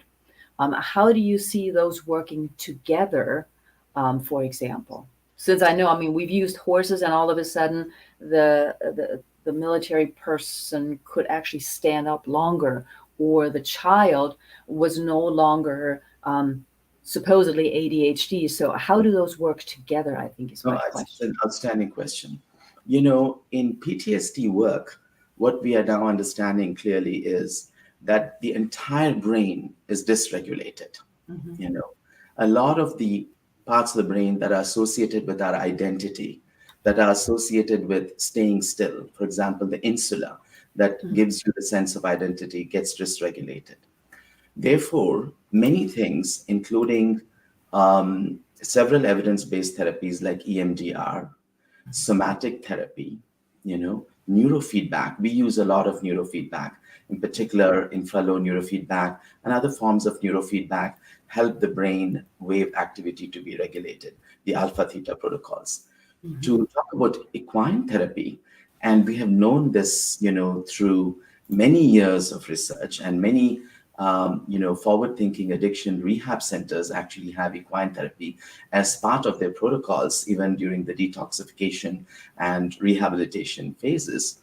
It comes back to the same thing we talked about with Newcomb, which is you are regulating the sympathetic nervous system. I mean, just looking at, you look at a koi fish pond, for example, you look at, a horse. I mean, just looking at these animals makes you feel calmer. So talk about a very present animal and being in in the environment, and also being able to have that touch and so forth. And about the horse whisperer, so they just basically can feel it. So we have a psychologist locally here in Temecula who does equine therapy, and we work collaboratively for trauma-related ones. So it's again calming the nervous system down, bringing the nervous system to the vagal balance is the key. Mm-hmm. Thank you. Awesome. Thank you. Absolutely. Mo, we're playing Let's Stump Dr. Kirthi. We haven't been able to do it yet, but we were playing Let's Stump him. We've tried everything. Well, the stumping Dr. Kirthi, listening to him speak is certainly a challenge. I don't know if I'm up for it. It seems like this gentleman is so well astute in all things neuroscience. So I'm going to have to let that one process, but I'll do my best to stump him with some sort of a question later on. But with that being said, Dr. Kirthi, it was truly a pleasure to have you here. I know we're going to wrap up in just the next minute or two. And we want to give you the floor to make sure that you have an opportunity to address the audience with any final thoughts, any final bits of wisdom. Of course, you talked about so many different subject matters. One thing that I have appreciated about this summit is sort of this combination of bringing East and West, right? Bringing Eastern modalities with Western modalities. I mean, to my and technically my right-hand side over here would be a gentleman who is a businessman, an attorney, but also a practicing Buddhist. And a lot of the things that we are discussing with regard to neuroscience, many people would make the case, Dr. Kirthi, that if you simply read a book that was written several thousand years ago, whether it be the Tao, whether it be the books of Zen Buddhism, that they sound eerily similar to modern day neuroscientists. Mm-hmm. And I would say that those individuals that attempt to make that point and connect that thread certainly have a strong case. I mean, if it was a court of law, there's certainly enough strong evidence to say, hey, Exhibit A, look at what the Tao said in correlation to this modern day neuroscientist. So I want to hear from you before we let you go about your thoughts of this idea of modern day neuroscience simply being ancient wisdom from different Eastern traditions, please? No, I think this is a fantastic point, Mo, you bring up. We actually wrote a paper on, mindfulness and building resilience, 3,000 years of wisdom. And we covered this base. And I think to what David was mentioning, science is now actually providing the evidence that we need, because we are in the 21st century. We want the evidence. We want to see something, and so on and so forth. And then it reinforces what we have learned and then eliminates some of the other noise. We are improving, right? Signal noise ratio. We're improving the signal so that we can perform, at our truest, best self. I'll just finish by saying that if you look at Professor Sarah Lazar from Harvard, they conducted the research to show that 20 minutes or so of meditation brings about structural changes in the brain. That's exactly what you're talking about, that, Eastern practices have demonstrated over a period of time that you can meditate and change the structure of the brain. We proved it with the MRI research. Then if you look at how mindfulness can actually help with physiological regulation, so a device such as Newcomb is able to use meditation, which is what Schroeder was talking about, using music appropriately. So using binaural beat meditation music to bring about the brainwave activity, listening to, music that is uplifting. There's only one other thing that we didn't cover, and I think it's important for all, and probably the majority of folks understand it. We in our practice call it the top-down and the bottom-up approach. Towards wellness, towards peak performance, towards long-term, longevity, if you like, it is important to recognize that you want to use top-down approaches such as mindfulness, meditation, technology, and so on and so forth. But the bottom-up approach is you want to take care of your gut, because there is the gut and the brain axis. The gut is the second brain. Yes. So it's important to recognize that you always want to be looking at what you're consuming, and doing the right kind of supplementation. Again, to your point, Ayurvedic science and traditional Chinese medicine talked about, understanding your Vata, Pitta, Kapha, all those things. Right. Different things in the Bhagavad Gita. And unfortunately, we are out of time, but we will be inviting you back. And to your point about the gut, certainly something that I'm so glad you brought up. Perhaps something that I wish would have been discussed even more on this summit. So I'm so glad you brought it up, because what we know, Doctor, is with psychoneuroimmunology, which is actually a relatively recent discovery in the field of medicine, we now know of the connection between the brain, the gut, the immune system, the heart. And what's interesting, just to go back to our earlier point, is these are things that were discussed thousands of years ago, whether it be in the Bhagavad Gita, whether it be in Sufism, whether it be in Buddhism, whether it be in the Tao. The connection, whether it's the whole, some people would even make the case that even the connection of things in the Christian tradition, right, between the flesh, the Holy Spirit, all these different connections, mind, heart, body. There are lots of different correlations between ancient dogma, ancient philosophy, and modern medicine. So thank you, Dr. Kirti, for your time. We could talk probably for about 17 more hours about this, because there's only a few thousand years of history to cover, right? But with that being said, I want to thank you again. And up next, ladies and gentlemen, I'm very excited because we have a best-selling author that this community is very familiar with, and we don't have too much time. We have about 13 minutes, Adora, before a hard stop. So I'm going to skip the intro because this community has been introduced to you, I think, probably 700 times. So if anyone wants a full bio on Adora, go back, watch one of the older programs, and you'll have an opportunity to listen to her full bio. So we're going to just go straight to you, and you're going to spend about the next 10 minutes or so, and you're going to teach this audience about the science of connections and the science of partnerships, the science of connecting to people in the field of business and in life. And so with that being said, Adora Crystal Evans, the floor is yours. I'll do all that in 10 minutes. Thank you so much, Mo. And I need to hear that word again that you just said. It was very long. And I thought, once again, Mo seems to know everything. And really, you stay on the edge of all the latest science. So thank you for that. So good to be with you all. I'm going to take you, we're talking about connection. We're talking about the neuroscience of connection. Hi, Ava. And I want to take you to a moment that happened with Mo Rock and I and some of you right here in November. We were doing a tour, kind of like this one, but it was called the New Psychology of Winning Tour. And Dennis Waitley was on the screen, which if you're not familiar with Dennis Waitley, those of you that are, let's see something in the comments about Dennis Waitley or what he's known for. But we were honoring him, and he's been a mentor for those of you who may not know, to John Maxwell, to Jim Rohn, to Les Brown, to lots of really incredible people. And so we were honoring him on this tour, and we brought these different thought leaders, and it was Mo and I and Brian Tracy. Do you know Brian Tracy? These are the OGs, Joy. And Dennis. And Brian had his arms up like this, and he was smiling, and he was basically giving this air hug to Dennis Waitley. And as I was watching these two legends have this moment where Brian Tracy was talking about Dennis and just sharing from his heart how Dennis and his work had impacted him over the years, I just sat there thinking, wow, I remember back, 15, 20 years before, when I was sitting in a room taking crazy notes in the way back of the room. We didn't have these online virtual rooms at the time.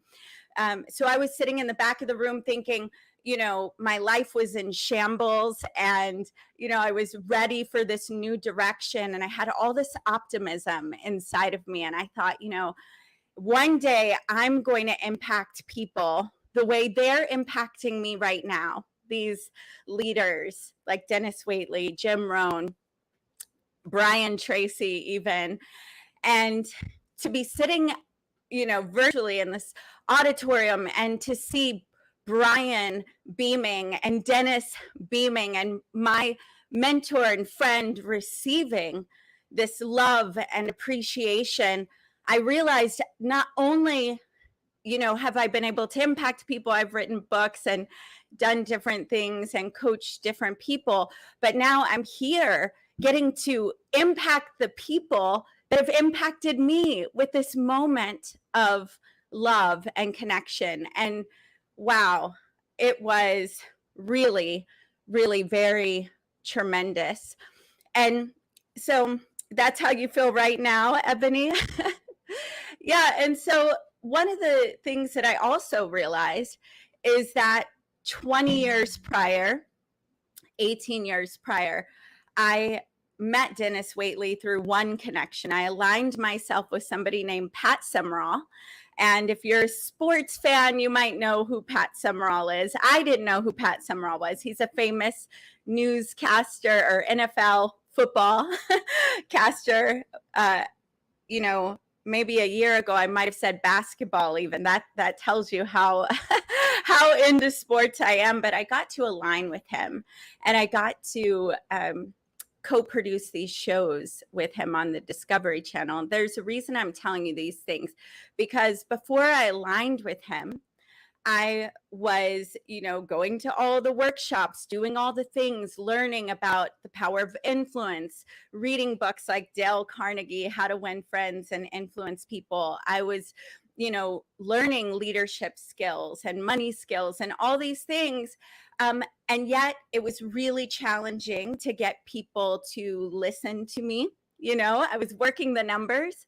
Jim Rohn used to say, he would talk about working the numbers, and that if you made enough calls, you would eventually get through. And I was doing all of that, but it was really challenging. And the moment that I got the opportunity to align with Pat Summerall and started doing projects with him, the script completely flipped. So I was still the same gal who had been working in a nightclub, 6 or 7 months before. I was still the same enthusiastic person, full of passion and the desire to help, to serve, to make a difference. But what had changed is one core connection and aligning with a powerful connection. And now there were CEOs of $10 million companies and above, because those were the only people I was calling upon, people who were revenuing 10 million or above. Now they were trying to impress me. They were trying to tell me who they were and what they had done and why I should pay more attention to them. And that was another aha moment. You know, it was an aha moment that even though my work ethic hadn't changed, what changed and caused doors to begin to open and fly open for me was this power of association. And it was in that association that I first met Dennis Waitley. And over the years, I can tell you that Dennis Waitley and that one core connection has continued to open door after door after door after door for me. And so if I could sell you on anything today, what I want to sell you on is one, you're one core connection away from your next breakthrough, that it doesn't take a million connections. I know you may feel like it takes, a million likes on social media, or it takes a million people just reading your book and falling in love with who you are and what your message is. But really, it's not about that. It's about connecting with people like the people that you've met here, like David Fagan, Mo Rock, Saji, Ava, Carissa, these various thought leaders, and finding even one that really your heart aligns with so much. And you think, if I could line up with them, I know that my life would be better, more exciting, more adventurous. Association is everything. And while we're connecting all the time, it really only takes one quality connection. And I want to give you a little tip about it, because I know I have very limited time here, is that in your connections and your connection outreaches, and I think it's really important to be strategic and to focus on the who first. Who are you? What do you value? What are you about in the world? What is your essence? And then focus on who's. That when I say who, it's like other who's that are also living those values that you want to see in your life, so that you align and focus with them. So don't just focus so much on, do they have 1 million followers? Are they up? Like, who are they as a human being? And then I would go in and go, how could I serve them? And not just like, how could I serve them with my company because I have the best product ever, and if they just let me, work for them. But like, really, how can you serve them? And in order to do that, you've got to pay attention, not to just what you think you know about them, but what are they most excited about these days? Like if you were trying to serve Mo Rock or David Fagan right now, you would go share this on your Facebook. You would stream it. You would let everybody know what's going on. You would take pictures of different moments when you see them and tag them in your story.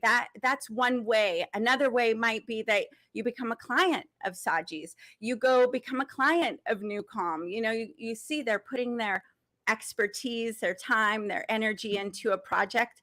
Go pay to be mentored, go pay to get in the room that they care about, and then be an incredible student. So there are lots of ways to, begin to create connection. Service is always going to take you farther, realizing that in order to connect with someone and to serve someone, you may think, oh, but they're already so well off. They're doing so well. What do I have to offer them other than your product?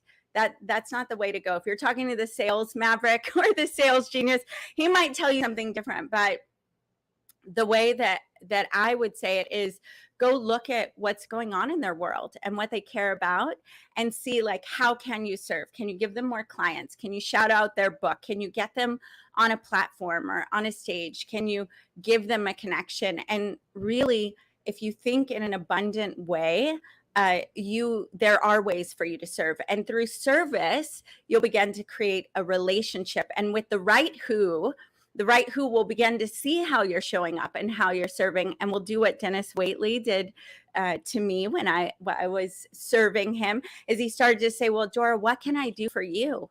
What can I do for you, Adora? You're always connecting me with these different things. And at first I said, I don't know. I'll let you know when I know.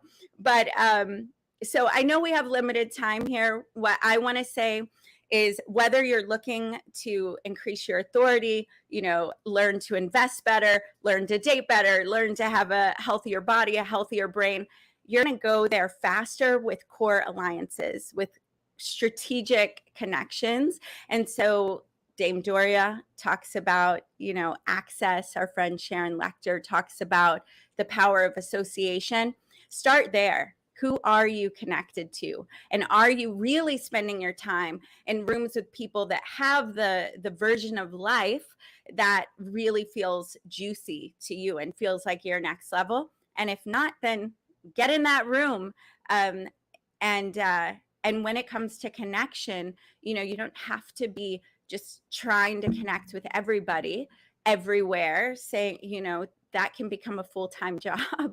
But if you are strategic by looking at who are you and what are you about and what's the message that you're meant to bring about in the world, and then finding core alliances that you can collaborate with, the way that Mo and I have collaborated, the way Mo and David are collaborating now, you'll go way further, way faster, like Dining Divas right now and the TV show that's on the We Network and Travel Channel. That is about who, meeting another who and going, how can we serve each other? And, how can we elevate each other together? It's really quite powerful. So thanks for the comments. And I know we have the wonderful Mr. Mark Victor Hansen coming up soon. And for those of you that want, I will put in the comments later. I have a 3-day masterclass series that's free that I'll give you the replays of, where you can look at how do you actually create very strategic alliances so that you can open more doorways, create more joint ventures, know how to get the attention and a relationship. That's right. Thank you. That's right, Mo Rock. Thank you, Adora. I'm sorry, were you finished with that? I'm so fat. Yeah, I was watching and waiting for you to come on in. Great to see you, Mo. Sounds good. And yes, you did name drop. So if you're just watching, share. We have one of the best-selling authors of all time that will be joining us very soon. And so, Adora, I just want to take a second to thank you for all the work that you're doing to make the world a better place.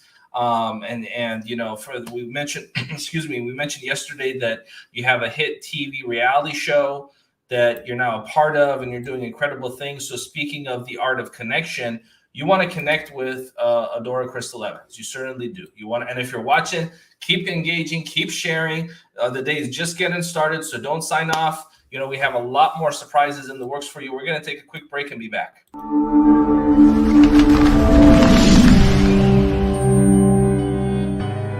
Welcome to the Los Angeles Tribune page. Here you will find original news programming, exclusive digital events, and shows that are directly from the community. At the Los Angeles Tribune, we believe in giving a voice to the voiceless.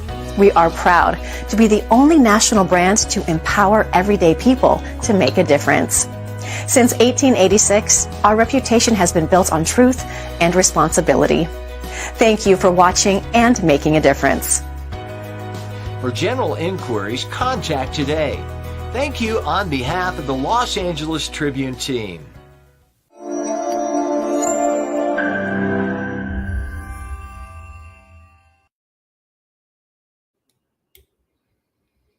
Mr. Mark Victor Hansen called Relentless. So fasten your seatbelts. We're ready to begin. Mark, Mitzi, how are you today? I'm wonderful. Go ahead, Mitzi. I should have let ladies first. Okay, I'm excited and happy to be here, and we're on a topic that's dear to my heart, which is neuroscience, because I think our audience is going to be amazed at how much that weaves into Mark's approach to life. Oh, indeed.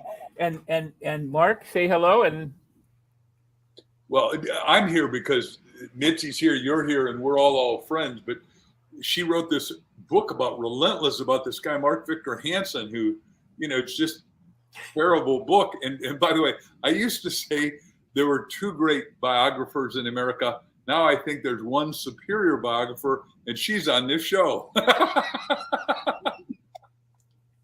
And we're so glad to have her and you, and to be able to talk about the many different things that we do. I just want to start with Mitzi just very briefly, because Mitzi, you have a family member who is a neuroscientist.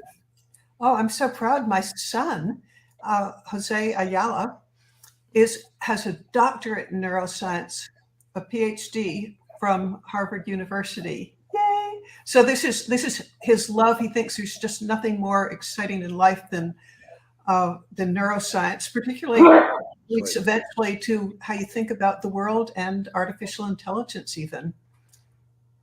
Wow, that is truly wonderful and amazing. And maybe someday we'll be lucky enough to get him on the show too. But in the meantime, Mark and Mitzi together and individually and separately, and of course, Mark with your lovely bride, Crystal Dwyer Hansen, you have impacted so many people around the world for so many years, helping people through your books, through seminars, through workshops, through live events, and one-on-one. I mean, the ways are innumerable.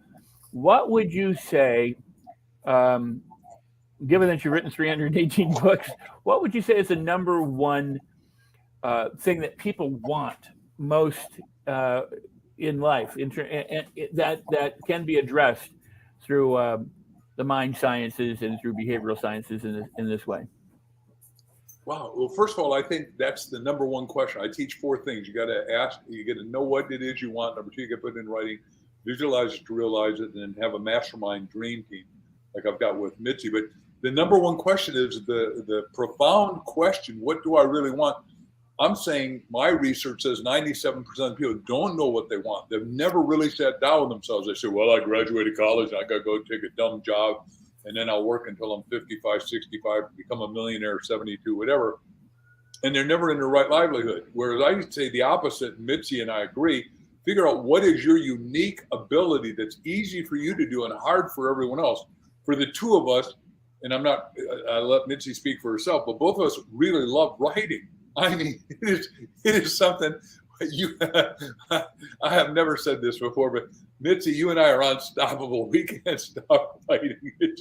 And communicating and talking, and that really comes out of thinking, because what people really want to do is they want to learn how to ask right, think right, talk right, live right, and then have a life of fulfillment, but more important than that, a life of fulfillment. Because you and I are here. The Bible 365 times says, be in joy. There's only 2 things: fear not and be in joy. And that's what we're teaching here. And I'm just thankful to do it. But I'll let Mitzi speak for herself. But I think we're in line totally. Okay, I want to jump in and add to that, which is why I wrote Relentless. My purpose in life is to increase happiness and decrease misery.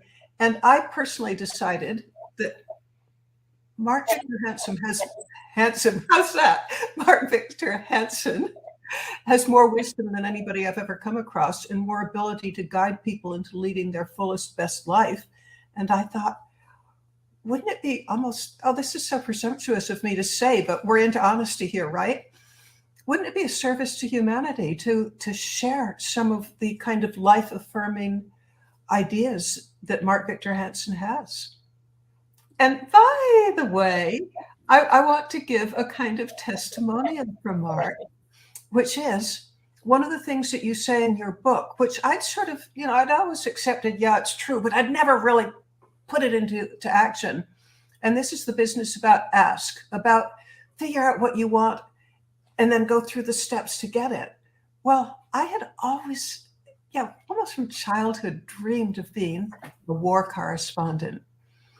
I thought at age 81, which is how old I am, the chances of that are pretty slim.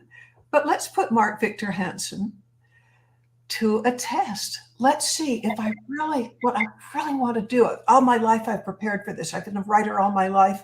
I want to be a war correspondent. Somewhere like a couple of months after I finished writing Mark's book, but was focusing on this, I got invited to go to Ukraine to cover a certain aspect of the war that's going on there, and that is human trafficking. And I think that I would bet everything that I own or could own that this wouldn't have happened if it hadn't been for following Mark's idea of visualize it, the law of attraction, ask, do it. Cool? Well, that is awesome. That is beautiful. So let's do this. Let's get to what it is that our audience can begin to do. If they don't know what they want, is it fair to say that they should at least start with what they don't want in order to find out what they do want? Or do you have a method for them to clarify what it is that they do want? Mark?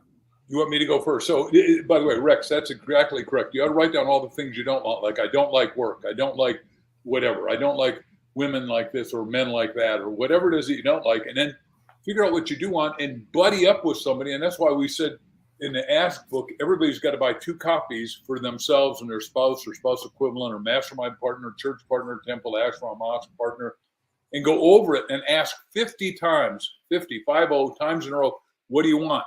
And they'll start with superficial stuff like I want a new pair of glasses, I want to get my teeth fixed, I want facelift, I want clothes, I want a nice car. All that's good. I want a beautiful home.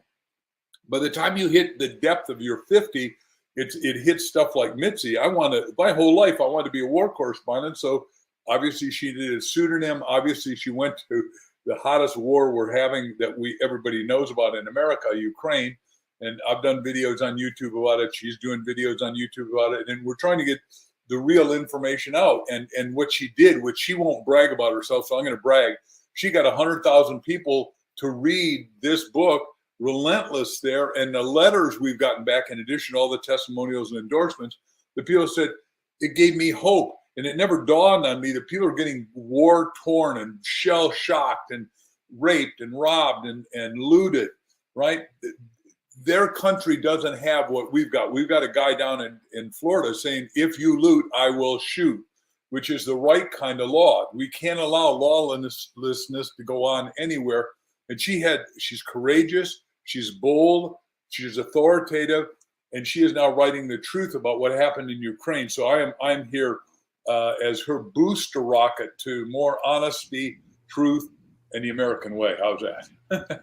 Well, I love that, and it is important to know that your work touches so many people, and the fact that this new book, Relentless, that the proceeds of the book go to help stop human trafficking in Ukraine, and what a wonderful way to use your platform, your influence, your ability to reach out and touch people where it's absolutely needed and desperately needed. So thank you for that. With that said, continuing the conversation, because we're going to circle back around and we'll talk about Relentless. We'll talk about the curbing human trafficking, but you mentioned going deep with these questions. Sometimes just asking the same question repeatedly for long enough is where a breakthrough can happen. I mean, some people think if I do this and I do this and I do this, and in other words, they go all over the place trying to come up with answers instead of just doing a deep dive. And so what you're encouraging people to do is do this deep dive with what is it that I want, and to find what it is that's moving them. One more thing, and that is before you go to sleep, to cut out all the noise that you're talking about, ask yourself 100 times before you go to sleep, God, what's your destiny for me? God, what's your destiny for me? God, what's your destiny for me? Now tell your spouse or spouse equivalent, you're going to wake up in the middle of the night and the answer is going to come, but you've got to get your little butt out of bed, go to wherever you've got something to write with, type with, communicate, and you can't write idea. You got to write in detail what Big G tells you, because your inner knower is attuned to everything. What we're going to talk about is neuroscience, and yeah, you got a body, and yeah, you got a brain, which is filled with stuff at schools. And then you got a mind, which can do 2 things, has intuition and imagination. But the bigger level that Mitzi and I are going to talk about in neuroscience is you got a soul, which is unlimited and connected to the infinite. And if you're connected to the infinite and you're made in the image and likeness of the infinite, then you've got infinite ability, and you've got infinite, unique ability that only you can discover. I can hold up a mirror, tell you how to do it, which I just did, but then you got to go do the do. Back to you, Rex. Well, that's awesome. That's awesome. And we'll bring Mitzi in on this too. But But it's as above, so below, as above. I mean, from within to without, from without to within. Great ancient mystics and teachers have spoken for eons about, what Hill called infinite intelligence, other people call source, some people call God.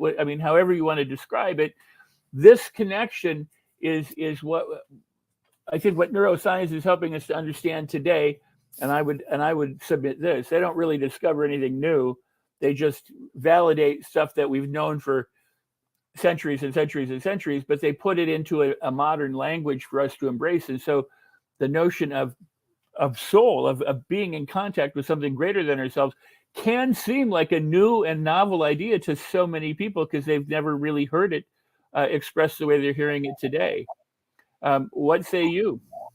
I guess I'm up at bat right now. On the question of the inside reflecting the outside and so above, so below, I got to witness that in Ukraine. And I want to share a story with you that it's so neuroscience related.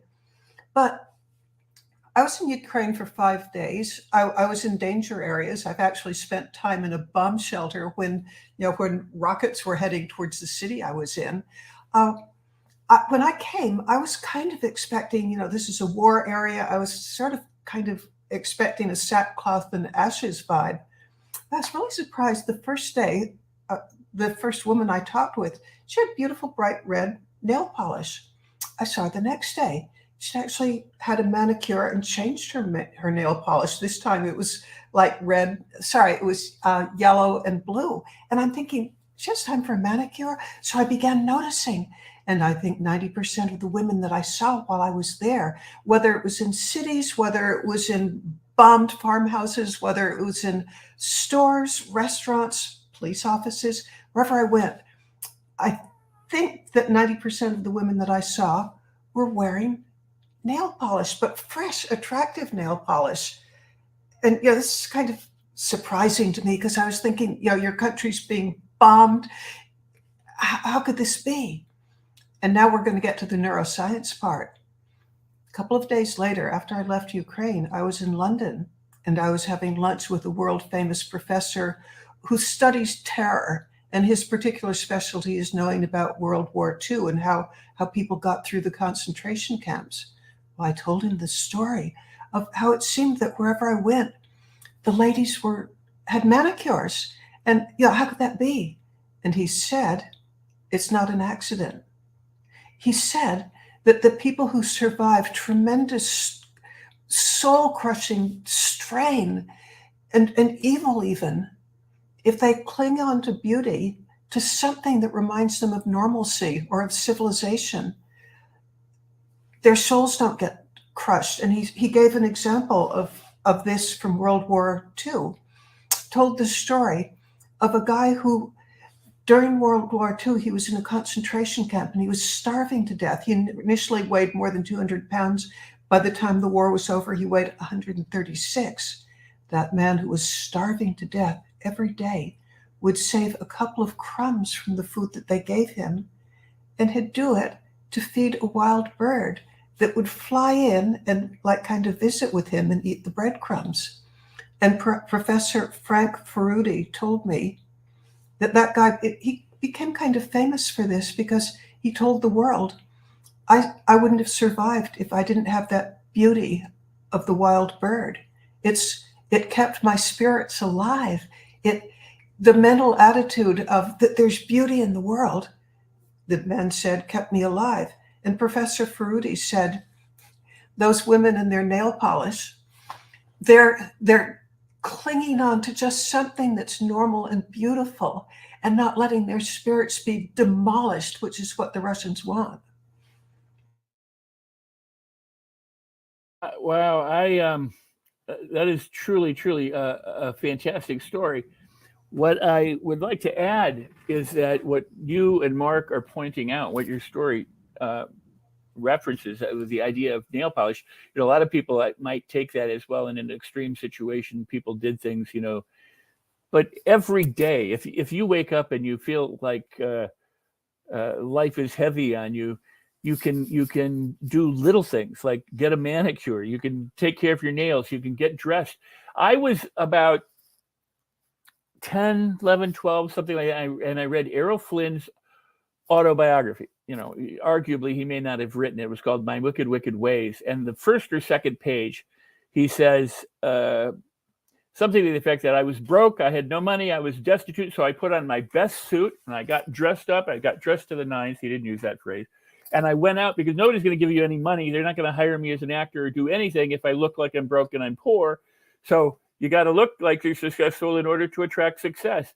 This is the kind of thing that what I love about what you both do so well and have done for so long is help people do little things that give them significant yardage in terms of moving forward and making profound change in their life. And sometimes it's a little thing like asking yourself the question 50 times or 100 times before you go to bed is a simple thing, but the return on investment can be so exponentially incredible that people sometimes forgo that.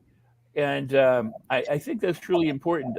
You and I, by the way, so that everyone knows, Mitzi and I did a show recently together about Relentless and about Mark. We've also, Mark and Mitzi and I have done separate shows on my other show, Create Your Best Life with Rex, which if you're interested, you can always find on YouTube, or you can search Mark's name and my name and Mitzi's name and my name, and you'll find the shows. But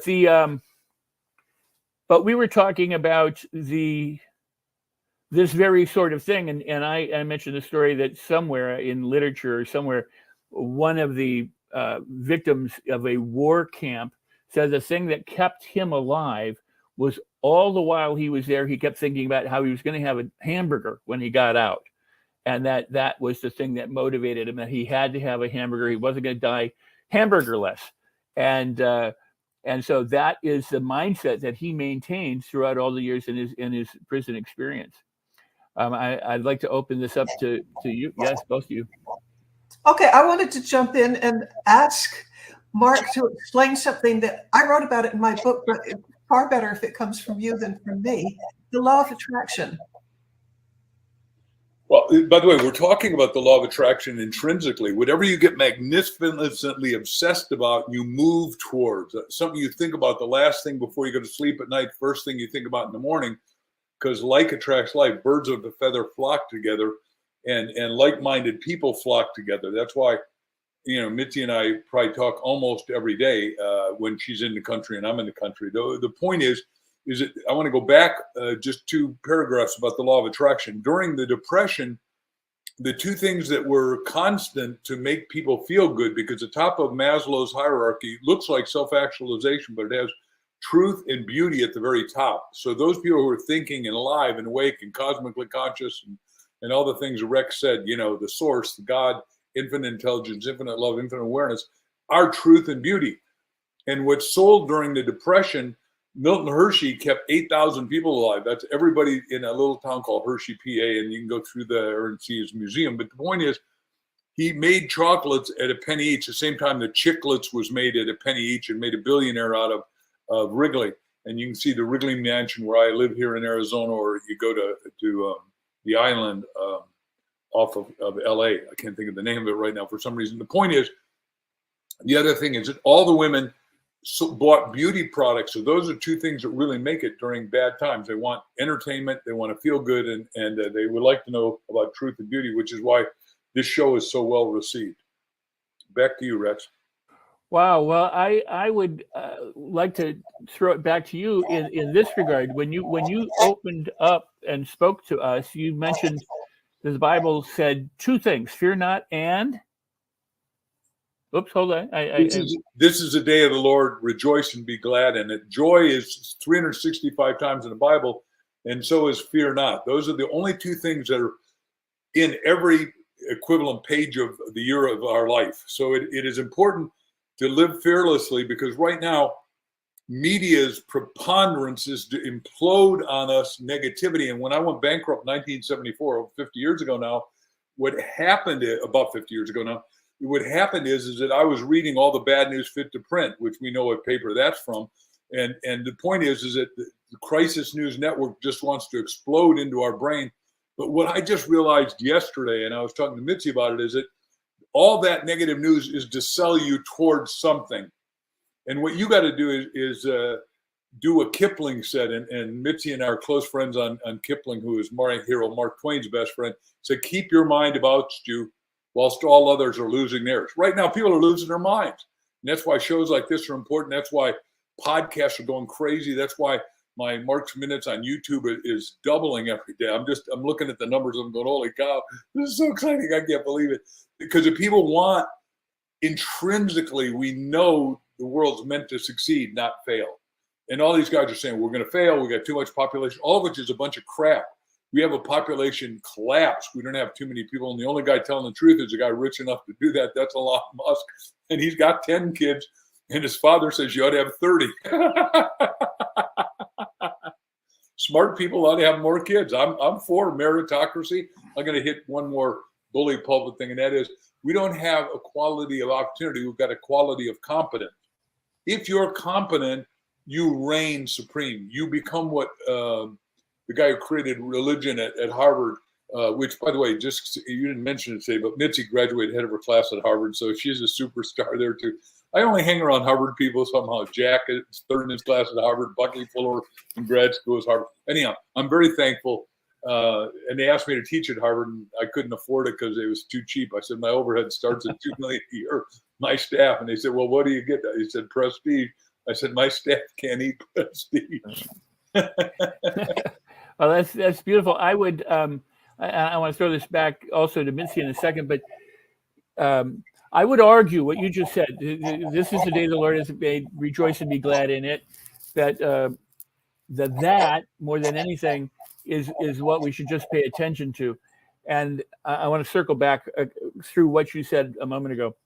Our conditioning and the media and the powers that be, whether they're visible or invisible to us, seem to have an agenda, and that's to keep us misinformed, struggling, divided, fighting among ourselves so that we never do accumulate enough power or influence or wealth in order to take the lion's share from them. Now, there are people like yourselves who are both very successful and wealthy, and yet, you talk about when you were bankrupt, when you went bankrupt, so you're no strangers to hardship. But there are those very, very wealthy people who would be very happy to misinform people, give you parts of the secret, but not give you all of the secret so that you can't make it. But that's not you. You are giving it away freely. Mitzi's giving it away freely. You're there to try and help people to get a leg up and to move up and to live the kind of lives that they can live, the kind of lives you're living. And when it comes to fear not or rejoice, so many people are telling people to work hard, struggle, do all these other things, add these 50 things in, do that 25 stuff, and then 10x this and 10x that, when really, isn't it just a pretty simple formula? Fear not and rejoice. And if we could learn how to do that easily, we'd be so much ahead of the game. Well, that makes me think of a theme that runs through Relentless, which is Mark regularly attributes at least a part of his success to tithing and giving back. And my theory of life is that we're here to serve one another. And somebody get me the exact quote, but what you do unto the least of men, you do unto me. Yes, what you do to the least of them, you do it to me. Yes, absolutely. Okay, and I'm thinking of something that I was brought up with. My father was the co-founder of the Sheraton Hotel, so we grew up in the lack of luxury, the lap of luxury. But it was just instilled to us for me and my siblings from childhood that we're there to serve. We're to get our identity for helping others, not by spending money. And, I think that kind of thing brings joy. And it reminds me of something that when I was maybe, I'm going to guess 10 years old, it was a Saturday and I went wandering into my father's office, which he had an office in our home. And there he is going through ledgers and books. And I'm thinking, Daddy, as I ask him, how come you aren't, it's a nice sunny day. How come you aren't playing golf with your friends instead of here with all these books and ledgers and things? And he said, well, what I'm doing is I'm answering charitable requests. And then he said something that I think is what life's about. he said, the greatest joy my money ever gave me was in giving it away. So, and now to circle back to relentless, it seems to me, and Mark, you're allowed to correct me, but I'll scream and have a tantrum if you do. It seems to me that just weaving through the entire book at every moment is how you can help others and how you can tithe. And you say over and over again in 100 different ways that acts of serving others, particularly through tithing, you feel energized you, propelled you towards some of the success that you've had. Now let's see if I get to have my screaming tantrum or if he agrees with what I said. I love everything she said, but the little book's called The Miracle of Tithing, which business people who don't know any better say, what's a miracle of tithing? I said, you haven't been tithed enough lately. But it teaches tithe your thinking, which is the first thing every charitable organization ought to do, and only give to charitable organizations that spend less than 10% on administration. And Mitzi, I took her to Horatio Alger Awards with us this year. They don't spend anything. They spend 10% on administration, but it comes on top. All the money that we raise goes to getting 35,000 kids scholarships, either for university, at-risk kids, or skill training or entrepreneurship training. Anyhow, tithe your thinking, which is all of us can do that. It doesn't cost anything, but 10%, 1 day out of 10, you got to do that, or 1 hour out of 10. Tithe your thinking, your time, your talent, your treasures. And then the bonus point, number 5, is be thankful that you had it to give. All of us have more to give. And the minute you give, you expand. And the best metaphor I've ever come up with, Bob Allen and I are at the Maui Writers Convention walking in the wonderful ocean. And at 6 in the morning before we're to talk that day, he says, explain tithing with regard to the water. I said, well, when you don't tithe, it's like frozen water. It doesn't move. When you do tithe just a little, it's ambient. It's still dangerous. If an airplane crashes down or if you belly flop in water, you damn well know it stings, right? But if you give, like 1 drop of water on your mirror in your bathroom in the morning steams up the whole thing. It expands. When you tithe, 10% expands. And you say, that isn't physically possible. It isn't the laws of physics. Because in neuroscience, we're saying, hey, look, it's metaphysical. What happens is Einstein taught my teacher, Buckminster, Dr. Fuller, is at the top of physics is metaphysics. It's understanding. And that's why Einstein said imagination's more important than fact. And that's what she's saying. You can't see it because we go out of the 3-dimension where we live and think that's it into the 4th dimension. In the 4th dimension, everything is all things are possible, is what the big guy said. And that's where when you give, the world opens up to you, and the sky vault opens up and pours down such a rich reward you can't receive it. And so I agree with Mitzi's daddy and Mitzi, because Mitzi, I just talk for her, and I shouldn't do this, but she is excessively charitable. Wow. Well, I want to circle back again in a moment, but I want to point something out about Relentless and about the books that you write, Mitzi, and you, Mark, and to say that I'm thrilled to know you. And I would make this argument with most people that there are people out there who don't have anything. You know, they always say, don't listen to your broke relatives tell you how to make money kind of thing, because they don't know either, or they wouldn't be broke. But a lot of people at that level have those conversations with those people. And Jim Rohn said, you know, you're the average of the 5 people closest to you, or your income's the average of the 5 people closest to you. When people are at your level, or when you have a certain amount of success and you get up there and you're really doing well, the conversations are different. They're like, what do we create? What do we want to do? How do, you know, I mean, they're not the same kind of conversations that are going on down here, I would argue. And in the same way, I've got you muted because there's some feedback. So go ahead. Down here can't get up there unless they have that up there conversation, which is, right, you got a little being and a big being, but there shouldn't be any poor beings. Mitzi and I are friends with Dr. Muhammad Yunus, got a Nobel Prize for creating microcredit, microfinance. He said poverty belongs in one place, the museum. And we really agree with it. I've been with him a bunch of times. I love this guy. He has taken the poorest country in the world and gotten everybody to earn money by lending them $25. And he's raised now $9 billion in the poorest ragtag country. And he is bringing it forth just like Senior Minister Lee did Singapore. I worked in Singapore. I've been to Singapore and worked there. And now there's flowers on every boulevard and everybody's rich. Everybody retires a millionaire.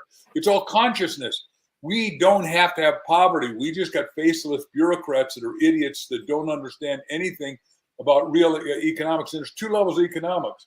I don't want to take, I want Mitzi to talk on this too, because she's really articulate, but the level of economics we're taught is Malthusian, that population is going to go 2, 4, 6, 8, and food is arithmetic.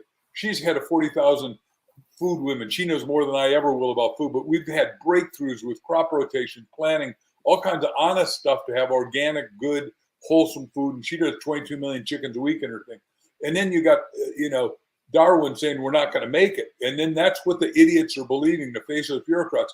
There's more than enough if we go into creative, spiritual, light, enlightened consciousness. That's what I'm saying. And Mitzi, would you talk to that, please, just from a farm point of view? Could we build enough food right in America for the world?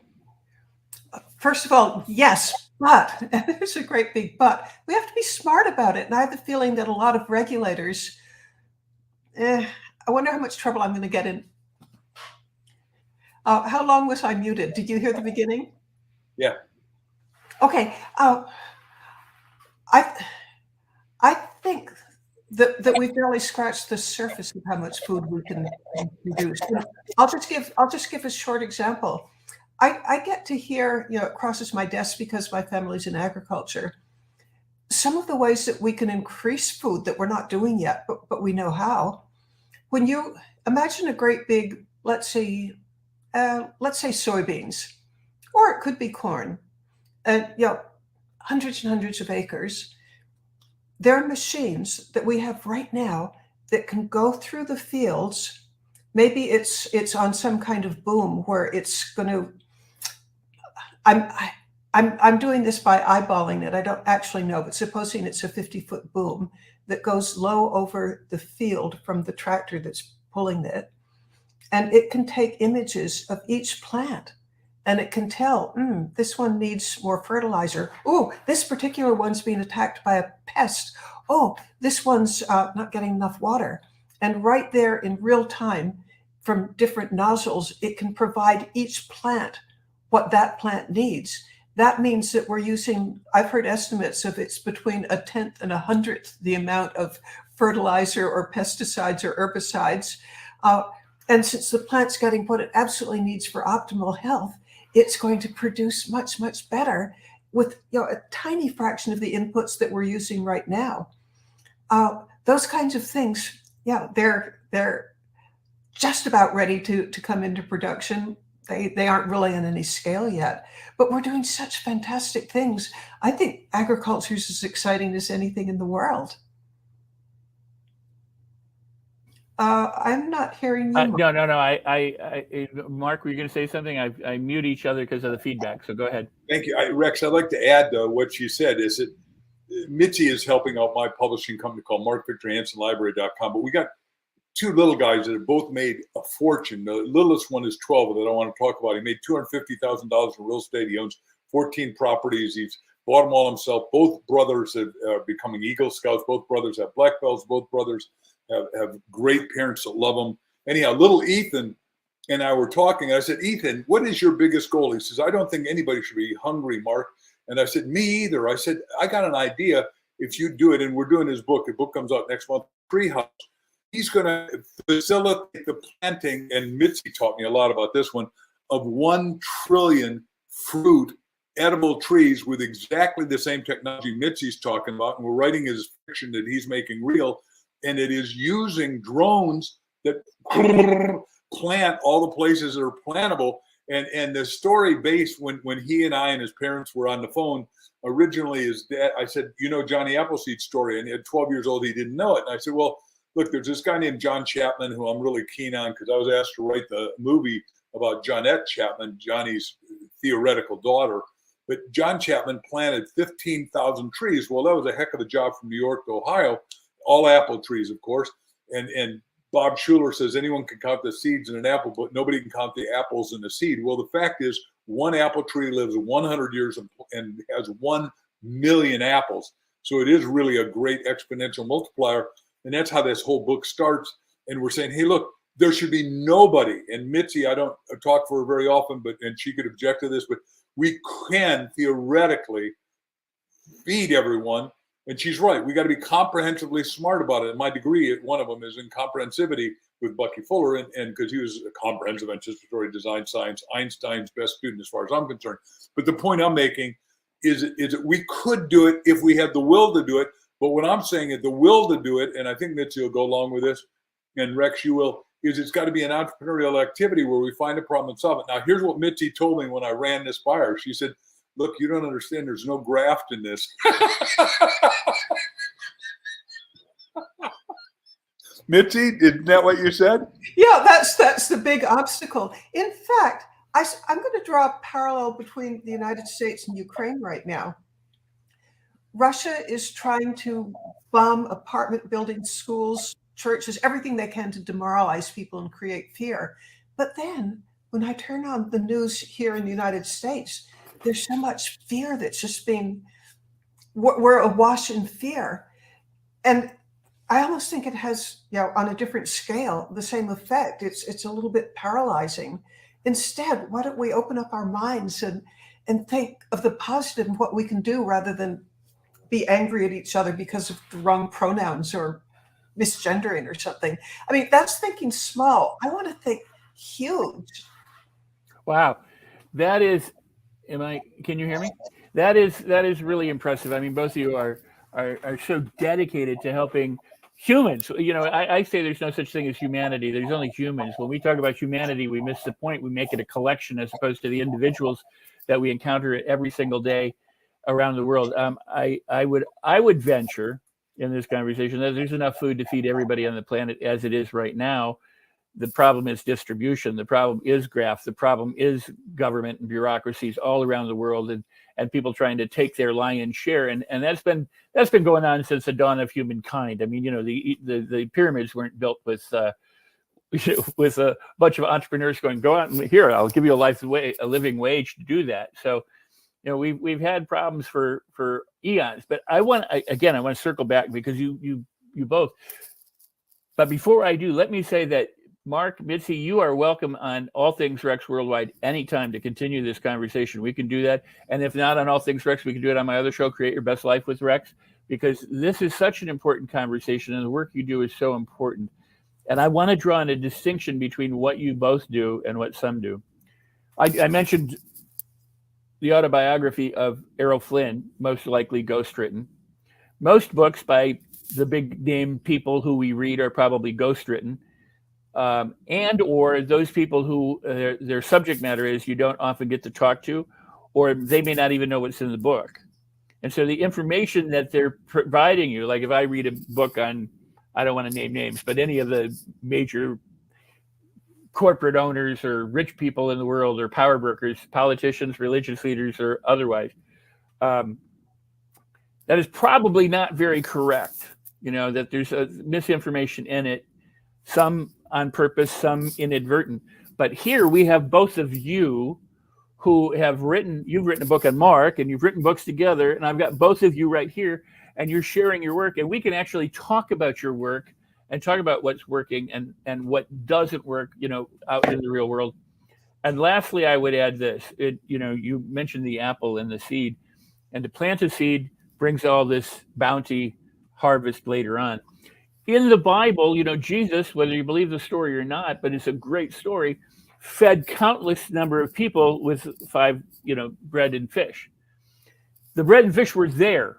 It wasn't like, let's manifest it out of the air. It's like, bring me what you have and we will multiply it. Let's take this, and it was passed among the people so that they could be satiated, they could be filled, and so that people could. I always argue that Jesus is not the exception. Jesus is the example, and as we're talking about this, I talk about this all the time, that he didn't ever say, I've healed you, I'm the good guy, put your faith so much in me. He would say, your faith has made you whole, go and sin no more.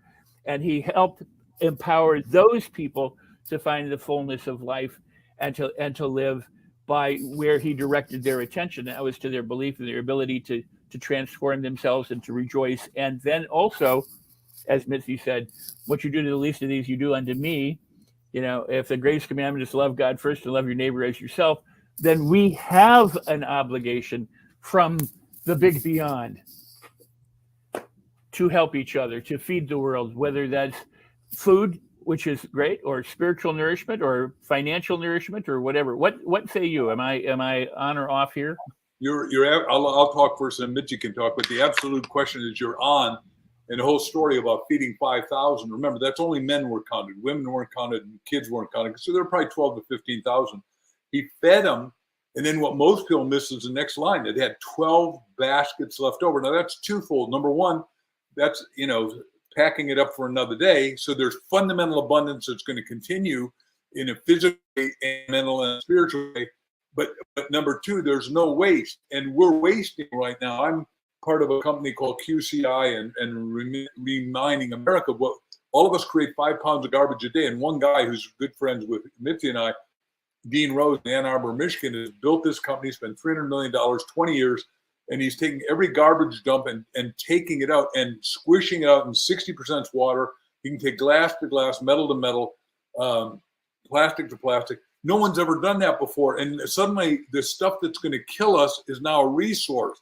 One of the things I wrote when I was in graduate school, I had 10 mega goals, is that I wanted to take every liability and turn it into an asset. Well, this guy's done that, so I'm just partnering with him, and I'm doing his book called Trash to Cash right now as we speak.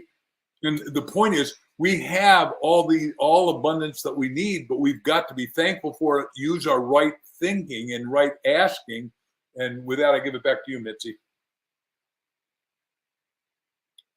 There you go. You're unmuted. Okay. I've mentioned before that weaving through this entire book is your, what I take to be generosity of spirit. But it makes me think of something that my late husband, Frank Purdue, used to say. He said, if you want to be happy, think what you can do for somebody else. On the other hand, if you really want to be miserable, think what's owed to you. And I think one of the biggest payoff deals in the world is to be generous and think what you can do for others, because it does lead to happiness.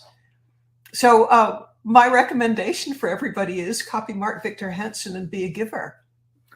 That is beautiful. I mean, I'm so happy you said that, and I want to come back around again, and that is to the book and the fact that this is about Mark. We're going to have to talk about that before we have to leave, and how they can get the book and how they can help this this movement that you have going in stopping human trafficking in the Ukraine. How when they purchase the book, the money, the proceeds go to that cause. So that's very important for us to talk about and address, but also to talk about the book and about the man whose book is about. I surely want to do that. And I'm so thrilled that you're here. I have a second question in all of that. Obviously, people are going to go, how do I get the book and that? But you're talking about so many really wonderful, life-changing, life-transforming experiences for people all around the world, financially, spiritually, health, mentally health, all this, feeding them and everything else. Is there a way that people can help the cause, help you, or become enlisted in this journey with you in some way, as opposed to just, saying, okay, well, I bought the book and now I'm going to go read it? Is there somewhere that they can say, I want to be a foot soldier, I want to help out? Oh, I love that question. The easiest way is Amazon. And I'm perfectly happy if you get the, no, we don't have it in Audible yet. We ought to consider having it in Audible. But for the moment, it's on Kindle, and then it's softcover and it's hardcover. But whichever way you buy it, every penny of the royalties is going to go to combating human trafficking in Ukraine. But since Rex was kind enough to ask, how else could you help? I have a suggestion. If you'll go to my website, and it's mitzypurdue.com, there's a contact me part. Write to me and I'll get back to you, because I would love people who want to help. And my particular issue at the moment is, well, overall it's human trafficking, but it's particularly human trafficking in Ukraine. Because here's what happens. And let me quick define what human trafficking is, because although most people might know, some might not. Human trafficking is the equivalent of modern day slavery. And very often it's sex trafficking, at least in Ukraine it is. What they'll do is, say there's a woman who's tired, exhausted, at the end of her wits, and she's trying to cross over the border from Ukraine to, let's say, Poland. Anyway, there she is. She's just making her way across. She's out of her mind with fear and fatigue. And this kindly guy comes up to her and says, "Oh, I'd like to help you. Oh, I can help you find work. And for tonight, I can get you a hot meal and a place to stay. But the van is leaving in 10 minutes. Get in." And here's what happens to her. And we know this because some women have been rescued, like in Turkey or Dubai or somewhere. She'll be gang raped 30 times that night. And then she'll be sold for sex like 10 or 12 times a night from then on until she dies. I mean, I think it's a fate worse than death. But there's a lot that can be done to prevent it. And a very inexpensive way where even, $5, $10 is going to make a difference.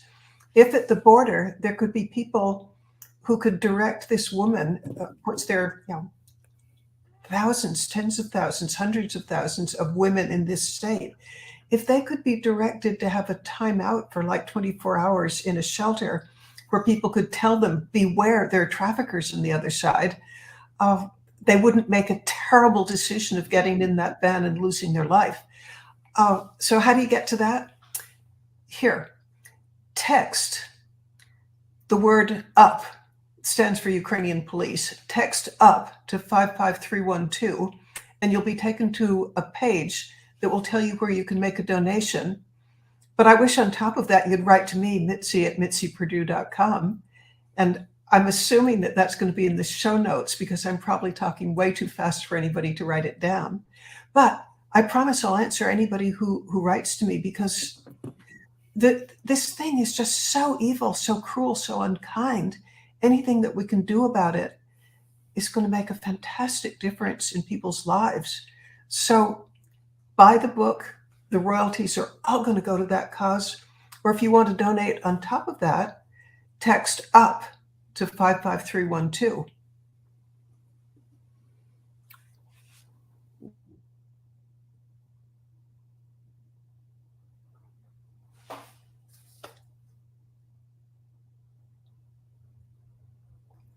I'm not hearing you. Are you hearing me?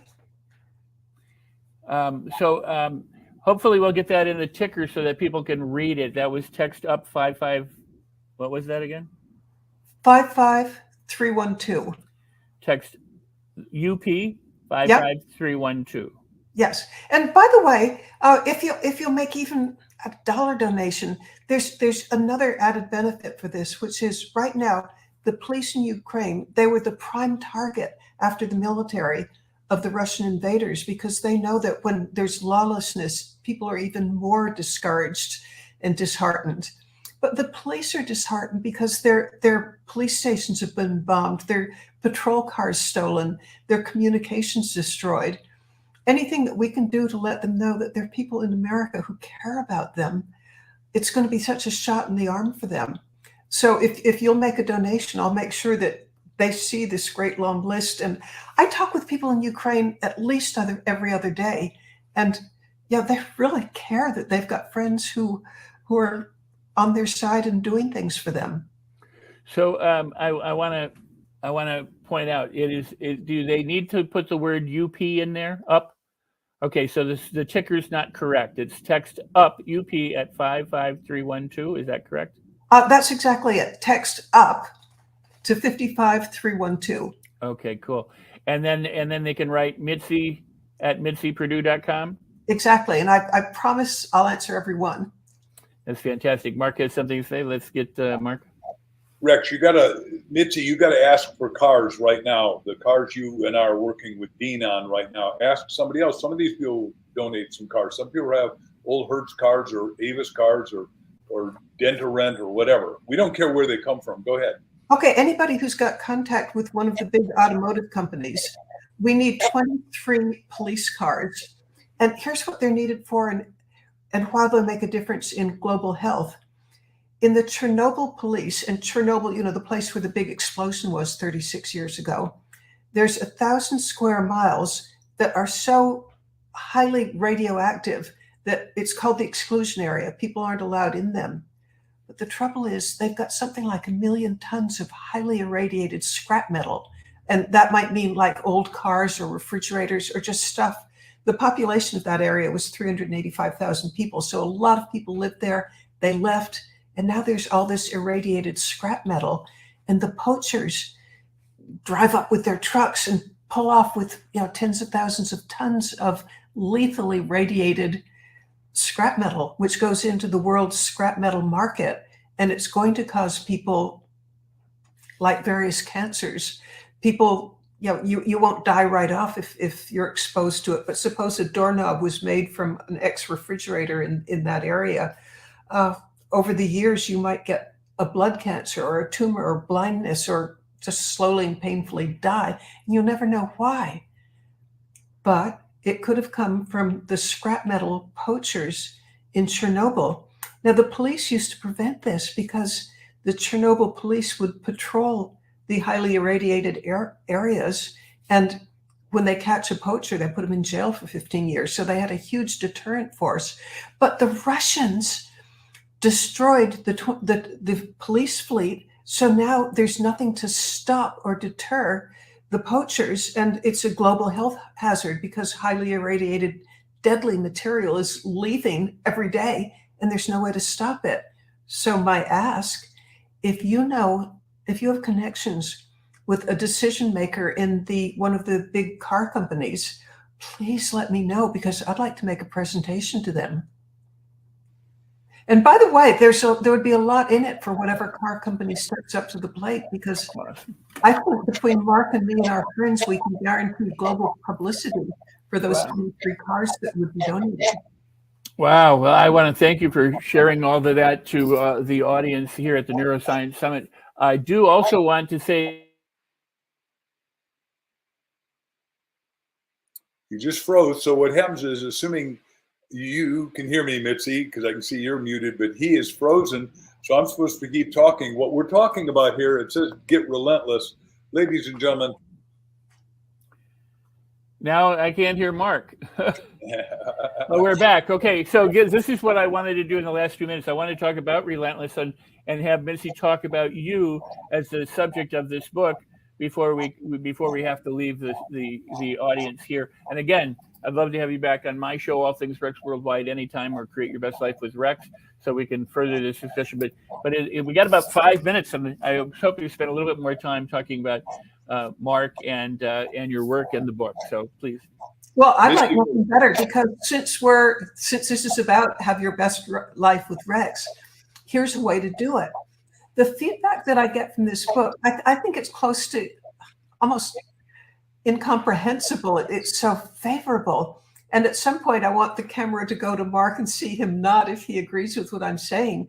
But I bet I've had, I haven't counted. It could be 500 letters from people saying that it changed their life. Like one guy, he said that I was suicidal. And I read this book, and I read about when Mark himself, when he was in his mid-20s, I don't think he ever would have actually jumped off a bridge, but he wasn't sure that he had a reason to live. And then that darkest moment, he asked God, what am I here for?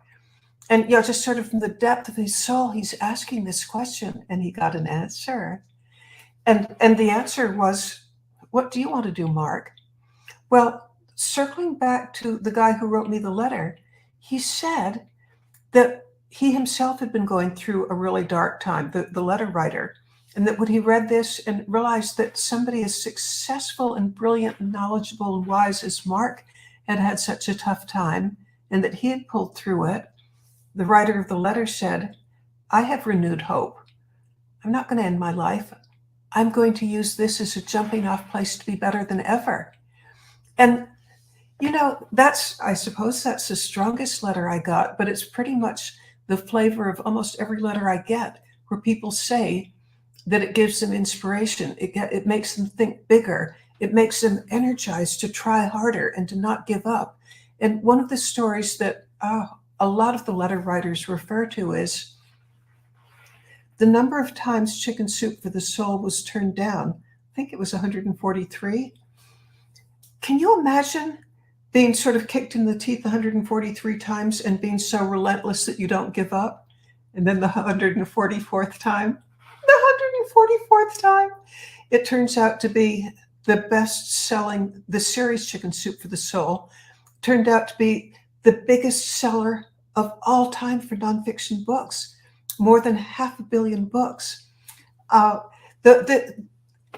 have a personal opinion that the greatest gift one person can give another is inspiration, because it gives you the energy and the hope and the bigger vision.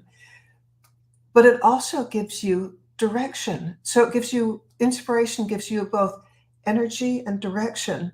And I wrote this book, and I had a dozen reasons for writing it, but possibly the biggest is I feel that the world is hurting right now, and that a book like this can help heal some of that hurt.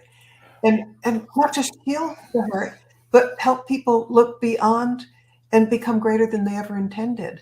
Absolutely. Oh, sorry, didn't mean to step on you. Go ahead. We got about 2 minutes left, so I want to make sure that you finish what you're saying and get Mark back in. Well, let me invite Mark to finish with his final thoughts, because I've been rattling on. Well, first of all, I like everything Mitzi's got to say, of course, but she let me write a poem that we put on the back cover called Relentless. And your life is about relentlessly pursuing excellence. What a good idea, because if you chase excellence, you get everything else. Relentlessly discovering my destiny code, which is what we said. You got to say, God, what's your destiny for me? God, what's your destiny for me? Relentlessly creating, innovating, and entrepreneuring. Everybody is an entrepreneur, according to the guy we were talking about, Muhammad Yunus, during this show. Everyone can relentlessly go the extra mile, because what the big guy said, Jesus said, the first mile doesn't count. You got to go the second mile. Relentlessly self-promoting and advancing yourself, the issues you believe in. And obviously, we're promoting ourselves a little bit, but we're really saying, let's make the world work for everybody. Let's get rid of human trafficking. Let's get rid of low-mindedness. Relentlessly serving greatly with love, which is what we're about. Relentlessly loving for the sake of loving, caring for the sake of caring, sharing for the sake of sharing. Relentlessly exuding enthusiasm, which I think you can see in spades in this show. Relentlessly tithing and contributing to noble, helpful, and honest is a big underlying word, causes. Relentlessly increasing the quality and quantity of our service. Relentlessly working to make the world work for 100% of humanity. I am so thankful. Mitzi said, why don't you write an afterword poem? And I go, well, Bucky always did ventilated prose, so I guess I could do it. And I did. I liked it. For me, it was fun. So I hope all of you that read it catch it and get bolstered with inspiration, like, because Mitzi always says you got to have inspiration, to have the dedication, to have the perspiration to the destination of your heart's desire. Wow.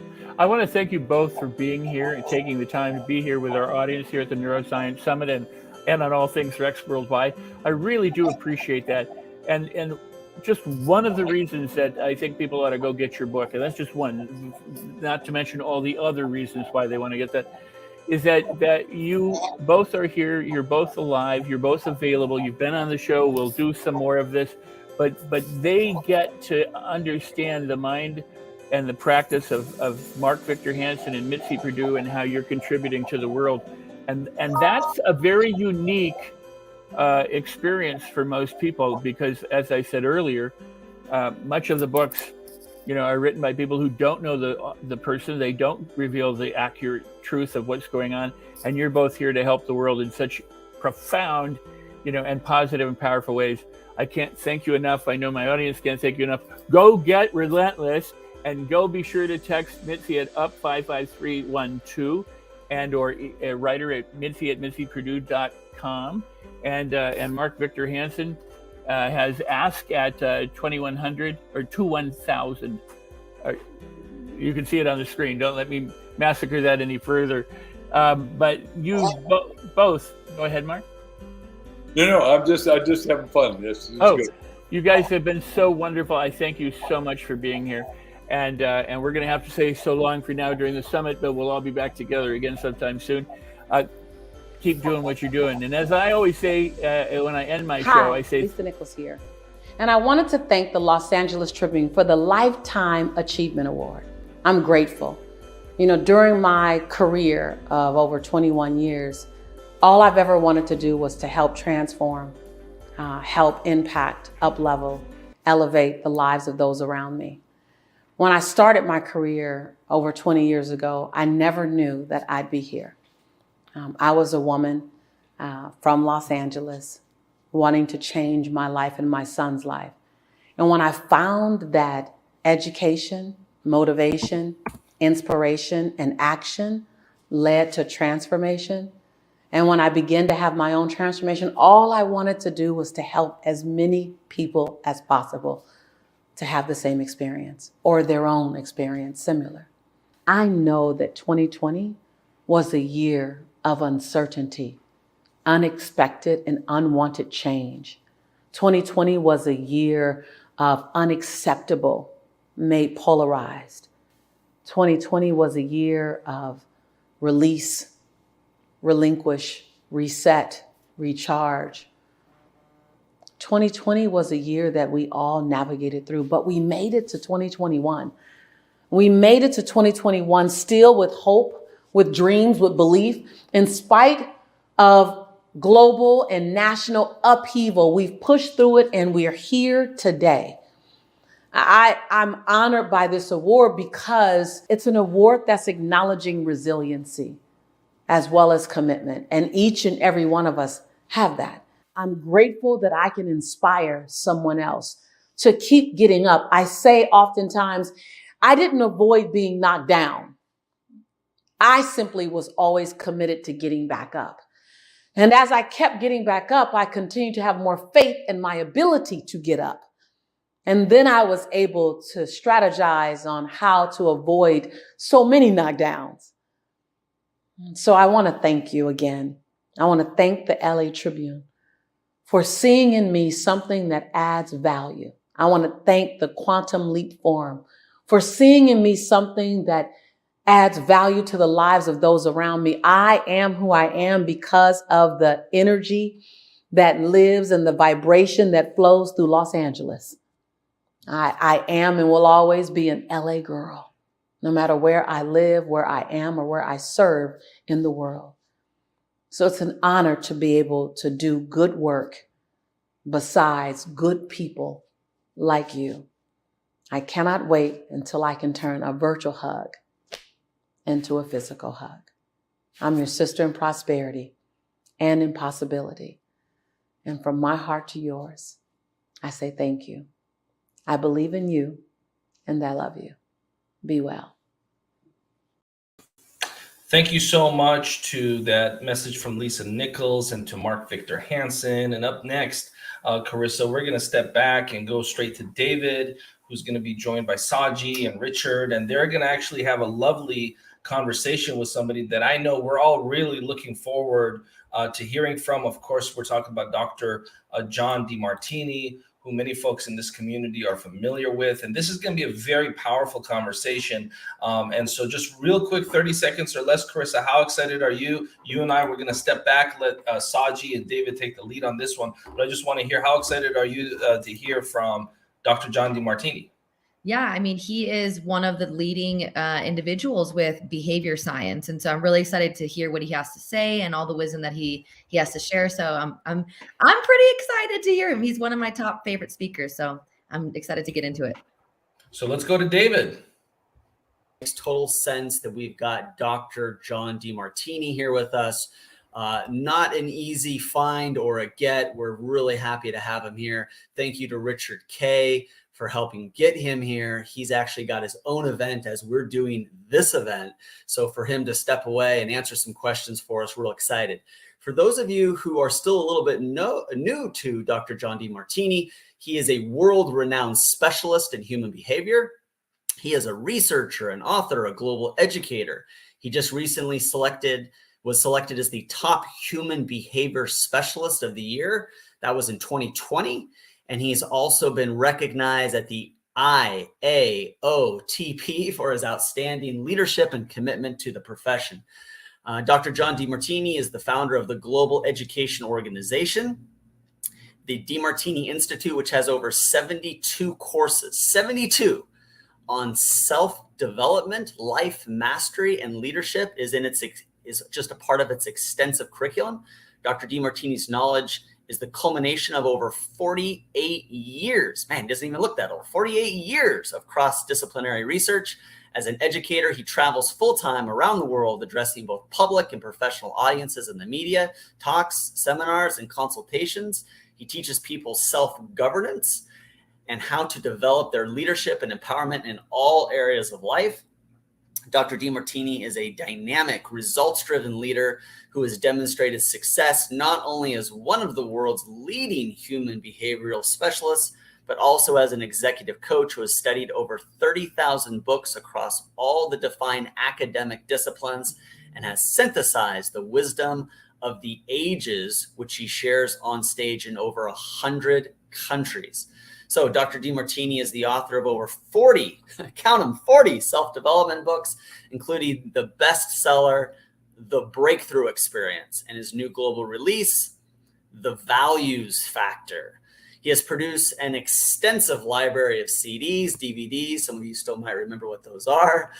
He's covered all kinds of topics ranging from financial mastery to business mastery to relationship development, man, health, healing, the art of communication.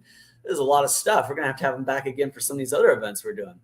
He's been featured in documentaries such as The Secret. I'm sure you guys have heard of that. The Opus, Oh My God, alongside Ringo Starr, Seal, Hugh Jackman. I'm sure you've heard of them. He's been on stage with some of the biggest names: Stephen Covey, Sir Richard Branson, Wayne Dyer, Deepak Chopra, Donald Trump. He's interviewed on all kinds of networks, TV shows, everything from Larry King Live to The Early Show to Wall Street, magazines, leadership, success, prestige, entrepreneur, Oprah's magazine. Oh my goodness. And that's just the tip of the iceberg. So how about that? So who is this man? Well, here he is. Bring him out, Dr. John Demartini. Man, I don't know about you, but when you get a bio like that read, John, we can bring him on now too. But when you get a bio like that read, that's got to be humbling and attention getting. Are we still doing a drum roll here for Dr. John Demartini? All right, I'm ready for him.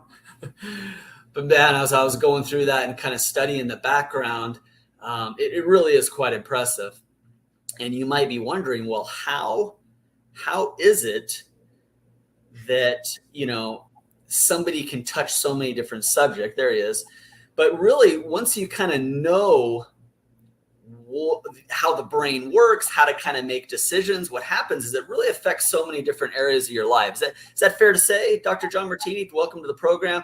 Fair to say that what you do just affects so many different things?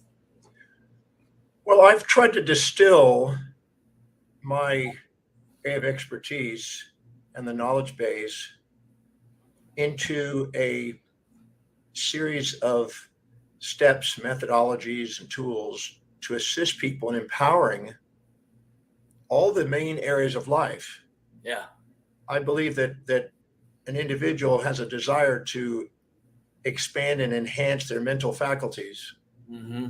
So I've worked at trying to help people master their mind's capacity to do extraordinary things. Yeah. I wanted to help them in business. I wanted to help them in economics, in their relationship, in their social influence, their health, and be inspired by life. So I believe that there's a cornerstone, a foundation for all of those to be enhanced by a series of things that help maximize brain function. Yeah. Well, we're going to be talking a lot about the brain here at the Neuroscience Summit. You know, we've got a bunch of people that want to ask you questions. We've prepared some. I'm sure we'll think of a few new ones as you come up with some answers. Before I bring on a few more people that are excited to throw some questions at you, are you ready to hit these out of the park? Because we're going to throw hard on a few of them. Are you ready for some challenging ones? I'm ready for whatever comes. I look forward to it. All right, sounds good. Well, I thought it'd be interesting to kind of see where you really started, you know, as you kind of learned the connection of the brain and the mental state. You know, I know that people see your work, psychology, psychiatry, coaching. I mean, it affects a lot of different things. But when you very first got started, where did you apply this first? Was it mostly in a financial way, a health way, a certain industry? Where did this start? And then tell us kind of how it evolved over the years or even the decades. I first started getting involved in human behavior when I was 17. And 18, I had a desire to after watching David Carradine on Kung Fu, I had a desire to master my life. I want to be like a Shaolin master. And that made me probe into what exactly does that mean. And it made me think of those 7 areas that I mentioned a moment ago.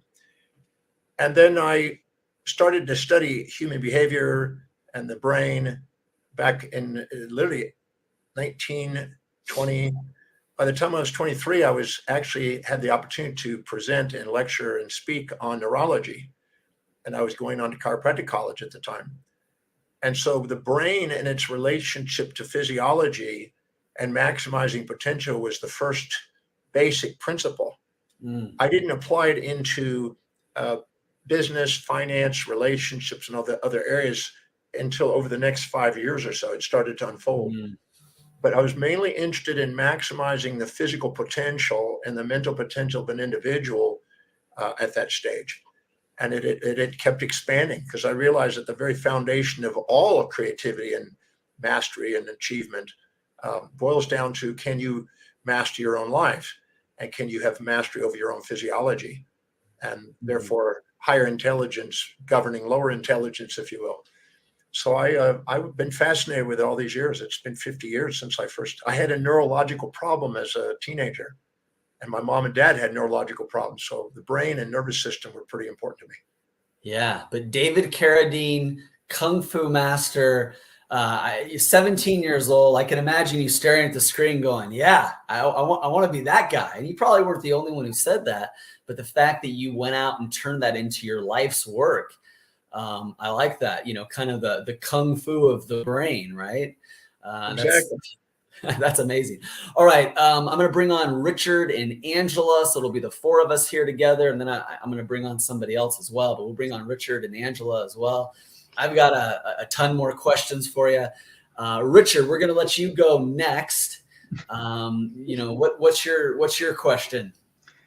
Well, before a question, as John and I were talking before, it's nice to see you again, John. After 20 years, I know we've all grown. And for those of you watching, I was learning from John 20 years ago as he was evolving this, and watching the change that you've come into your own, and doing this is so profound. And you talk about 17, and I know you've talked about the story that you had an NDA. You were surfing in Hawaii, and you had an accident. And as I understand, there was that's the age of 17, and there was somebody who mentored you and took you under his wing. What was that like? And that was a transformational experience, wasn't it? Yes, I had cyanide and strychnine poisoning at the time. And in the recovery from that, I guess you could call it, I was led to a yoga class where Paul C. Bragg was speaking. And Paul Bragg was a very enthusiastic man who was inspired to help people maximize their potential. And one night, 1 hour, his one message awakened in me a belief that maybe I could overcome my learning problems, because I had a speech impediment and a academic impediment. I was a high school dropout, and I was a street kid for many years. And after meeting with him, I thought maybe I could actually overcome my challenges and actually someday be intelligent. And that was the pursuit. I had to first learn how to read. That was the first obstacle I had to, at age 18, to learn how to read. And with the help of my mom, I finally started practicing pronunciation and spelling of words and growing my vocabulary. Over the next couple of years, I did 30 words a day, which is 20,000 words in 2 years. Wow. And I started to excel. And then I never wanted to stop reading. I've been reading ever since, learning as much as I can, and speaking. I can speak clearly today. That wasn't a reality at one time. It's a wonderful story in many dimensions, that this event that looked like trauma and devastation created a path for you to transform countless thousands of lives. And how many of us go through a time where the world seems to be collapsing and it's really an expansion? And thank you for getting to the other side of that. There's a lot of people that assisted me, so I'm thankful for all those people. Yeah, it's interesting that so much of what happens in our life comes out of necessity. You look at a lot of the great inventions, a lot of the great ideas, a lot of the great books. It all started with that individual right? Needing that. And I believe there's some kind of quote around the necessity, or is the mother of all invention, something to that effect. Yes. Angela, you're up next here. So, Dr. Demartini, you have said that your perception is tainted by your values and the imbalanced experiences you stored in the past. And can you tell us a little bit more about that? Oh, I'd love to. This is a 1 month convention now. I can keep. About 45 years ago, I've been speaking now for 50 years since I started. But 45 years ago, I asked the question, why are some people doing things that they say, and why are other people not?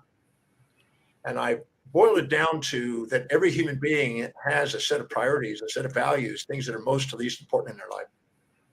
And anytime they set goals or objectives that are aligned and congruent with what they value most, which is the most intrinsic values they hold, they increase the probability of achievement. They tend to walk their talk. They tend to have discipline, reliability, and focus. And they tend to be more objective. And the blood glucose and oxygen goes into the forebrain and activates the medial prefrontal cortex and the executive center, where we actually have strategic objectives, and we mitigate the risks, and we take action spontaneously, and we calm down the vicissitudes of the amygdala below. So it's so crucial to set objectives that are high in priority, because if we fill our day with high priority actions, it doesn't fill up with low priority distractions. And the low priority distractions are what put us into the emotional volatilities of the amygdala, which is a feedback system to let us know we're not being authentic, because our authentic expression is an expression of what we value most in life. That's our ontological path and identity. So giving ourselves permission to shine and live by our highest values has been the cornerstone of what I'm doing with people, to help people not keep having a perception that life is in the way, so they can see it on the way. And if they can't be grateful for their life, they're missing out on the magnificence that it's offering. And that's only because they haven't looked deeper and looked more broadly and looked more objectively. That's beautiful. Thank you so much. Yeah, that's great. So we're gonna get into the tougher questions now. And we kind of set it up. We kind of get what you're made of here. We did that impressive bio and everything. By the way, reading that bio, that's really something. And for everybody watching this at home, we didn't give all these questions to Dr. Martini here in advance. So, he doesn't know necessarily what's coming. So this is kind of impressive here. So one of the things that we're really focusing on here at the Neuroscience Summit, and kind of the brain and sort of the science of things, is formulas. And so, we want to kind of find out, some of the different thought leaders and, you New York Times bestselling authors and you guys that have been around and are speaking and sharing things. What are some of your formulas? Like, if you only had one formula for somebody listening to be more efficient, more productive, to get more out of life, what's kind of like a scientific formula, something that you could prove, maybe something that involves science, research, something that, you could kind of prove without a shadow of a doubt if you were in court in front of that judge and jury? What kind of evidence could you give? Do you have a formula like that you could give to everybody here? Well, again, I can develop this. So we have control over three things in our life. Okay. Our perceptions, our decisions, and our actions. And all three of those are filtered by our hierarchy of values. Because our hierarchy of values through the pulvinar nuclei of our thalamus is filtering all the sensory input deeper and looked more broadly and looked more objectively. That's beautiful. Thank you so much.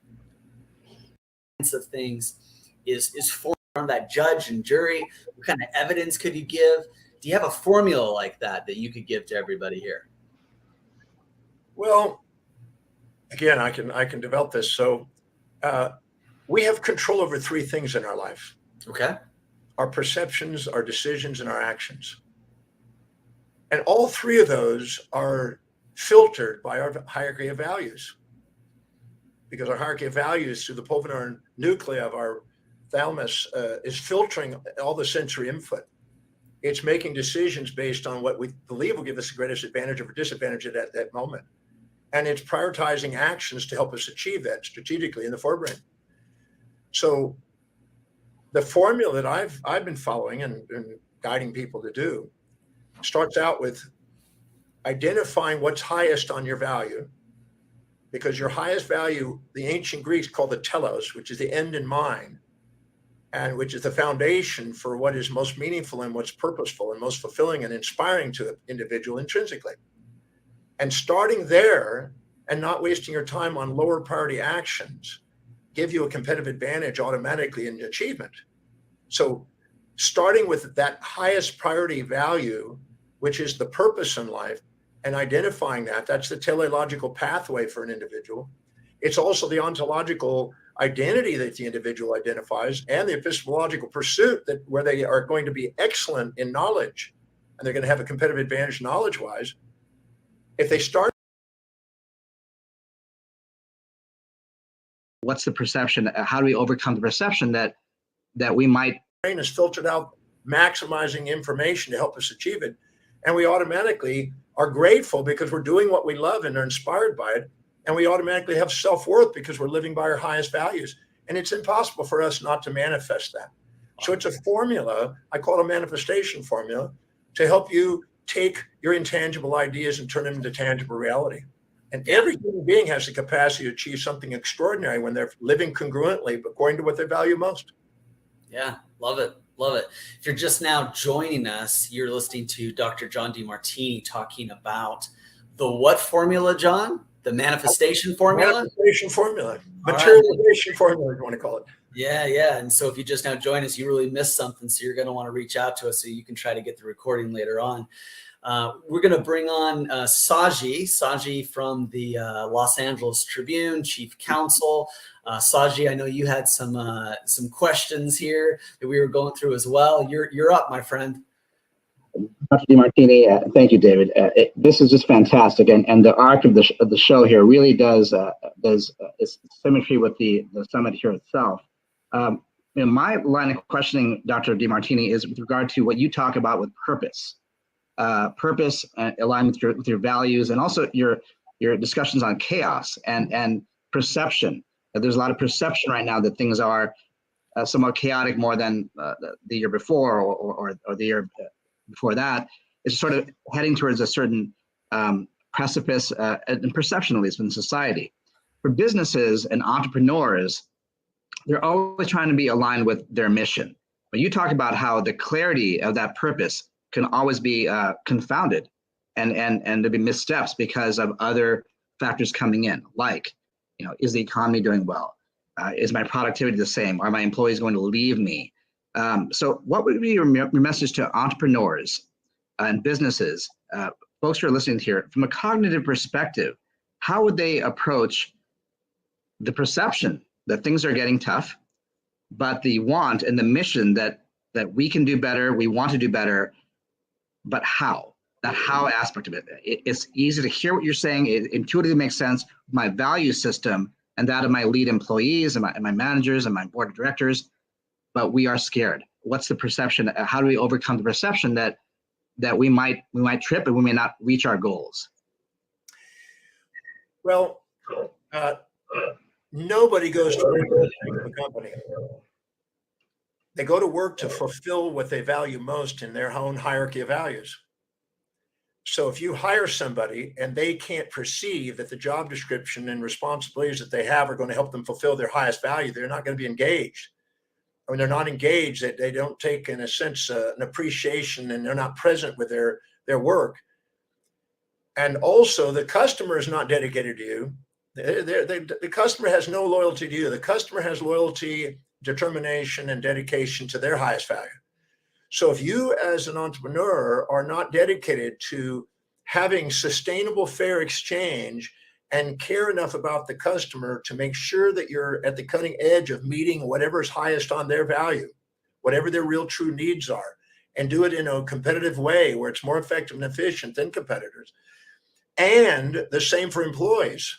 As Jeff Bezos was dedicated to customer-centric systems because of Sony's influence, and he really did knock it out of the ballpark. but then he wasn't necessarily focusing on his employees. And then they created a union in order to get that back in balance. Now he's got a balance between the employees and a balance with the customers. And then the stockholders had to come in there and they would say, well, wait a minute, the profits and margins are down. So he had to have a fair exchange there. Every symptom in a business is a feedback mechanism to guide the owners of the business back into authenticity and sustainable fair exchange with every partner and everybody in the relationship dynamic. So if there's a problem in the business, it's a feedback system. It's not in the way, it's on the way to a wise individual that sees things as the feedback.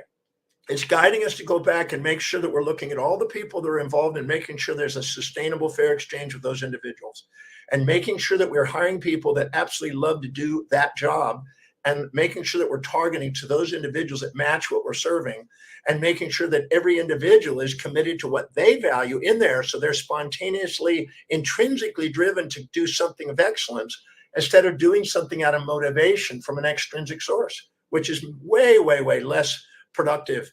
And you won't be able to compete in the marketplace with motivation compared to an intrinsic drive of people who are doing something they love.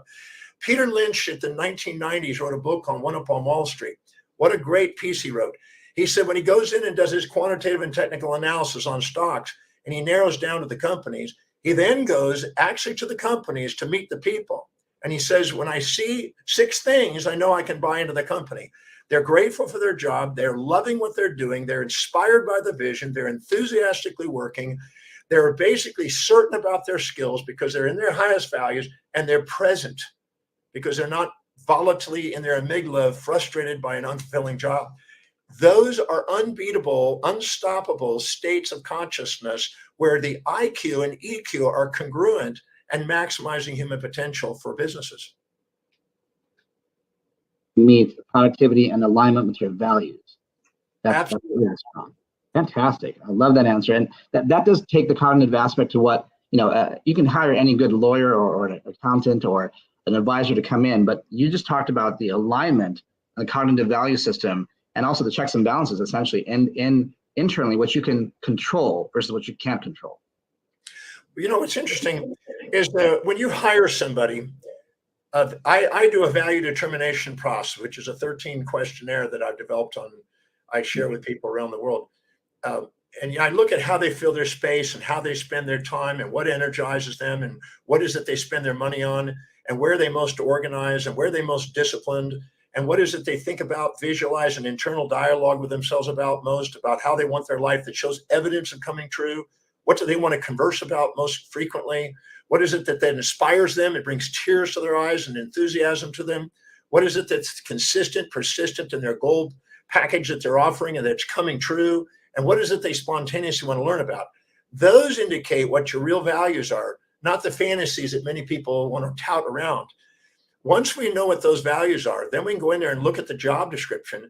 And before we hire them, ask, how is this job description going to help you fulfill those? If they can't answer that within a half a second fluently, X, because they're not engaged.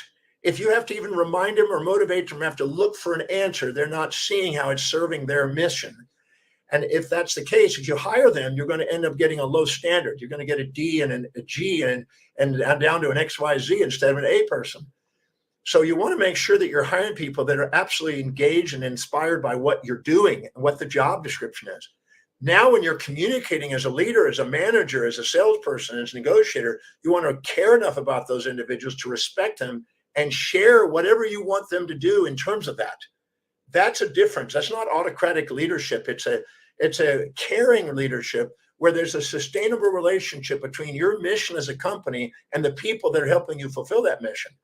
And man, when you do that, the company starts to soar in vitality. And there's an energy.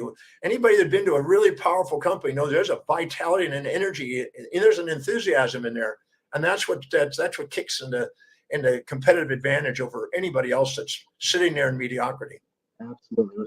Where competency meets compassion meets culture. Yes.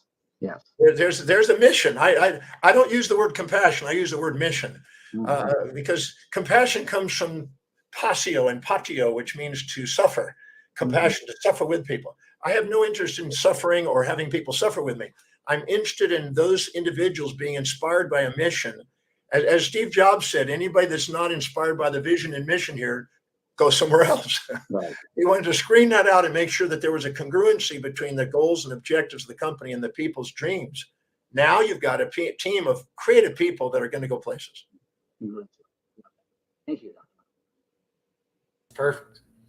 Yeah, that's perfect. Okay, man, we've got so many good things here. One of the things that we're going to be asking some of the different experts is on the correlation or how they would define the difference between what we kind of call the heart, right? People talk about, oh, I feel this in my heart, in my heart of hearts. Well, we know that, our heart is this organ that's pumping inside our body, but we understand what they're saying. So how much of our heart is really in our brain? And when people talk about their intuition, is that more of what they're calling their heart, or is that more of what they're calling their brain? We kind of want to get some more scientific type definitions or explanations to these words that we're using: heart, intuition, brain. Maybe you can explain it for us a little bit here. Oh, I'd love to. That's right up my alley.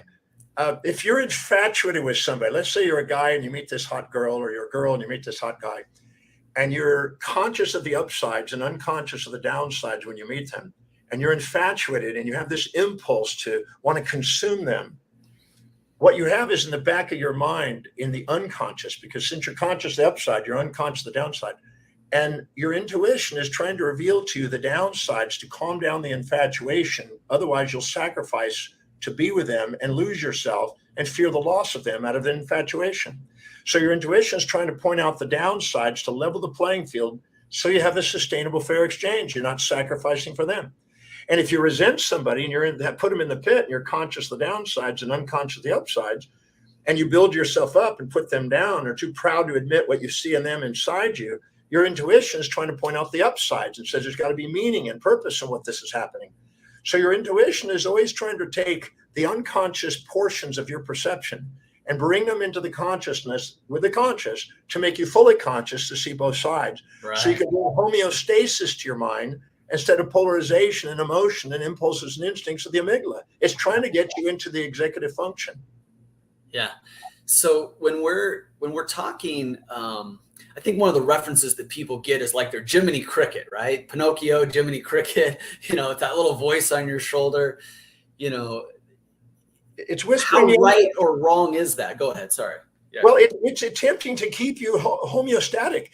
All of the interoceptions, all of the feedbacks of transmitters and regulators and hormones and all the chemistries are all trying to get homeostasis. As Walter Cannon in his book, The Wisdom of the Body, and Claude Bernard said in The Internal Milieu, it's attempting to keep you in homeostasis against the perturbation of the world around you.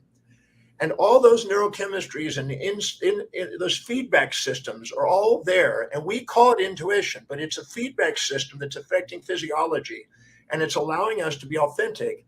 And so intuition is an essential component. It in itself is not the whole truth. It's just the other half that you're ignoring in your awareness. When you're infatuated, you're ignoring the downsides. When you're resentful, you're ignoring the upsides. When you love somebody, you see both sides. Now, you asked me about the heart.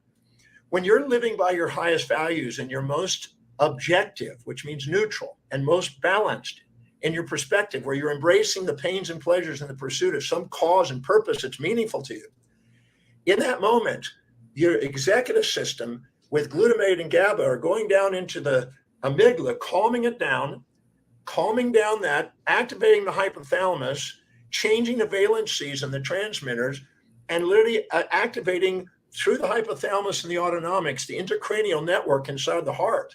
When that thing is lit up and it's in perfect sync between sympathetic and parasympathetic, you feel this thing called an open heart.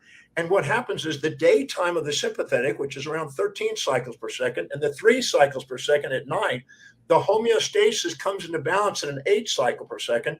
The moment that occurs, a gamma burst occurs, a gamma wave comes in, a synchronization of the brain waves occur and synchronizes the heart. And we feel this aha, a eureka, inspiration, open-hearted experience because we're in a moment of authenticity. If you ask thousands of people in moments of tears of gratitude, are they knowing that this is a sign of authenticity and a path for them? They know it. And so the brain reveals that. But if we're not, and we're in a polarization of perceptions, and we're not listening to our intuition to guide us back, we activate the gut brain, the impulse and instinct center, which is mouth and the rear end, you might say, and we're polarized instead of synthesized, and we let our emotions run us, and anything we infatuate with or resent occupies space and time in our mind and distracts us from being present. It is in the heart and the presence that our intuition is leading us to an inspired life. There is no separation between heart and true neuroscience. It's a magnificent brain who, whatever helped evolve and design this brain, it's an unbelievable structure that's allowing us to maximize human potential. I love it. I could really nerd out on some of this. One of the things I talk about is, the feelings people need to feel in order to move forward. And, a lot of times when in moments of tears of gratitude, are they knowing that this is a sign of authenticity and a path for them? They know it. And so the brain reveals that. But if we're not, and we're in a polarization of perceptions, and we're not listening to our intuition to guide us back, we activate the gut brain, the impulse and instinct center, which is mouth and the rear end, you might say, and we're polarized instead of synthesized, and we let our emotions run us, and anything we infatuate with or resent occupies space and time in our mind and distracts us from being present. It is in the heart and the presence that our intuition is leading us to an inspired life. There is no separation between heart and true neuroscience. It's a magnificent brain who, whatever helped evolve and design this brain, it's an unbelievable structure that's allowing us to maximize human potential.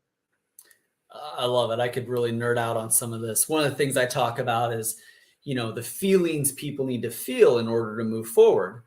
And, a lot of times when we feel these feelings, it's easier to do the things that we need to do. And a lot of people know what they need to do, but they're not always in the mood. They don't feel like it, right? There's always needs for, discipline and habits and whatever. But what you're talking about really is what unlocks so much better decision making when you can connect those things. So anyways, I can really nerd out on this. We got Richard and Angela here, and I want to give them a chance to ask another question as well. Richard, we'll go with you, and then Angela, and I'm sure you guys are listening to this as well, and so maybe some of your questions have even changed as you're hearing some of this stuff. But Richard, go ahead, take it away. Well, John, listening to what you were last speaking about reminds me of a woman who used to be a dear friend. I'm sure you knew of Candace Pert, who wrote Molecules of Emotion. And it's exactly the same thing in that she explained. Intuition is leading us to an inspired life. There is no separation between heart and true neuroscience. It's a magnificent brain who, whatever helped evolve and design this brain, it's an unbelievable structure that's allowing us to maximize human potential. I love it. I could really nerd out on some of this. One of the things I talk about is, the feelings people need to feel in order to move forward. And, a lot of times when we feel these feelings, it's easier to do the things that we need to do. And a lot of people know what they need to do, but they're not always in the mood. They don't feel like it, right? There's always needs for, discipline and habits and whatever. But what you're talking about really is what unlocks so much better decision making when you can connect those things. So anyways, I can really nerd out on this. We got Richard and Angela here, and I want to give them a chance to ask another question as well. Richard, we'll go with you, and then Angela, and I'm sure you guys are listening to this as well, and so maybe some of your questions have even changed as you're hearing some of this stuff. But Richard, go ahead, take it away. Well, John, listening to what you were last speaking about reminds me of a woman who used to be a dear friend. I'm sure you knew of Candace Pert, who wrote Molecules of Emotion. And it's exactly the same thing in that she explained, as you have just done so magnificently, when we feel butterflies in our stomach or we feel that elation, it's real. So for me, thank you for adding to that. I knew Candace a long time ago. She's been gone many years. Did you develop this through her work, or is it just, how did you come across this kind of stuff? Rich, I've been studying neurochemistry and chemistry and physics and quantum physics and neurology and every friggin' ology I can get my hands on for 50 years. Yeah. But I did meet Candace in Tampa, Florida, at a Hay House gathering, and we had an opportunity to chat. What a lovely, great lady. Yeah. But I'd like to make an emphasis on something. There are polarized emotional feelings, and then there are synthesized transcendental feelings, and they're vastly different. And the polarized feelings are the joy and the sorrow, the happy, the sad, the positive, the negative, the infatuation, resentment, the admiration, the despise, the like and dislike, all the polarizations. And if we have one, we're ignorant of the other. And we have the other one, we're ignorant of this one. And then there's a synthesize. I always say that true love is a synthesis and synchronicity of these polarities. And they come together in a transcendent state. And that's the one that's true grace, true love, true inspiration, true enthusiasm, true certainty, and true presence, where you're in a timeless mind, as Deepak says, and an ageless body. Those are the ones that lead to excellence. The other ones are polarizations, and there are signs of ignorance. When you're infatuated, you're blind to the downside. When you're resentful, you're blind to the upside. But when you see both sides, your heart opens.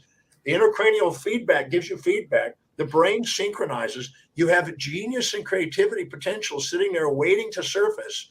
And whatever it is, whether it's music or science or poetry or whatever, out comes a creative expression that's spontaneous, that can't be stopped. Yeah. That's what I'm interested in. I'm not interested in the polarizations. I'm not interested in the temporary, immediate, gratifying, hedonic pursuits. I'm interested in the mastery of life and the embracing of the whole, not those little parts. We get addicted to parts sometimes. And what I'm hearing you say, John, is that when we are in homeostasis, which that means balance, that's when that creative spark can come through without filters, and that's when we can express it. Thank you. You said it perfectly. The homeostasis or allostasis, which is a dynamic equilibrium, is the essence. And I've been studying that physiology. I taught physiology, I taught neurology, I taught chemistry, embryology. I've been involved in all of them. All of them. The body is doing an amazing, unbelievable ways. It's doing everything it can to help us master our life. And it's our misinterpretations. Paul Dirac, the Nobel Prize winner, said, it's not that we don't know so much. We know so much that isn't so. And we get hurt by all the moral hypocrisies of life instead of actually digging in and seeing beyond those and seeing the whole. And there's a transcendent state, as Thoreau and Emerson would say, the transcendent state that we can see and right here in our reality that allows us to do something extraordinary. I'm interested in helping people see that. That's what my whole work's about. Yeah, that's great.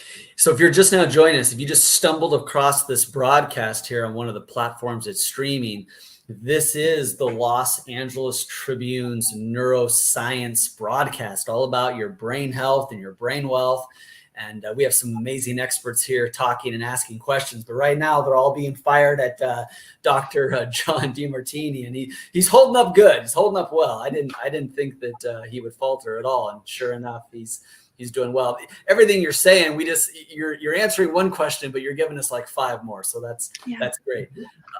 Angela, go ahead. You're up next.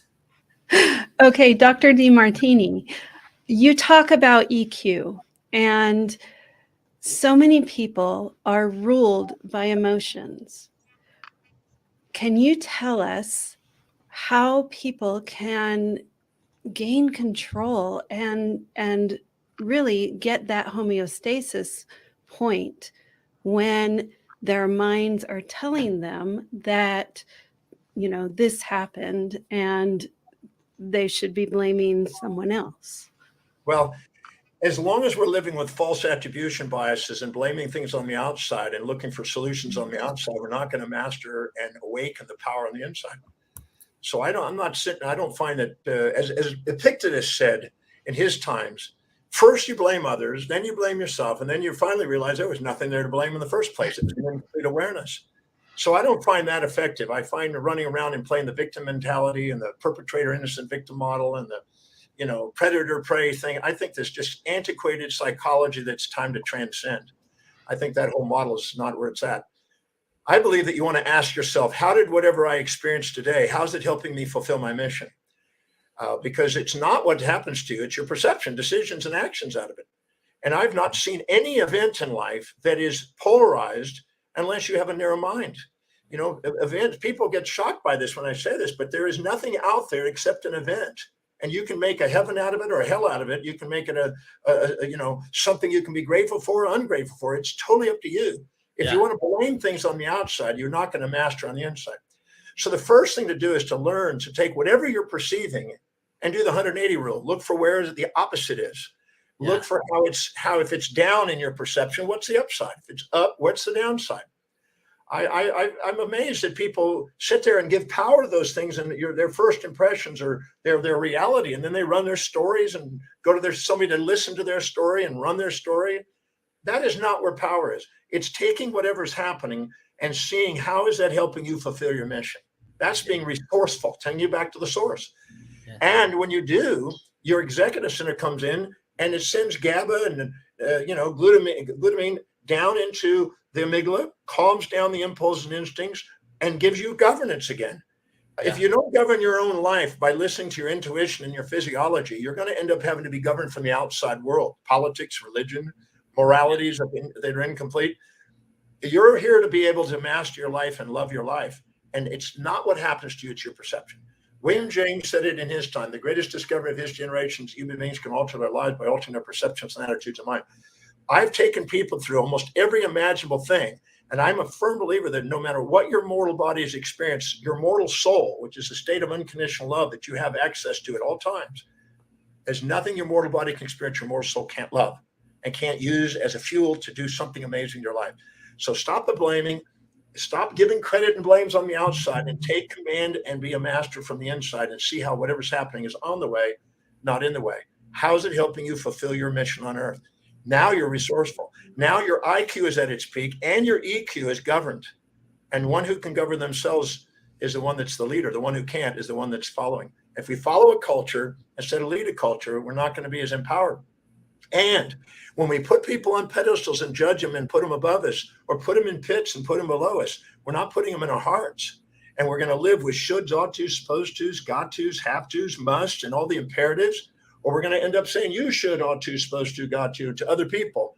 All of those are futile. And those futilities are feedbacks to let us know that that's not how to live. We're not here to judge. We're here to love people and do what we love and do something that other people can be inspired and love in their life. We do that, we get amazing rewards in life. And our physiology rallies when we do. Pure gold.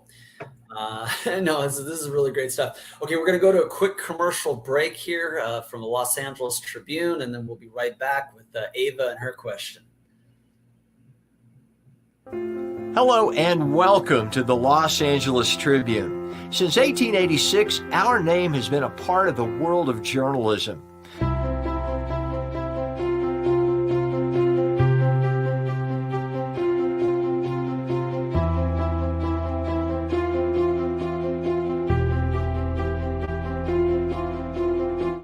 We have earned a reputation for being a publication that practices integrity, authenticity, and responsibility.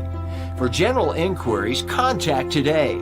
Thank you on behalf of the Los Angeles Tribune team.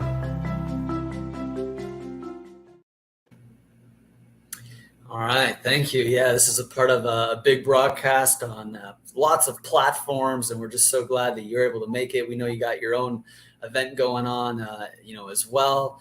Hopefully you'll come back and join us again. We do these from time to time on different topics. We did the winning tour, and we did, kind of the Think and Grow Rich tour. And I'm sure a few of the other experts and, headliners that we've had on before. You fit in real well, but thank you for being here. And it's not over with yet. We've got a few more questions for you. Ava, you're up next. You've been waiting patiently. I am absolutely enjoying behind the scenes, and my screen is probably frozen. You're good now. You're good as now. What happens to live recordings and live videos, right? But Dr. John Demartini, one of the things that I really, really admire about you is your ability to just have so much to say and so much space to take. And coming from the story that you said about your first initially having a difficult time speaking, how did that transition from having a difficult time to speaking to where you are right now? And how does others who have difficult time speaking, improve on that? Well, when I first left Hawaii, I flew to Los Angeles. I was 18 years old. I hitchhiked from Los Angeles back to Texas. Landed back in Texas finally with the last rides getting there. my mom and my father and sister drove right past me, didn't recognize me because I had long hair and a beard in those days. And I went home and they encouraged me to take a GED, a high school equivalency test. And by miracle, I guessed and somehow passed that test. I don't know how I did it, but I just closed my eyes and I said this little affirmation that Paul Bragg gave me, you know, that I'm a genius and I apply my wisdom, and I just guessed and I passed. And then I tried to go back to school and I failed. I got a 27 on the first test and you did a 72 to pass. And I was really distraught, and I literally drove home crying. I curled up in the fetal position under the Bible stand at my parents' house.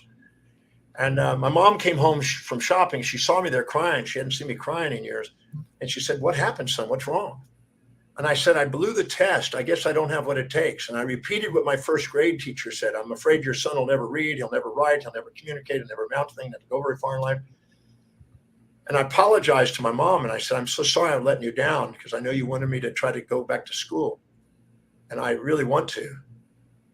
And she said something that really made a difference. She said, "Son, whether you become a great teacher traveling the world like you dream, whether you go back to Hawaii and ride giant waves like you've done, or return to the streets and panhandle as a bum, which you've done, I just want to let you know that your father and I are going to love you no matter what you do." When she said that, tears came out of my eyes. My hand went into a fist. I closed my eyes. I saw the vision the night I was with Paul Bragg about me speaking in front of a group of people. And I said to myself, I'm going to master this thing called reading, studying, and learning. I'm going to master this thing called teaching and philosophy and things. And I'm going to do whatever it takes. I'm going to travel whatever distance. I'm going to give whatever service I can across this planet. And I'm not going to let any human being on the face of the earth stop me, not even myself. I got up. I went to my mom. I hugged her. I went to my room. I got the dictionary out, and I made a commitment to memorize 30 words a day. And I pronounced them, spelled them, used them in a sentence, and my mom would test me on them. And I grew my vocabulary 30 words a day. By the inch, it's a cinch. These little bitty words all added up. And all of a sudden, I'm now starting to pass school. And I'm actually starting to go and do well in school. And people started coming up to me and asking me to help them. You have no idea what that was like to have somebody ask me to help them in learning. That was like unbelievable. My very second student I ever had is still with me 50 years later. So that was the way I got to learn to speak. You learn to play the flute by playing the flute. You get out there and you start to share what's in your heart with people. Toastmaster says, don't speak about something you don't know. Speak about your life. You know what you know that. And nobody out there knows more about that than you. Start with the icebreaker. Start sharing what's in your heart. Because when you speak from the heart, you touch the lives of others and you give them permission to be authentic. Well, Dr. John, that is so powerful, because as a mom of 6 and David is a dad of 8, to hear about the unconditional love of a parent being able to change the course of your life when you were giving up and you think you were failing is just absolutely life-changing for me, and I'm sure for a lot of parents. And David, I'm going to give you back the mic on this one because you know a lot about parenting. Well, thank you. Yeah, I actually, one of the books I wrote was a parenting book, which you don't ever want to do. The universe is like, oh, you think you know something about parenting, huh? And then maybe some of your biggest challenges can then come. Let's jump into something else here. And I say tough and I say difficult. You handle all these things really fine, but I think for some people listening, they could be considered that way. And something else that's kind of in that tough category is sort of the idea of the universe, source, God, a higher power. Some of these things get into sensitive topics of, religion. But when we're talking about the brain and we're talking about intuition, you brought up yourself, kind of coming from a family where you use the word God and you use the word church. So tell me, how do all these things connect for you? Like, you've got a very diverse group of audiences, with audience members with a lot of varying beliefs. How do you handle that and bring that together and kind of give people the right vocabulary for those types of things, those conversations? Well, it's interesting we're in a neuroscience conference because religion, or spirituality sometimes associated with it, is an expression of brain development. The most primitive part of the brain, the most banal part of the brain, is that amygdala's survival mechanism. And so the most basic form of religious idea is avoid pain, seek pleasure, avoid punishment, seek reward. As Kohlberg, in his development of moral development, he showed that the very bottom level is basically avoid pain, seek pleasure. And then you subordinate to mothers, fathers, preachers, and teachers, individual authorities. Then you subordinate to collective authorities, cultures and traditions and conventions. And then you transcend, and you realize you transcend those, and you realize that those are just moral hypocrisies that have been built through the ages that may or may not have application today. And many of the deities that have been emerged are really compensations for our phobias.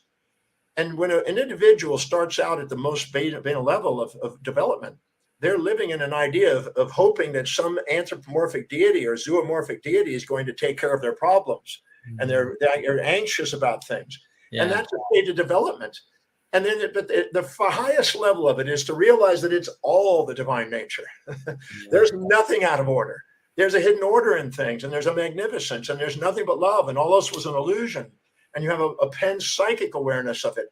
And I'm more interested in that. I'm not interested in the stages. But if you were to go to elementary school, they would have to teach you that an atom is a little ball with little stick figures and little plastic balls. And you go to high school, they teach you it's a Bohr atom, where you got little solar system looking things. It's not exactly a ball. It's kind of like a solar system thing, it's mostly filled with space.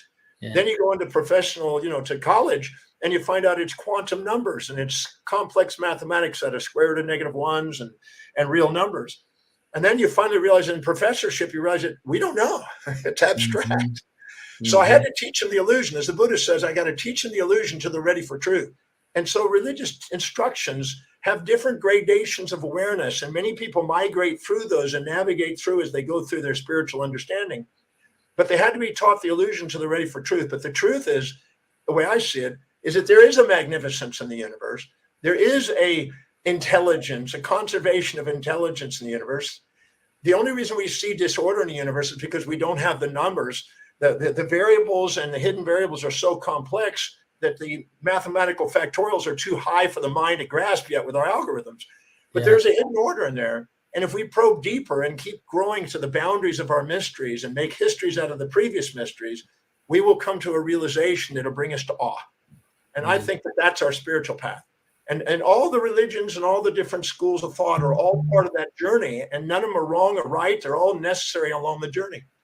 Yeah, that's beautiful. I think a lot of people will find the genius in that, for sure. There's a couple lines that are out there, and you might have already kind of addressed this, but one of the lines is, and it's a belief, it could be even an affirmation, but it is, the universe is rigged in your favor.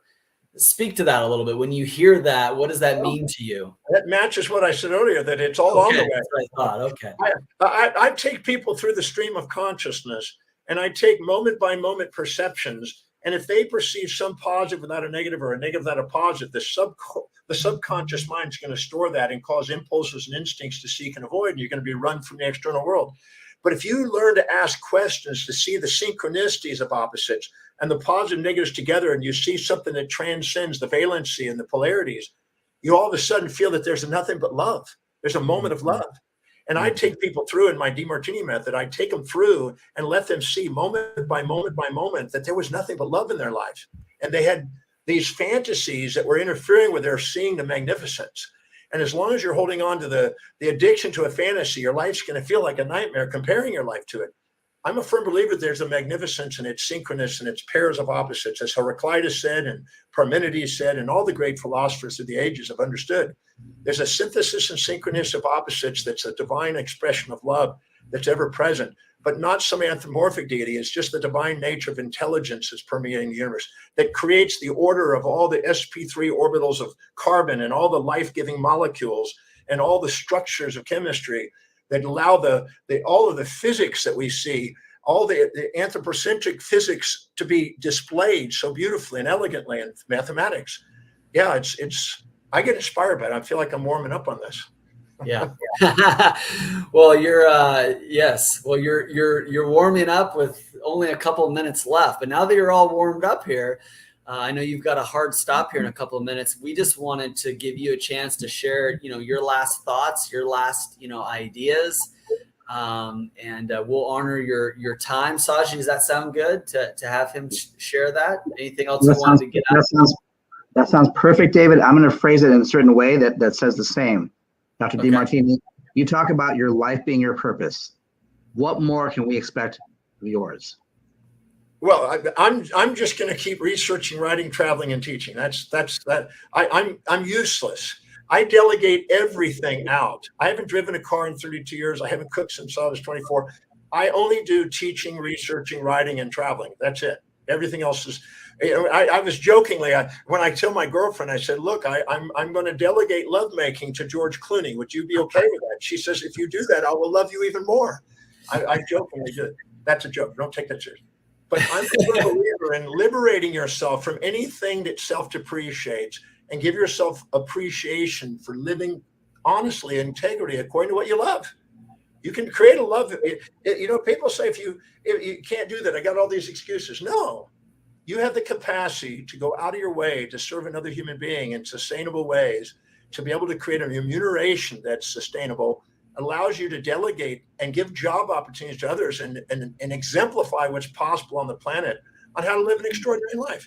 And I believe that that's what we're here to do. I think the magnificence of who we are is far greater than any fantasies we'll impose.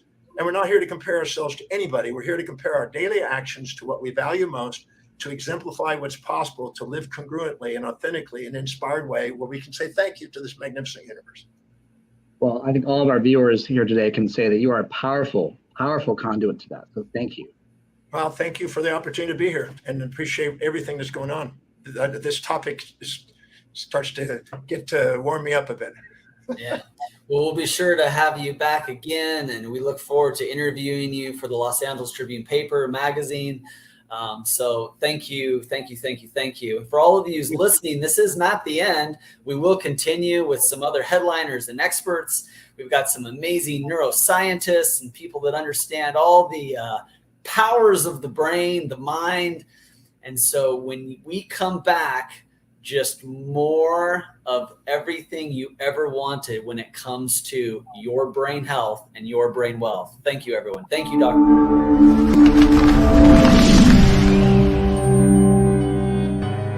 Welcome to the Los Angeles Tribune page. Here you will find original news programming, exclusive digital events, and shows that are directly from the community. At the Los Angeles Tribune, we believe in giving a voice to the voiceless. We are proud to be the only national brand to empower everyday people to make a difference. Since 1886, our reputation has been built on truth and responsibility. Thank you for watching and making a difference. For general inquiries, contact today. Thank you on behalf of the Los Angeles Tribune team.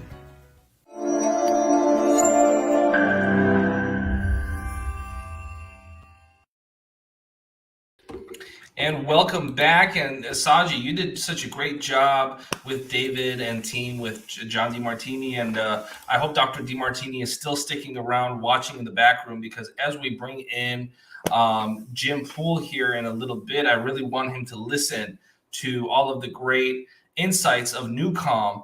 And over the course of the last 4 days, we have heard so many different expert speakers speak and talk about various different modalities, and the technology of Newcomb has been a reoccurring theme.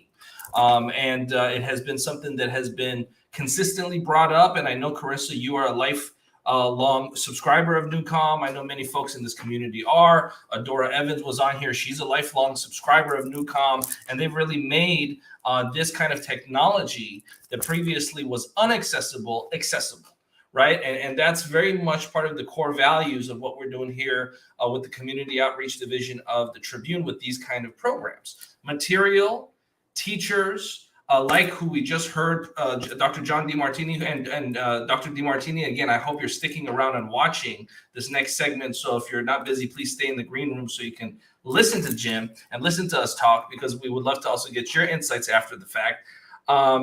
Folks have always traditionally in this space of development and business development and leadership had to pay very high ticket prices to get this kind of access. But just like Newcomb, helping the masses get unique access, we're also doing the same thing. And so we're going to bring in Jim Poole now of Newcomb to have a powerful dialogue and conversation with Saji, with somebody that's actually using Newcomb on a regular basis, Carissa Johnson. And before we get into the details, I just want to hear from you, Carissa. Talk about what your experience has been like using Newcomb for you, for your life, and how you've actually used it for this event. Because these events, in case our friends haven't noticed, are very long. They're multiple days long.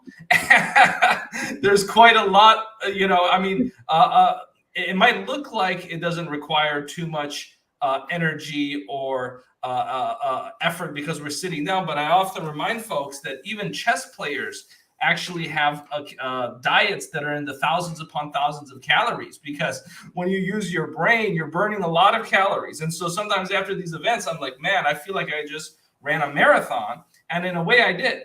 So Carissa, I'm going to step back for a little bit. We'll still come on and off here with you and Saji. But first and foremost, share how Newcomb has helped your energy levels, your focus, and just share that with Jim, who I have called a pioneer in this field. So please, Carissa.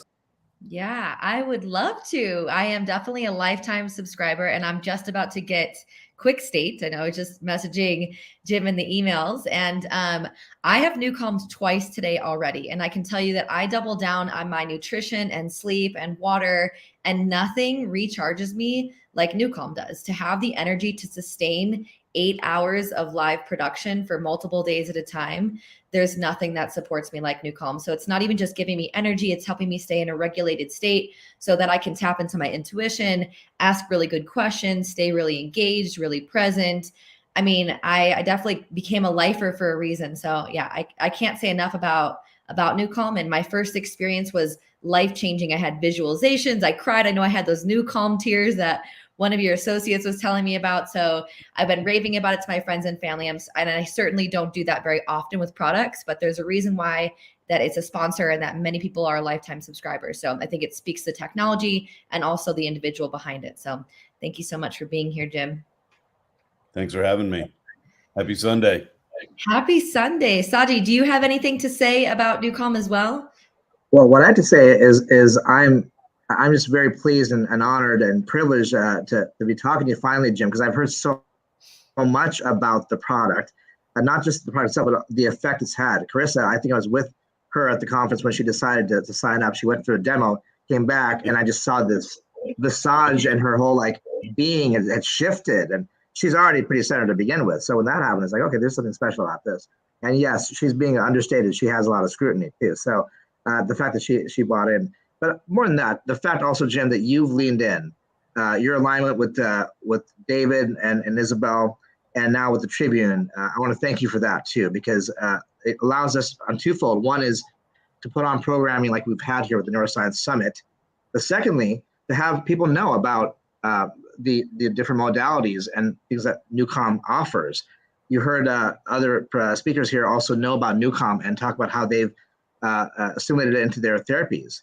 And that gives a lot of credibility. And just the whole idea I think the Tribune has here is to show people outside of the box thinking, ways of approaching their life, their ups and downs, their stresses, their climates, the challenges, the knowns and unknowns, and know that they're not alone, and know that technology, like Newcomb's, is on their side.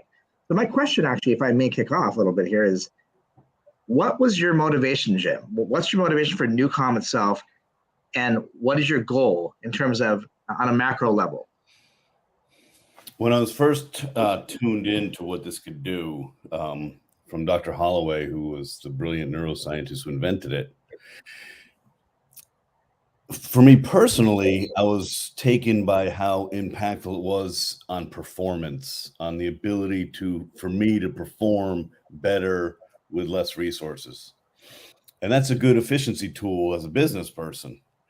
But the more we started getting this into the lives of humans and just seeing the magnificent response that happens when, say you're diseased, or say you're just going through a tough time in your life and you're so consumed with stress, and you normalize that and your life becomes this guarded energy of just constant like this. and you do Newcomb, and you don't know what it is. You don't expect anything. You have no idea what is going to happen to you.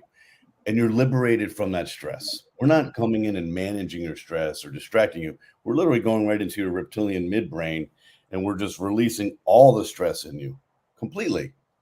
That liberation, you can see it in people's eyes. You can feel it in their soul.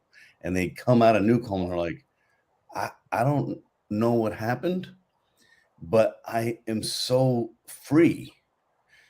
That experience in knowing that we can do this and offer this, for the first 10, 11, 12 years, we're just playing the conventional realm of a neuroscience company. We're just doing what needs to be done because we're playing in the confines of the rules. But we always knew it is our objective, it is our obligation, it is our responsibility to make this easier and more affordable, easier and more affordable, easier and more affordable.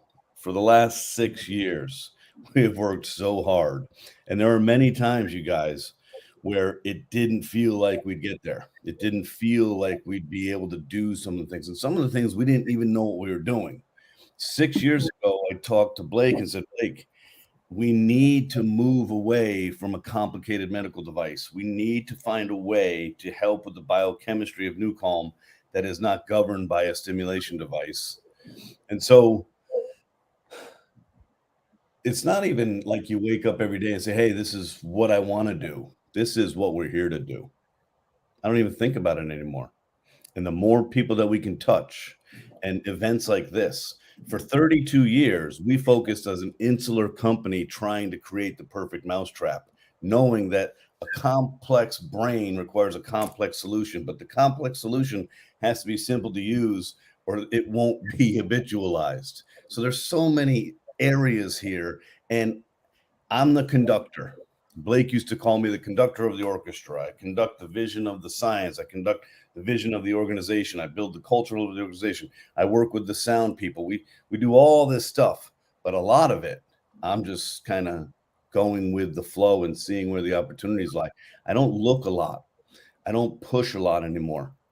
I just kind of have to be patient and see where it goes. So today, October of 2022 looks nothing like October of 2020, which looked nothing like October of 2018. Things are transcending so quickly. 14 years ago, pioneering and getting on stage and speaking for 4 to 6 or 8 hours about applied neuropsychobiology and the need for recovery and restoration and how we're going to improve life and regulate stress and help sleep. Nobody was talking about it.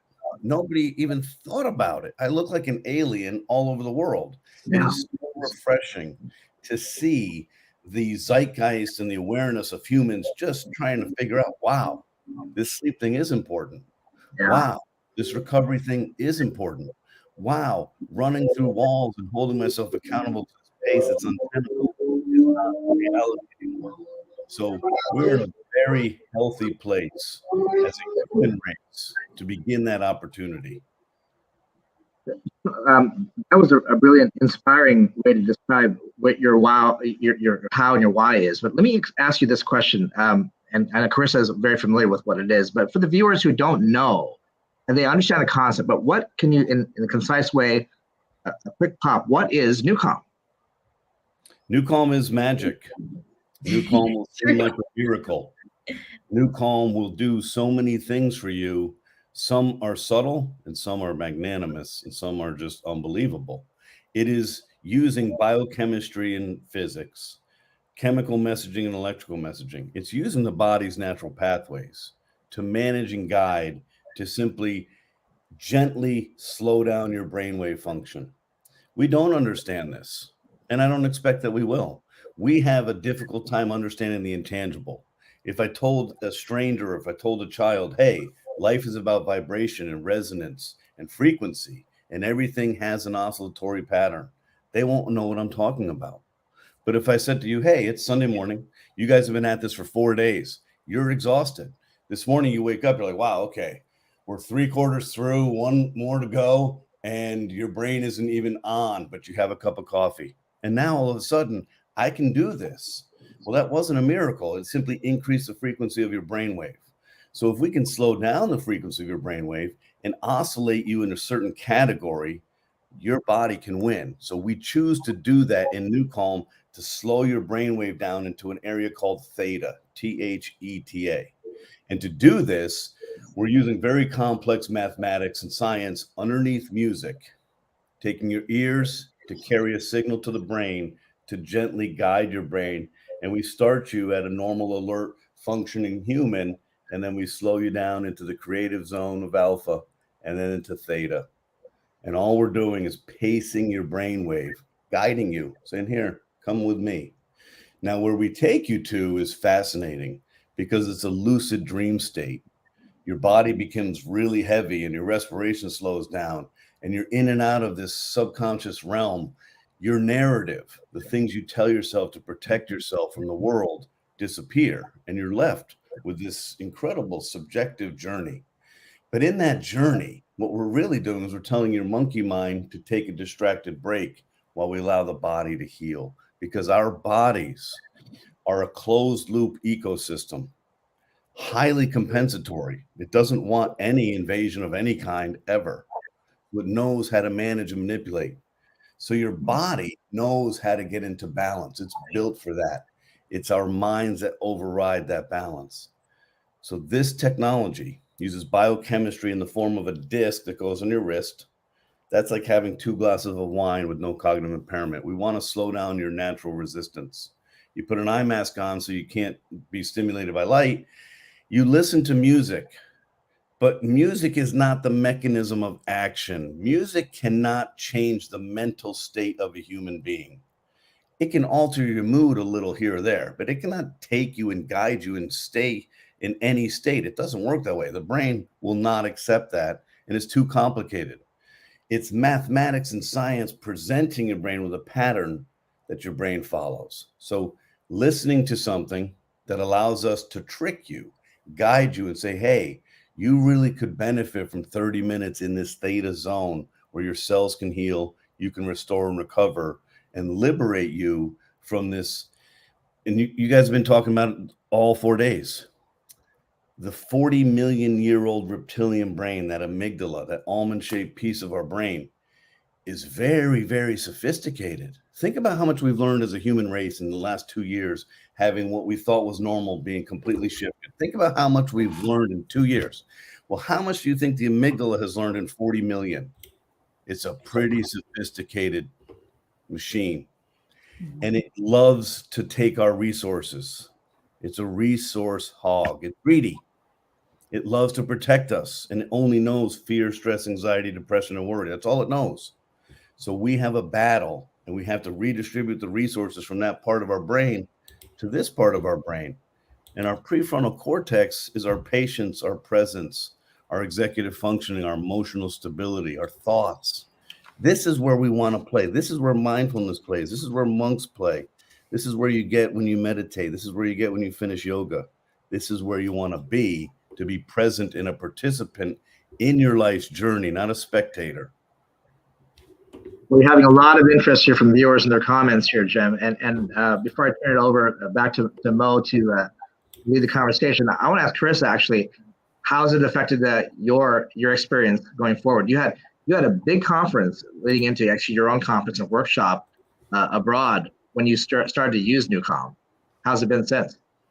Yeah, the part of the reason why I got it was because I anticipated having so much jet lag. I was flying from Vegas to the Maldives and then from Maldives to Thailand. And I was worried about jet lag. And Jim was like, listen, I've been to, and he listed off some ridiculous number in the last couple of years. I've been to this many places and I've never had jet lag.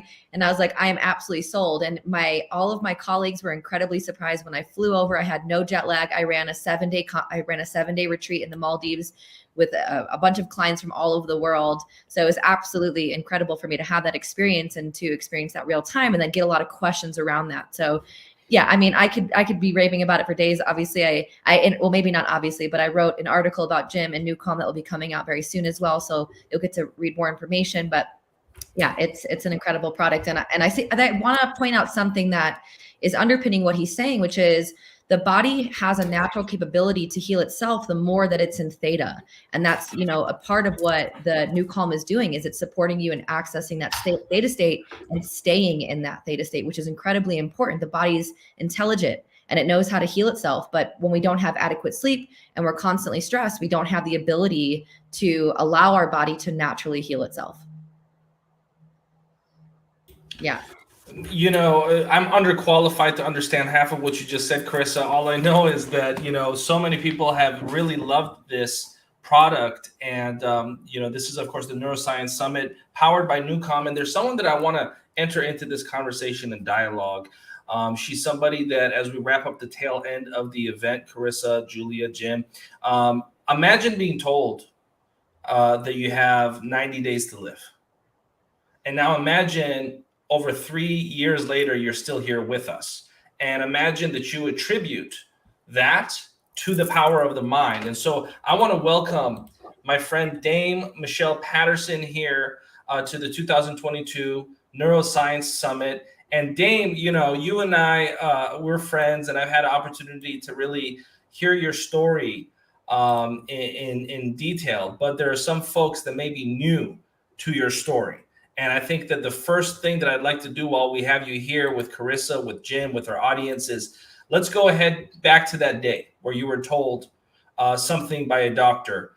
And we're going to continue our conversation and tie it to healing, tie it to vibration, tie it to all of the things that we've been talking about the last 4 days. I don't think there's any more of an appropriate way to wrap up the 4 days than with Michelle and Jim. So Michelle, please. Oh, well, first of all, I want to give you like hugs.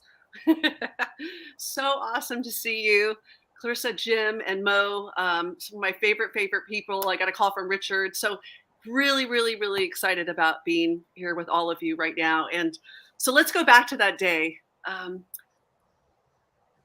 Let me start it out by saying that the last 3.5 years have been a true blessing. My husband and I, we were sitting on the lake, and my daughter had just returned. She was in the hospital for 23 nights. And my husband and I were sitting there, and we were just in a state of gratitude. We knew that I was going in to the hospital the next day to get a biopsy. I had been complaining about a pinched nerve for about 6 months. I had been going into the hospital, going into my primary physician, and having just issues with my back. And they sent me home saying, you have a pinched nerve. And so that happened a second time.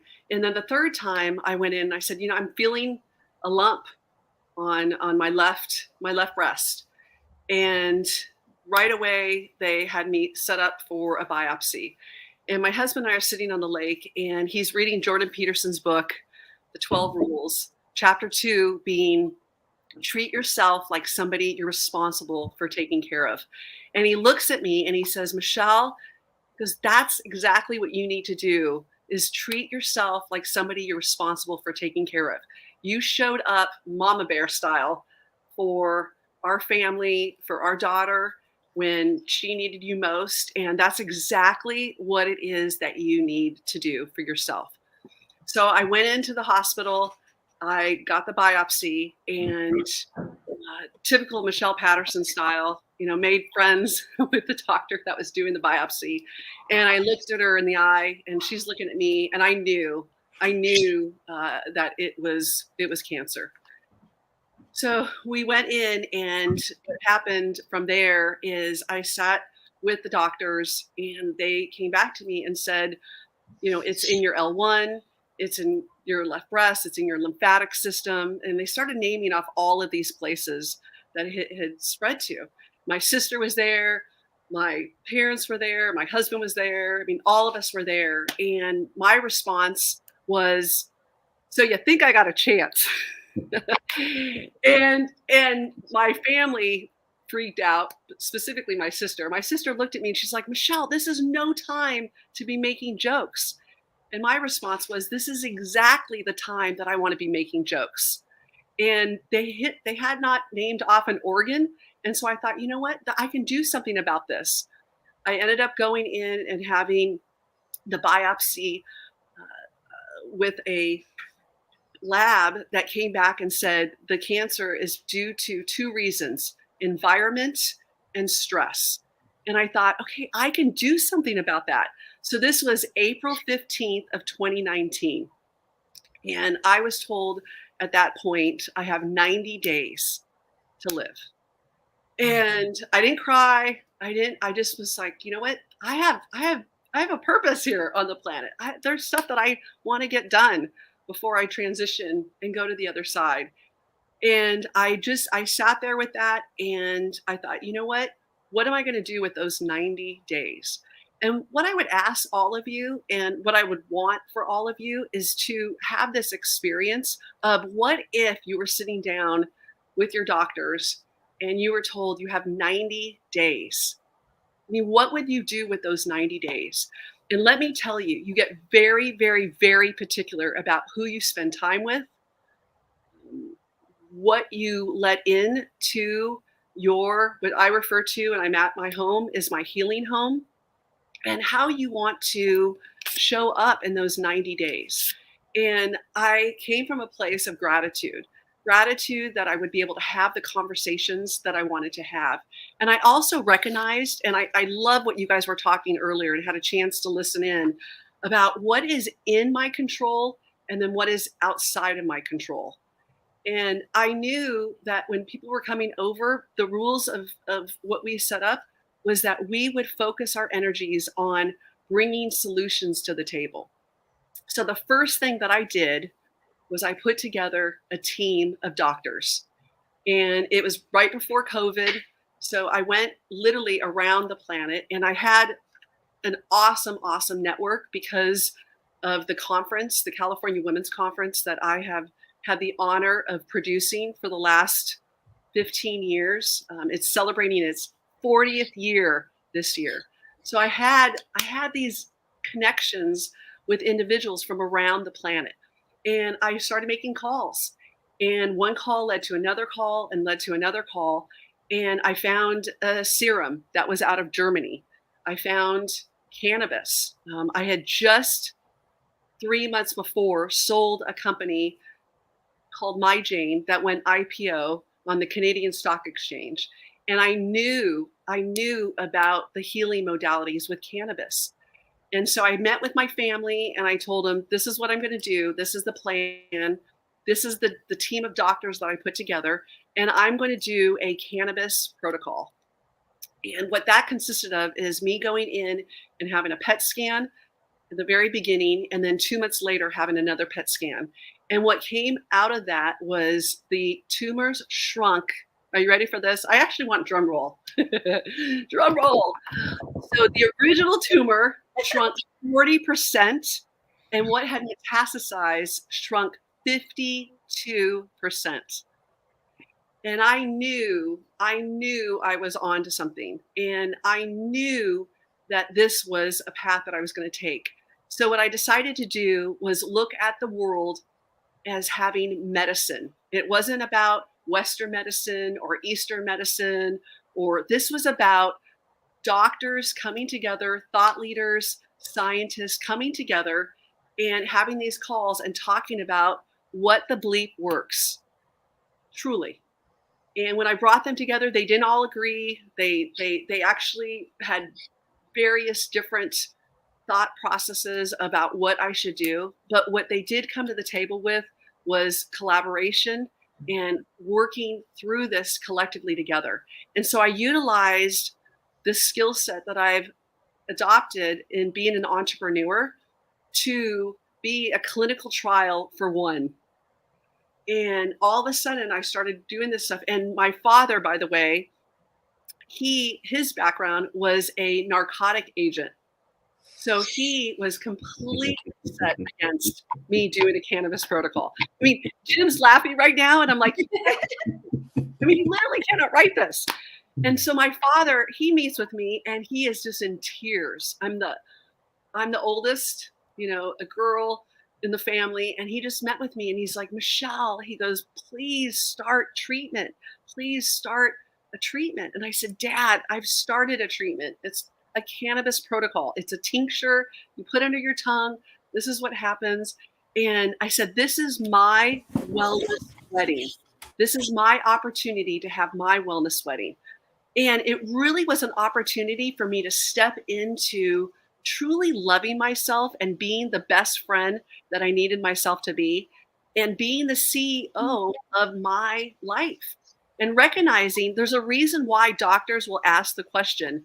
They'll ask, what is the level of pain on a scale from 1 to 10, 10 being the highest? They ask that reason. Why do you think they ask that reason? They ask it because they don't know. You know. You're in your body with your soul, with your spirit for a reason. And I had been going along life not connected to my body. My body felt like it was lied to. I kept telling my body, I'm going to take a break. I'm going to do this big, huge conference, and then I'm going to go on a vacation.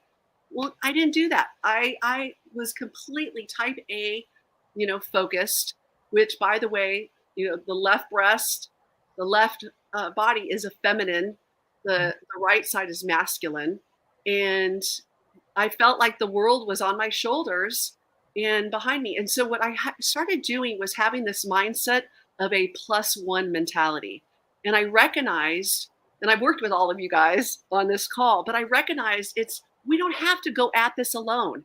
In fact, this is about joining geniuses and crowdsourcing miracles. Individually, we don't have all the answers, but collectively, we absolutely do.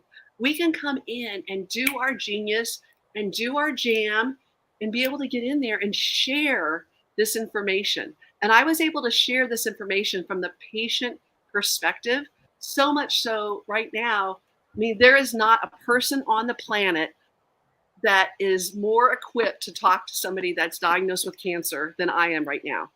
And so what we tried to do was put together, are you guys clapping for me? Absolutely.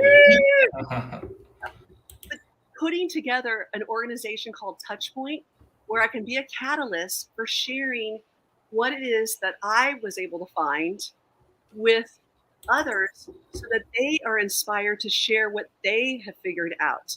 And then collectively, we come together, we put these pieces together, and putting together a team of doctors. I was just with my oncologist on Wednesday, Dr. Greg Anguist, and we're giving him the award for Oncologist of the Year. And we're giving it to him because he is a world-class collaborator.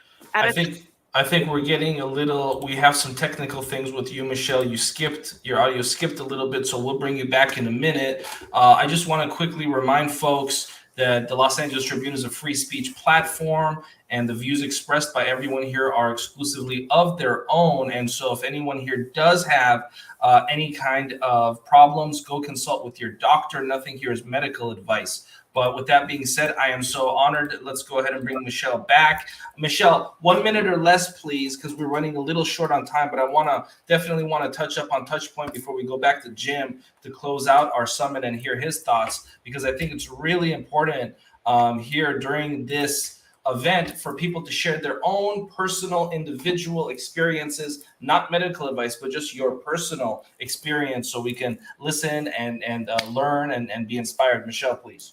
Absolutely, absolutely. And it's a true collaboration where you're sharing testimonials of firsthand experience of what works. And when we get done with covering everything that works, we'll talk about the bad stuff. But my feeling is there's enough good that's going on the planet right now that because of the internet and because of emerging technologies, we can help each other and support one another. So that's the Touchpoint. It's with an E. And it's set up so that we can collaborate on a level, to Mo's point and what you said, is sharing personal experiences. This is not recommendations from doctors. However, I feel like I have the best team of doctors on the planet. Thank you to all of them that have come out and just support. And I told them I made the commitment when I was at the hospital. I had dropped down to 94 pounds. And I made the commitment that if I was to get out of this, that I would share with the whole world exactly what I did and the protocols and what I accomplished, in hopes that we would share that together. So thank you for having me on this. Thank you, Michelle. And we're going to be doing a special broadcast with you within the next week or two, where we're going to go into a deep dive of something very special that we're doing. We don't have time to get into that today, and I want to honor that. And so stay tuned, folks, in this community. You're going to hear something very big with regard to Dame Michelle Patterson. And Jim, I want to hear your thoughts. You've heard Michelle's story and something that she didn't share. I was having lunch with Michelle a couple months ago, and Michelle, I remember the story of you, telling me how you kind of got into a meditative state and told yourself, okay, I'm going to now be speaking to my cells, right? Where you literally were communicating with the cells of your body, which I thought was absolutely incredible. And Jim, I know you've heard so many different people throughout the course of the development of Newcomb and just your interest in these different subject matters. I'm curious, when it comes to the power of the mind and healing and the frequency aspect of it, what are your general thoughts on the impact? Michelle was a very busy woman. She expressed she had a lot of stress as far as one thing after another, not giving herself a break. So how important is it, Jim, for us to give ourselves that break, to unplug for a little bit with Newcomb and with various different methods? Please, Jim. Michelle, what an amazing story. What absolutely inspired. Your vibration, your energy, you're a truth and a testament to the power of determination. Mm-hmm. Cancer was actually ended up being a gift in your life. You know why? Because you weren't listening to any of the other signs. We all have cancer in our body at all times. And when you were diagnosed, and typically that diagnosis is so consumed with fear and then confusion, you said, no, mofos, bring it on. And so you and your determination changed the resonance of your vibration. Cancer feeds on sugar and stress. If you can manage both of those, you suffocate the cancer proliferation. But most people can't do that. Cannabis is amazing at slowing down the stress response, right? Working in the GABAergic system of the brain. Cancer is a part of all of us. And interestingly enough, 8 years ago, we began working with a comprehensive cancer wellness program, a rogue organization of incredibly bright, angelic medical professionals who are not satisfied with conventional therapies. And under the premise of one simple thought, cancer is derived by unresolved conflict, emotional, psychological, etc., hiding, running. And if you don't resolve that conflict, you don't make it. So you stopped and you said, I'm going to take my type A, AAA driven personality, and I'm coming at you. And cancer said, wait a second, we attacked the wrong person. Dr. Janet Ranicky is a world's leading psychoneuroimmunologist, studied under Carl Simonton for 38 years. She's an incredible gift to humanity. And I learned stuff with her at the Comprehensive Cancer Wellness Program, also with Dr. Michael Gallitzer, around nutrition and lifestyle, but all about stress management and slowing down the cortisol and the catecholamines and the adrenaline to allow the body to get in a restorative state so that the healing could begin. When we are stressed, we don't sleep well. When we don't sleep well, we don't restore. When we don't restore, we have no fighting chance. But she shared with me something that I had no idea about. Breast cancer, specifically left breast cancer, is from resentment. Resentment of you giving so much and not getting enough in return. Your tank was empty. Skin cancer is you hiding something. Colorectal cancer is you controlling too much. Is this amazing or what? I've sat in a room of hundreds of people with stage 4 cancer, and we've gone around the room, and it's never been wrong. I have no idea. I'm like, what? So your experience is inspiring and amazing, and it's a true testament to the absolute power of the mind. If you, and you're very unique, and you probably already know this, if you can, in the face of such intense fear, stand up straight and say, no, this is what I'm doing. You change that vibration. Cancer vibrates at a certain frequency. You said, no, this is what we're going to do. Right. So that hope, when I first work with folks who are in the Comprehensive Cancer Wellness Program, they've already gone through the maze of Western medicine, and then they've been given their sentence and they've lost hope. you have to have hope. If you don't have hope, your cells listen to this. Your cells listen to the words that you say to yourself. Your cells listen to your itty bitty shitty committee that tells you all the things that's wrong with you. Your cells listen to that. So you're just simply saying, no, that's not what we're going to do. For us, we simply serve as a catalyst to say, hey, you're going to have to get into that state where you're going to deal with the conflict, because running is going to just end your life. That's how that works. You have to get there. Our job is to give you peace of mind for 30 or 40 minutes. One of the best quotes I've ever seen from the cancer work that we've done was a woman who had stage 4 cancer and 3 kids. And she said, in Newcomb, it's the only 40 minutes of the day that I can forget I have cancer. And that 40-minute peace of mind allows her to restore. And in addition, if you can slow down the stress response, you improve sleep, specifically the theta stage 2 of the sleep architecture, where your cells get to restore. One night of sleep after like 6 years of stress, and you look like a different person. And if you can reverse that cycle, and as you were starting to see things like, hey, you come in for a scan and the metastatic stuff has slowed down and this has diminished 40%. What did that do for you? It didn't demoralize you. It gave you more strength. And now cancer is starting to be like, yo, wait a second. She's coming. So it's amazing what you do. And I would absolutely love to connect with you, simply to connect you with Jan Ranicky, because what I've witnessed in the last 8 years and the power of providing nutritional guidance, support, psychoneuroimmunology, stress management to give the body the fighting chance it deserves. One of the ironies of cancer and any other disease state is that when you need restoration, recovery, and sleep the most, you get it the least. That's not a good irony, and it's not a fair irony. And the people around you see this.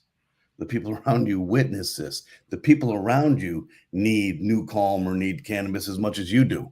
It's this kind of masked, ethereal, missed audience. All the people around you while you were going through this were suffering. They needed this as well. And I laughed when you said your dad was a narcotics officer, because his brain is so programmed and wired for a certain dogmatic thought pattern, he can't even entertain the idea. But he needs to support his daughter because his daughter's on a fight. So amazing. Applause. And it's all about finding a way to downregulate the sympathetic tone, to put your body in balance so that you can get the rest, restoration, recovery, and allow the good thoughts to permeate your brain, and not those fear, stress, anxiety, depression, and worry that we're so well programmed to listen to. And we really need to put them in the corner and say, hey, you stay at the kids' table. The adults are thinking now. Yeah, that was beautifully said. Thank you so much for that response. And Dame Michelle Patterson, thank you so much for that beautiful story.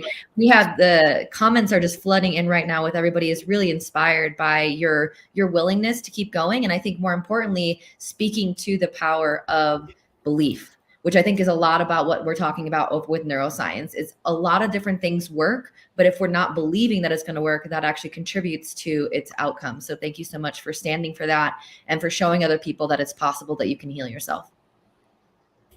I want to thank Michelle. I want to thank Jim. We are now wrapping up, but I really think that was the perfect way to end this 4 days with Jim's remarkable acknowledgement of Michelle's experience. And thank you, Michelle, for using the challenges that you are conquering as a tool of inspiration, because we had a conversation. I'm like, you're not going anywhere for a long time because we have a lot of work we got to do. Okay. I mean, I'm going to get irritated, you know, and so you're sticking around for many, many years because we have a lot of stuff we need to do. And that's that.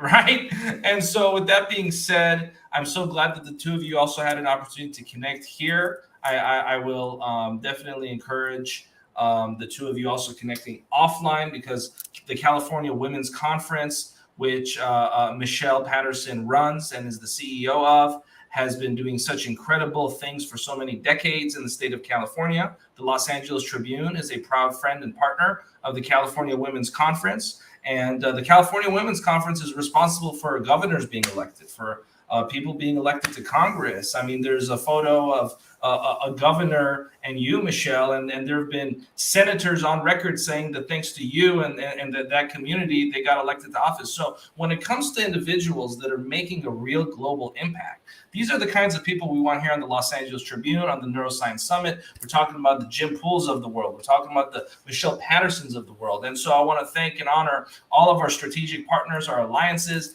At this point, we are going to wrap up day 4. So Jim, Michelle, thank you again. And we're going to bring up Ava, one of the producers of the event, to join us in just general closing thoughts, because we only have about 8 minutes of airtime left. So I have to take a second to thank again Jim Poole, Newcomb. This whole event was powered by Newcomb, and I want to thank Jim for also contributing his wisdom, like what we were able to actually just hear. I want to thank the California Women's Conference and Michelle Patterson, and of course, Top Talent Agency, David Fagan. This entire event was the brainchild an idea of David Fagan and Top Talent Agency. And so I think it was such a brilliant idea. But one thing that, I will say about David is it's not just about ideas, it's about execution of ideas, right? And a lot of people have good ideas. And quite frankly, if you ever travel to the Silicon Valley area, and if you just go to a Starbucks near the hub of all of the big tech companies and hang out for 45 minutes, I guarantee you, if you eavesdrop the line of Starbucks, you'll hear 8 people say, yeah, I had the idea for Uber. Well, no one took action on it, right? I can't tell you how many people I've heard tell me, oh, Uber, yeah, I had that idea 10, 15 years ago. So quite frankly, it's not about the ideas. It's about the execution of the ideas. And so when we're talking about folks that take an idea, manifest it, we've had 4 different people over the course of this event that were in the secret movie, the secret film, talk about manifesting, taking ideas, bringing them into reality. Joe Vitale, Michael Beckwith, Marie Diamond, Bob Doyle, right? And so all of these New York Times bestselling authors that are speaking about this, well, what's that missing ingredient to take an idea, bring it into fruition? We can learn from the examples of Jim Poole. We can learn from the examples of Michelle Patterson with the California Women's Conference, one of the biggest conferences. We can learn not just from the work that she's done in the professional life, but imagine being told you have 90 days to live and just simply rejecting that. That's alchemy. That's an example of magic, right? Because magic is a very practical thing. If a thought comes to your head, or if somebody tries to assert something about your life to you, you have the power to simply say, I either accept that thought or I reject that thought. Mm-hmm. That's magic. Okay. And so when we're talking about magicians, we're not talking about anything, a spooky force coming in the clouds. We're talking about folks that you heard on this conference. When a doctor declares or tries to assert that you only have 90 days to live, and 4 years later, you're sitting here on an international broadcast to 17 countries, that's magic. And so with that being said, I have to take a second to thank all of the executive producers of this program, David and Isabel Fagan, the executive producers. I have to thank the associate producers of this program, Ava and Carissa. I mean, if I take time to describe how hard the 2 of you worked, along with Julia here, we won't have enough time. We'll be off the air. So I can't even just take my word for it. They worked very hard. And so I want to give closing statements, starting with you, Ava. And you did such a great job today interviewing Dr. John Demartini. And I hope Dr. John might still be in the background, had heard everything that we discussed with Jim and with Michelle. But Ava, just some closing thoughts on today's program, on the event, starting with you, please, Ava. I'm so honored to be working with the Los Angeles Tribune, and it's a public service. Everything that we brought here is free, and of course powered by Newcomb. And it's such a gift. Something that Joe Vitale said in the very beginning when we opened, when he said that when he was homeless, he started with consuming free content, really brings back to mind, and all of the comments that shared how this is serving people. And I'm so honored to be doing this with the Los Angeles Tribune and serving in this way, because it's definitely a big purpose for me. It's definitely up leveled my life. Just from the last 4 days, I feel like, the universe source that I sit here and listen to all of the speakers, because this is now taking me to a different direction just with the exposures and the connections in the last 4 days. So thank you so much for the opportunity. And Carissa, I'm handing it to you. Wow, thank you. Yeah, I have learned so much, not only from helping produce this, but also from being on the receiving end of all the guest experts and thought leaders and neuroscientists that have had been so generous to share their time, their energy, and their wisdom. And something I'm really taking away that I'd love to invite everybody to think about is, it's become very clear, I'm hoping, that what you consume, whether that be food or thoughts, ideas, food, all of it really matter in the, like, how you feel and the quality of the life that you live. And consuming quality information and media really does matter. And so I'm excited to be partnering with the Los Angeles Tribune on this project, and hopefully more in the future.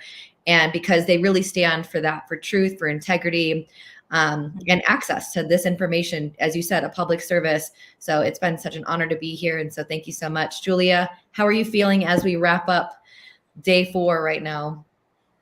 Oh, so good. I was so amazed by all the speakers. I feel like so many people really spoke to my heart and really touched me. So I definitely feel changed, and I'm so excited for the next broadcast that we get to do. And of course, I want to take the opportunity to also thank the Top Talent Agency, where Julia is working with. So David, Isabel, we are so grateful for your generosity. And despite being in Thailand, really sourcing this for all of us, for everyone that has been watching. Thank you, Dame Doria, who's been here all 4 days. All of our viewers who have been with us all 4 days with all of the comments. We had constant over 1,000 comments every there's 2 of me. 1,000 comments every single day. So thank you so much. Absolutely. And we want to again thank all of the friends in the virtual auditorium, the tens upon thousands of people that will be watching this in replays. I mean, we still have folks that go back and watch these summits, events that float around in the ethers of the internet. We want to thank Dr. Joe Vitale, who shared a clip of this event on his Instagram page yesterday, powered by Newcomb, to 150,000 people. So this will be spread all around the world for years to come. And I said it, I think yesterday or the day before, that I think people will look at this summit historically in about 10 years and say, those ideas that were spoken of in 2022 are now daily knowledge, because this is about cutting edge information. So you may not be reading about the things that you hear the folks here speaking about in medical journals yet, but in my personal opinion, you will be. And so I'm so glad that we live in a day and age where these events that are broadcasted to tens upon thousands of people are all preserved, where every second is preserved, where all the ideas are preserved historically. And thank you to Newcomb for making it possible. With that being said, then there are some folks in the virtual auditorium asking about the next event. There is a major event coming up in February of next year. And there are so many exciting things in the works that we will not be disclosing quite yet, but pay attention to this community as we start updating you on that. But I will say it will be the biggest, the best, and the most powerful event that we have ever been a part of. And it's revolving around a subject matter that everybody in the planet needs to be involved with. And we're not going to share that quite yet, but I guess if you know sign language, Carissa gave it away. So with that being said, God bless. I want to thank Top Talent Agency. We'll see you in